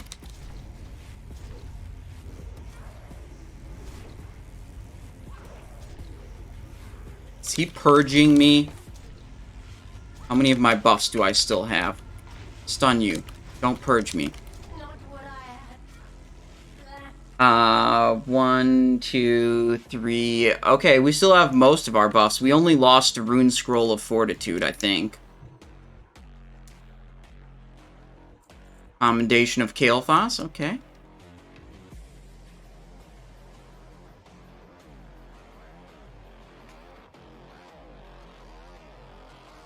We'll hold the Adrenaline Rush for the boss. And we'll try to defeat these guys without any cooldowns. Which, this pack kind of screwed me last time, so I'm at the very least, I'm gonna full heal. And then try to beat these guys.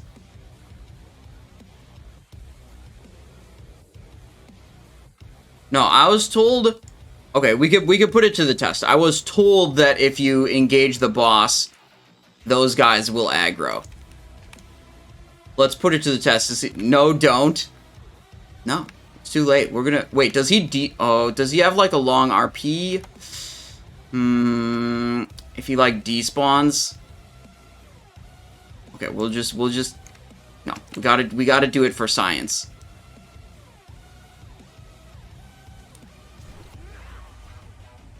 Look, we're fine. They didn't aggro. Everything's fine, you guys. They will at the end, says you.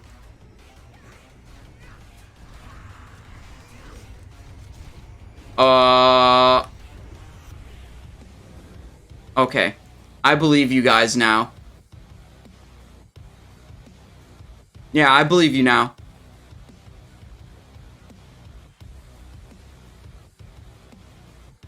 Okay, we're over here. We're healing up.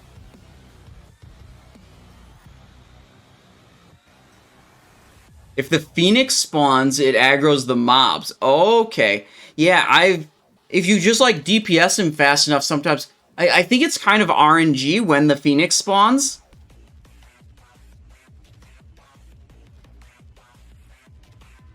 Hit him in the face hard. Skip Phoenix, yeah. Well, we don't have our cooldowns now, so we're gonna just kill these this time. But maybe next time we will try. Right, 50% he goes to phase 2.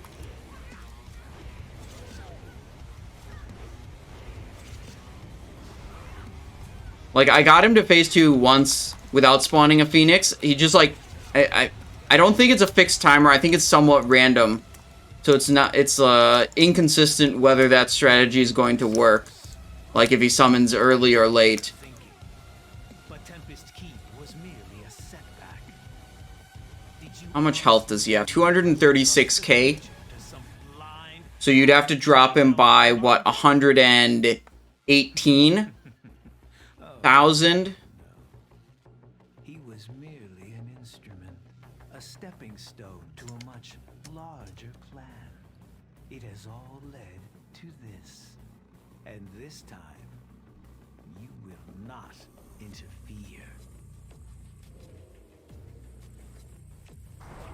Is that so? We will not interfere. Is that right?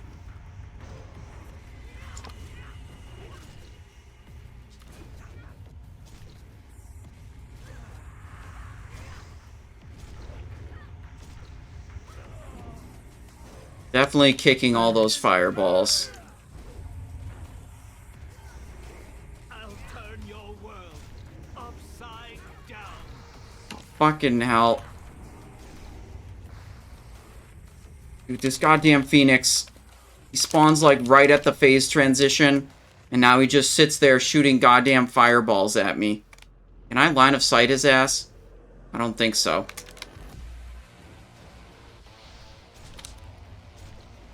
God, that's so annoying.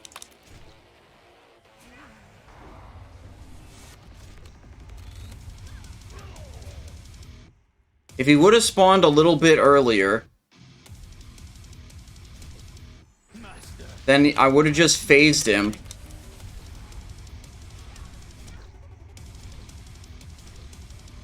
My demise accomplishes nothing.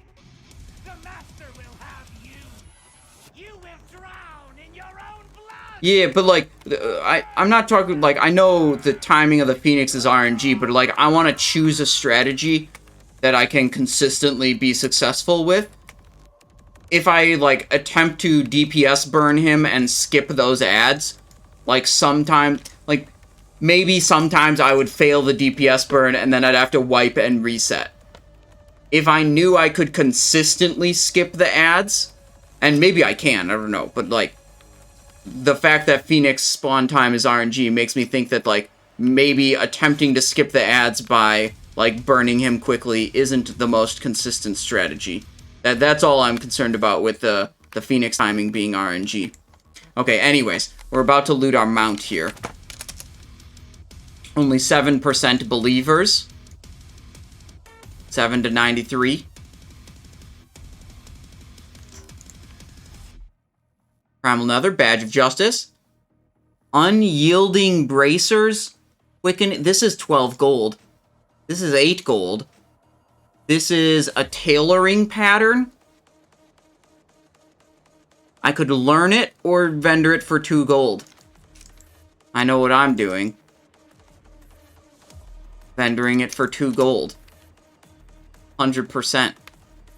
No shot I'd do anything other than that.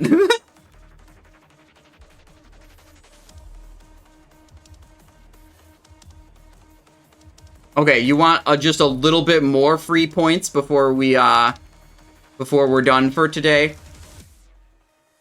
I got one more free points opportunity for you guys, chat.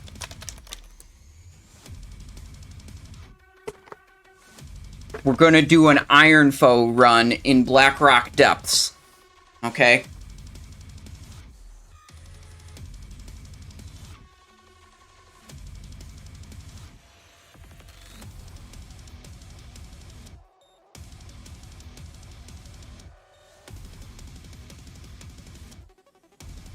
Will Iron Foe drop? We do that on our main. Mole Machine. Yup, because that's the one that has the Mole Machine.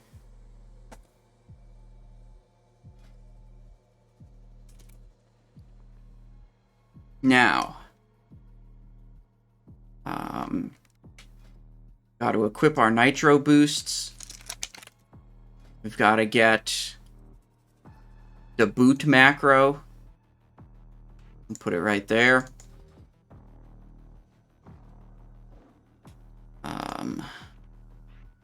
Pickpocket. Okay. Mole Machine. Let's go. Oh, yeah. Okay. Okay. Iron Foe's definitely going to drop, you guys. And we're finally going to be able to speak Dwarvish. What playlist? This is Doom original soundtrack. Or like a mix of music from the Doom soundtrack, I guess would be more accurate. Okay.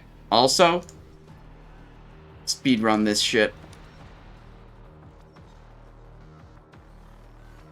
Ready, set, go.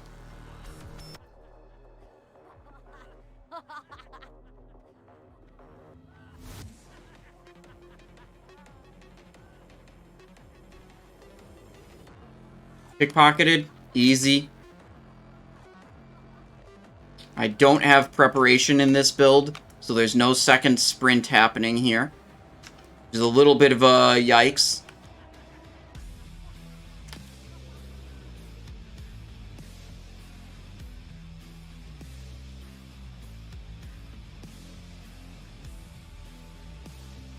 But that means it's impossible. We're gonna get this section just right. Huge rocket boost over the lava.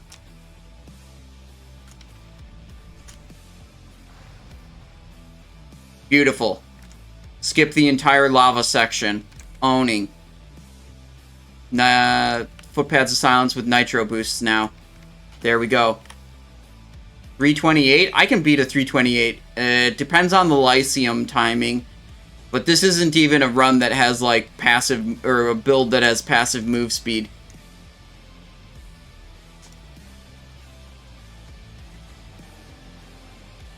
I saw one over here. There we go. Keep an eye on where there might be another one.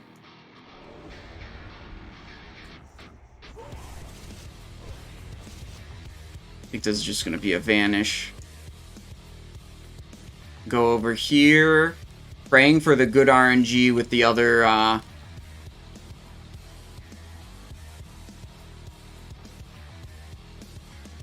hoping he's right here, but I don't see him.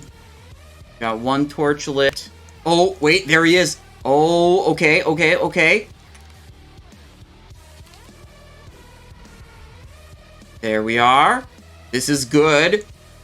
That's really lucky positioning of the Shadow Forge dudes. Light the other torch. We go.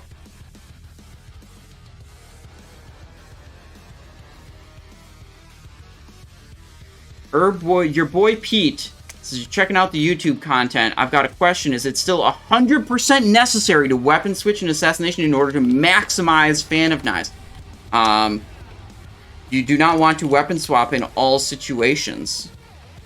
But some situations you will want to weapon swap. Generally, the more slanted your damage is towards Fan of Knives, the more, like, essentially the more enemies you're facing at once. The more, you know, benefit you gain from weapon swapping. Yeah, okay, so I beat your time by 30 seconds. Just about. I got it, Lewin. It's that jump up tech at the end with the killing spree. That's what you need. That's like 2 seconds faster getting into Emperor Dagran Tharzen.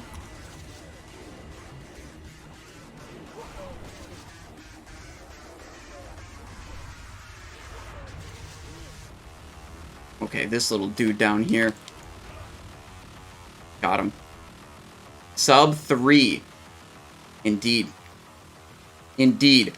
Now, the question really is the sub 3 going to be the one that drops the Iron Foe? 30% believers. Okay, we're keeping it at 30% believers.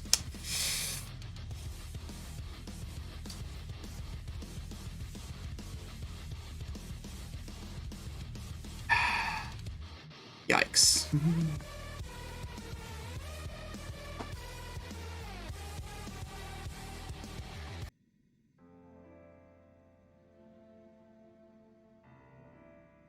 There we are. It's over, you guys. We tried so many things today.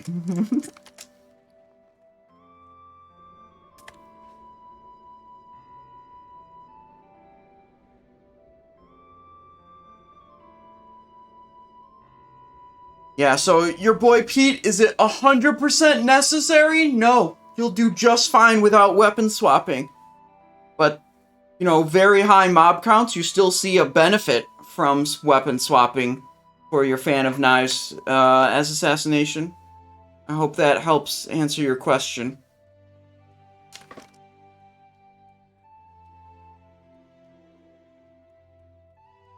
Any mount/bindings drop today or just pure sadness, Danish Lurker? Yeah, we did everything twice and got nothing. And then we even did an Iron Foe run and a Tempest Keep run. One each. And got nothing. 2 Karazhan runs, 2 ZG runs. So 2 Kara mounts, 2 Tiger mounts in ZG, 2 Raptor mount kills in ZG. 2 Swift White Hawkstrider runs. 2 Garrs. Log damage. 2 Geddons. We did so much. Time to camp, time lost Protodrake. We even went to Utgarde Pinnacle to try to see if we had any chance at soloing Scotty the Ruthless. This was the Doubter's Day to slurp up points. Indeed it was. Your boy Pete coming in with a Prime sub. Thank you. I appreciate that. Caught me at the very end of the stream. Oh, you said, thanks for the detailed answer, man. Just contemplating if it's worth going assassination or not. Feels like weapon swapping is the main thing that's holding me from giving it a try. It's not really... Weapon swapping is not really a big deal in Ulduar. You'll do just fine if you don't bother with that. I mean, like, frankly, like, the same spots where you weapon swap as assassination, like, it's also beneficial to weapon swap as combat. You just swap into different weapons. It's just that idea. It's like, when Fan of Knives is 60% of your damage, or some, like, high percentage, it's like, yeah, you want to wear weapons that are really good for Fan of Knives. You know, that makes sense. And that's true whether you're combat or assassin. Okay, that is going to be it for today, guys. Thank you guys for being with me. I hope you had fun. I know this is not my usual Ulduar raiding content. But I had fun with the stream like this. I hope you enjoyed the slightly more relaxed vibes, slightly more chat interaction vibes. Tomorrow, we've got nothing on the schedule. That's Friday. But then Saturday, we have Ulduar 10-man during the day. That's 1 p.m. Eastern Standard Time is the raid start, so stream will be a bit before that. And then Sunday... let me look at the time. I want to confirm what the time is for the Sunday run. 6 p.m. Eastern Standard Time will be 25-man Ulduar GDKP, all hard modes. Hopefully we get some good loot. We'll be playing on Simonize 2 in both of these GDKPs, 10 and 25-man. And Simonize 2 is my least geared rogue, so there's the most potential for upgrades, which is pretty cool. And maybe we will triple pull the Vzax trash and finally break 100,000 DPS. We got really close to 100,000 while doing only double pulls on the Vzax trash. If we triple pull, it's like 100k is like it's like almost guaranteed, let's be honest. Okay. Thank you. Let's go to Twitch, see if there is anyone else streaming that we can send a raid to. See who else is hanging out, doing World of Warcraft stuff on Twitch. Oh shit, Jordy's over here and Lottie? We gotta send raids to both Jordy and Lottie recently. Or we got raided by them, so we owe them a raid back. It's not owed really, it's just like it's nice. Let's see what let's see. GTKP all day, let's go.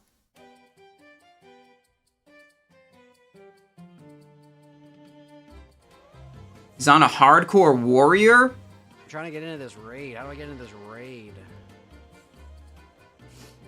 I don't think anyone's gonna bail. Okay. Let's raid Jordy. Wait, I can't do it in... I think I have to do it in my OBS window.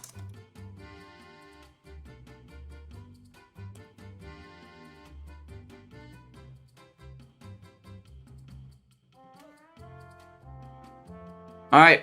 Let's go over to Jordy, see what he's doing, and I will catch you guys later. Thank you so much for being with me. Thank you guys for all the support you guys give me as well. Your kind words, your views, just love hanging out with you guys, and appreciate the subscriptions, making it possible, all that stuff. Let's give some love to Jordy. Wait, he just walked away!